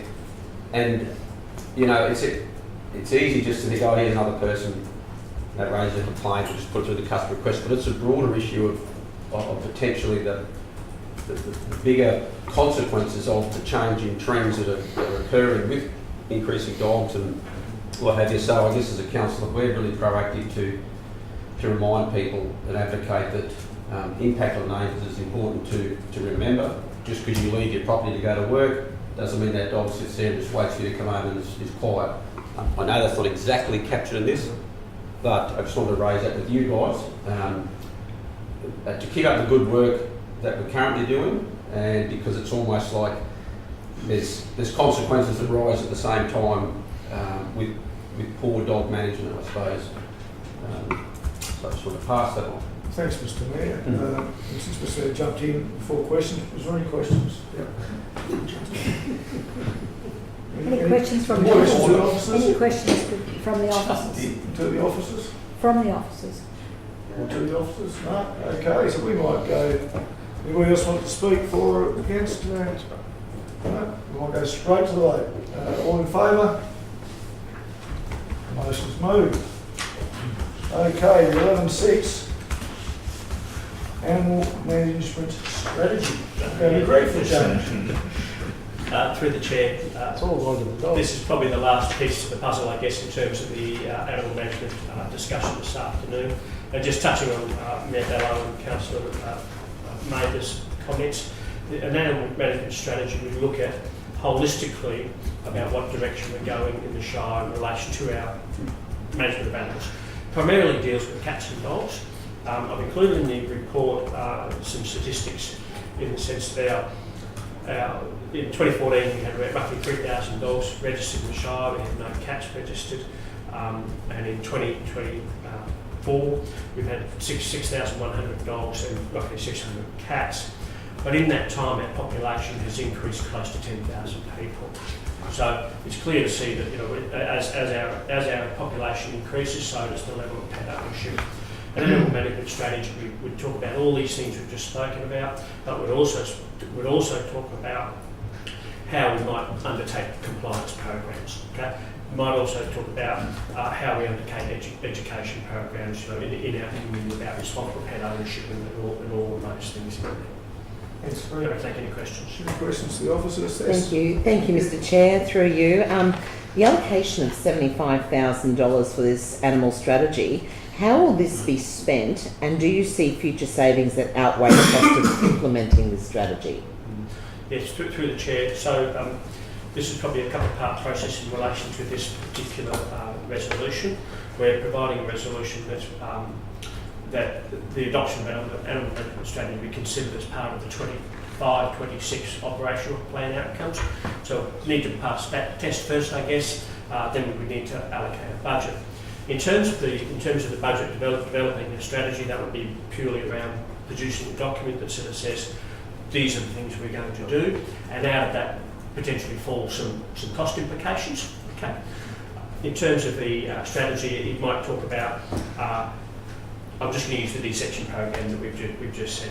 So currently, you know, we might desex, if we had $30,000, we might desex a couple of hundred cats and dogs per year. Perhaps if we increase that, we might see a real decrease, a further decrease in the number of litters that have been born that we don't want. So it's all aimed around those sorts of things. Okay. And just one other question through you, Mr. Chair. Do other councils have a strategy like this? That's through the chair. That's correct, councillor. Our neighbours in Rockhampton have one. Neighbours up the road in Mackay have one. Fraser Coast. There's quite a few other councils that have a strategy. I guess from an officer perspective, what we're thinking is that whilst our population base is quite small, if we approach these strategies and policies and get them all in place now, as our population grows, and hopefully we might be able to reduce the need to expand the pound or all of those other significant costs. Sure, thank you. I'll move, Mr. Chair. Any other questions? There's another question, Yes. Mr. Chair. I did read this part that I was a little confused of last Friday when we received the report. I'm still a little confused that it says that from 2015 to 2024, the average animal days impounded has risen from 3.25 in 2015 to 4.72 in 2024. And it says the cats that are represented is 122 in 2015 to 44 in 2024, so it seems like there's a decrease. Yeah, so what that's saying is that whilst the number of animals coming into the pound has decreased, they're actually staying there for a longer period of time. Oh, okay. Staying. So in terms of the conversations we've just had, the animal management strategy and so forth, those things are aimed at trying to reduce that holding period within in the pound, because that in turn becomes an animal welfare issue the longer they stay there. So does that say then that we've actually had more than 44 cats in 2024? No. What it's saying is whilst we've had 40. So in 2015 we had 122 cats in the pound and 439 dogs. And on an average, each one of those animals stayed in the pound for roughly 3 to 4 days. Okay? Yep.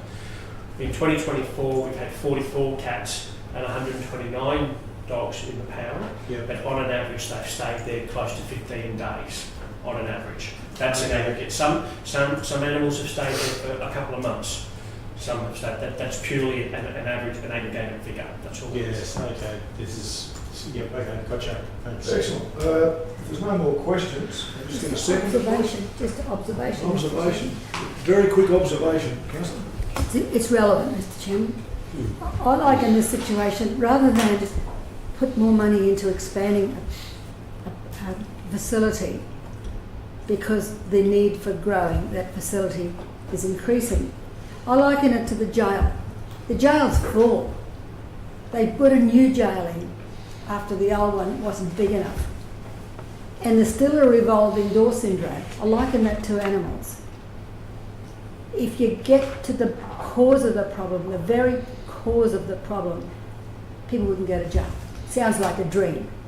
But the same with animals. If we've got our policies and practices in place that actually work, and we're probably could reserve this for when we've actually got to move and second it, because it's sort of... Yeah, moving I'm to finishing the here. debate. I'm liking it. We shouldn't have to expand if we've got our practices and policies right and we're practicing those. I'll second that. Got a seconder. Did you want to say that again? Councillor Watson, unless she's had a chance.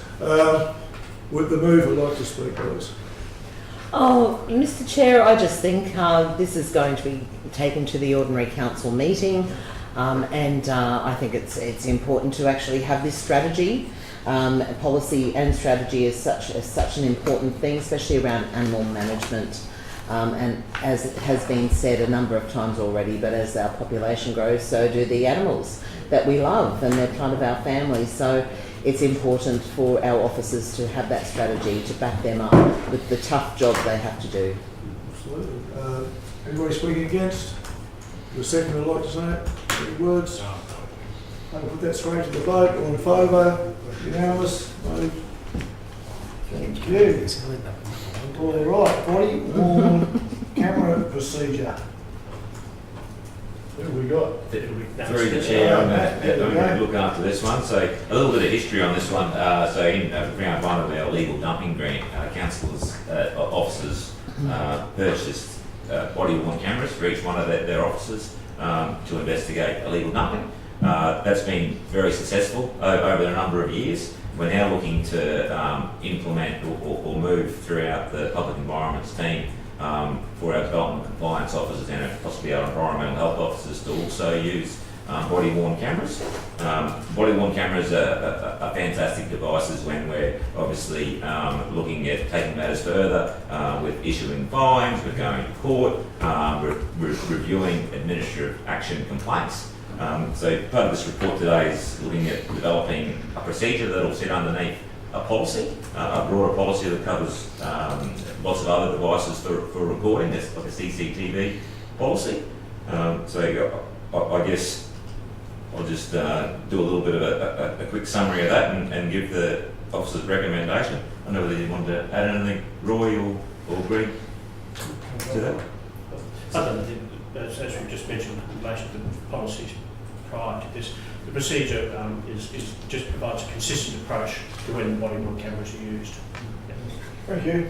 I might move this one next week. Who would like to second it? Could I ask a question? You certainly can ask a question. I was wondering when you mentioned about it's great for you making fines, but when you have complaints against the officers, how often is that happening? There's the administrative action complaint side, for instance, someone makes a complaint. Yeah. It's not that often, but it is obviously great evidence to have when that happens. I don't know how many reviews you do and actually look at the recordings, Roy. Well, I look at all the recordings when I do reviews, but that doesn't necessarily mean to provide me with or without the evidence to substantiate something. But yeah, as you know, from an officer's integrity stand, you know, that's an evidential stand. That's what they're for. Thank you. Thank you. Through the chair, should you know, when our staff are used to wearing body cameras, do they, if they're approaching someone, they're having a conversation, do they have to say anything that they're wearing a camera, that they're being recorded, or is there do we have? There's no legal obligation for the officer to say. And the good thing about these cameras, I don't know whether you've seen them, they're quite large, they're quite centre facing. You're not going to miss it. The officers have the ability to tap it. So say he's having a conversation with you and it starts getting a little bit heated, the officer will tap the front of the body-worn camera. It'll make an audible beeping sound and it'll be flashing, and it will capture the conversation 5 seconds or 15 seconds prior to actually tapping the button. So it just gives that ability to capture the whole interaction and what happened to when the officers deemed that, oh, I need to start recording this conversation's gone south. Has it like stirred up sort of the approach in a conversation when they know that the officer's wearing something like, you know, sort of maybe like an intimidation sort of thing with the public, or is it been absolutely not? I mean, we have, you know, there are very few instances where people have requested to turn the cameras off, I suppose. But inevitably we explain the reason why, you know, the cameras are there, in order to protect us, to protect you as well. and most people find that we don't have issues.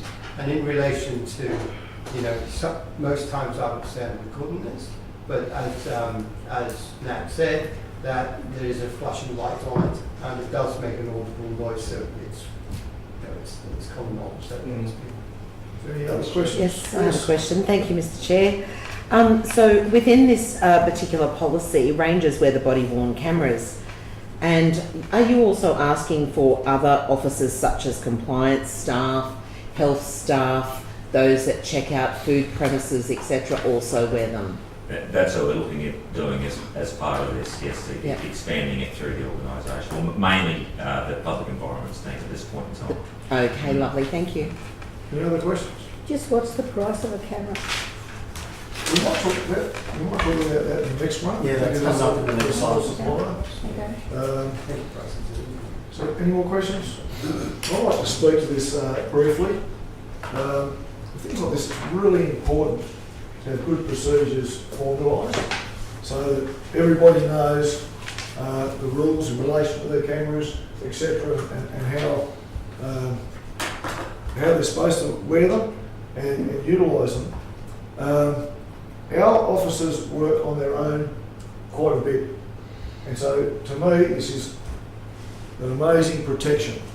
I spent 7 years on a one-man police station, and I had many erroneous complaints about my behaviour, and often with a group of people it's very difficult for you to be able to give a satisfactory reply.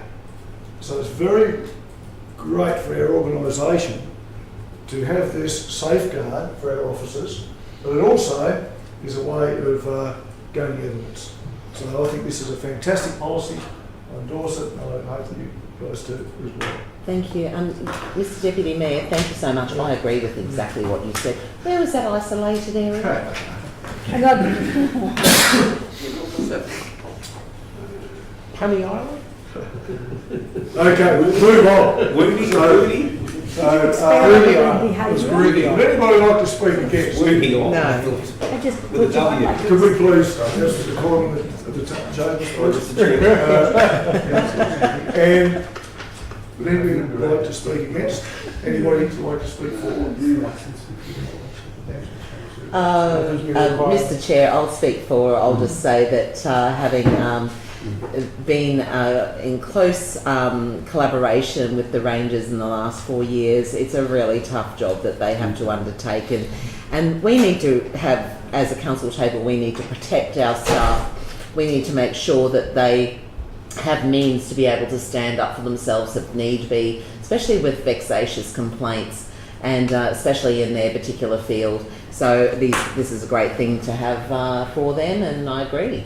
Fantastic. Anybody else like to speak to it? No? I'd probably just like to add that I'm probably, in some ways, I'm glad we didn't have those cameras in the past, but that was a different generation. So we might put this to the vote. All in favour? Passed unanimously. Fantastic. We will go to 11.8, body-worn camera contracting exception, sole supplier exemption. And go back to you now.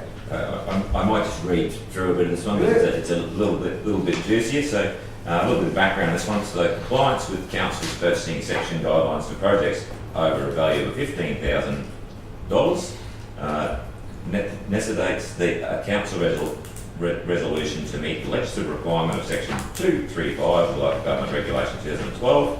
The regulation identifies when a local government may enter a contractual agreement without first inviting written quotes or tenders. A little bit of history on these devices. As I said before, they were purchased through the illegal dumping grant. Why these particular devices were chosen?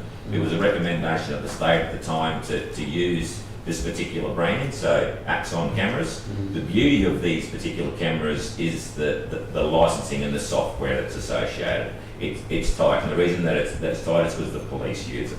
All right, and so there's certain powers that are allocated to different officers. I myself have administrative powers. I'm able to go in and review all the devices that are allocated to each individual officer. Each individual officer isn't able to go in and delete any evidence that they haven't got that capability. It's all there. So as soon as they hit record, it's there, cannot be deleted. And they can only review, Roy has a little bit more power, he's able to review other officers, but the officers themselves can't review other officers' cameras, all around privacy, so it gets quite tight. So I'll just jump back in probably to the officer recommendation, that the committee recommends to council that resolves to apply an exception to Axon for the supply of body-worn cameras and licensing package under section 235B of the Local Government Regulation 2012 due to the specialised and confidential nature of the good and services that are sought. It would be impractical or disadvantageous to invite quotes. Sorry, some big words there for me today. Thank you. Impressive. Any questions? Yes, we've got Councillor Watson. I'm trying to understand the payment summary. Are we buying 3 cameras over 3 different times, are we? Yeah, so the payment summary is difficult because we've got an existing cameras and an existing licence. So they've broken up, yes, so we're going to purchase some individual cameras. We also have to purchase some additional licensing, and we have to pay for the licensing that's already there. And they've split it up over 3 years to give us a relatively decent discount and the ability to spread it out rather than pay a lump sum. That answers your question. Yeah, that does it. I'm just hoping through the chair that they get here because they're being sent to Yapoon. Yapoon, is it? Yeah. Y-A-P-O-O-N. I've got a question through the chair, and it probably should have been for the last one, but seeing we're on a similar thing. Just when it comes to the cameras being worn, and if there's physical abuse or physical or verbal or threat or something like that, I understand if it's on public, but if they're in their house, and is there where it can be in court or something like that? Like if someone's in their private area, or is there a system like that? We can help you out, right, or if we need to. So as long as we've got powers of entry to be on the property, and if we're being, say the customers let us into the property, we, of free will. Yeah. Well, absolutely, the evidence could be used. Yes. So if we were asked to leave the property, I suppose the evidence could be used up until the time that we're And down on sort of a scenario, if you're wanting to go on because of and they're not letting you, and they're threatening you, but on their side, is that If we're on property, we have to turn around and walk out, and if we need to enter, we have to go and get a warrant through the police. I just wasn't quite sure because I know cameras and all that are a bit touchy in the courts where it can and can't be used, that's all. Yeah, but to be very careful with privacy as well. So if someone requests to view the footage on the camera, it has to go through the right process and private information Because redacted. what people are wearing and what it's capturing that you're not wanting to capture. Exactly. Yeah, okay. Councillor Robert, due to your interest, would you like to move this one? I'm happy to move this. Seconder? Seconder to Councillor Mather. Anybody like to speak to it? I'll speak briefly for it. I think, I think it's something that's definitely this day and age with a lot of things that are happening and with the threats to, to personnel, and I just believe that, if the council can supply things that can protect their staff, I think it's definitely an asset to council. Thanks, Councillor. Well, we might go straight to the vote. All in favour? Unanimous? Thank you. So, motion's moved. So that's the end of the reports. There's nothing in order the risk. The reports, no rules of business. So we're going to move to the closed session. So, Thank you. Yeah, so Councillor Bellows moved, we're going to confidential. Councillor Friends, seconders, cameras.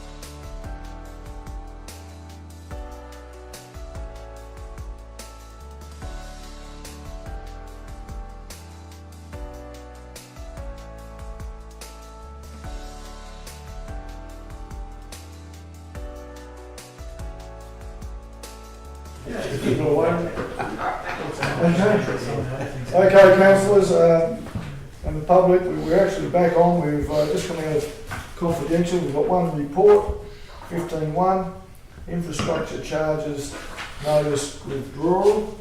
Can I have a mover, please? Councillor Mather, seconder. Actually, I might get Councillor Roger to second it since he's part of his portfolio. Would anyone like to speak to it? It's about being fair and recognising that we're trying to assist businesses to get on their feet, create a greater rate base, create industry for all concerned, and to be sure that the charges are fair and they contribute to the impacts on our infrastructure generally. So it's all about being fair, Mr. Chairman.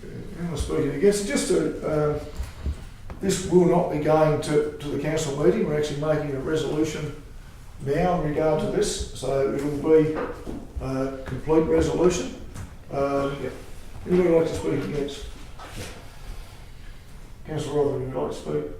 No, I think Councillor Mather said it perfectly. I think we're trying to attract businesses and do it fairly, and yeah, I'm happy to endorse it. Okay, let's go to the vote. All in favour? Move unanimously. Thank you, councillors, and that ends today's meeting of the Development and Environment Committee. Thanks for coming. Thank you. Well done, Mr. Chair.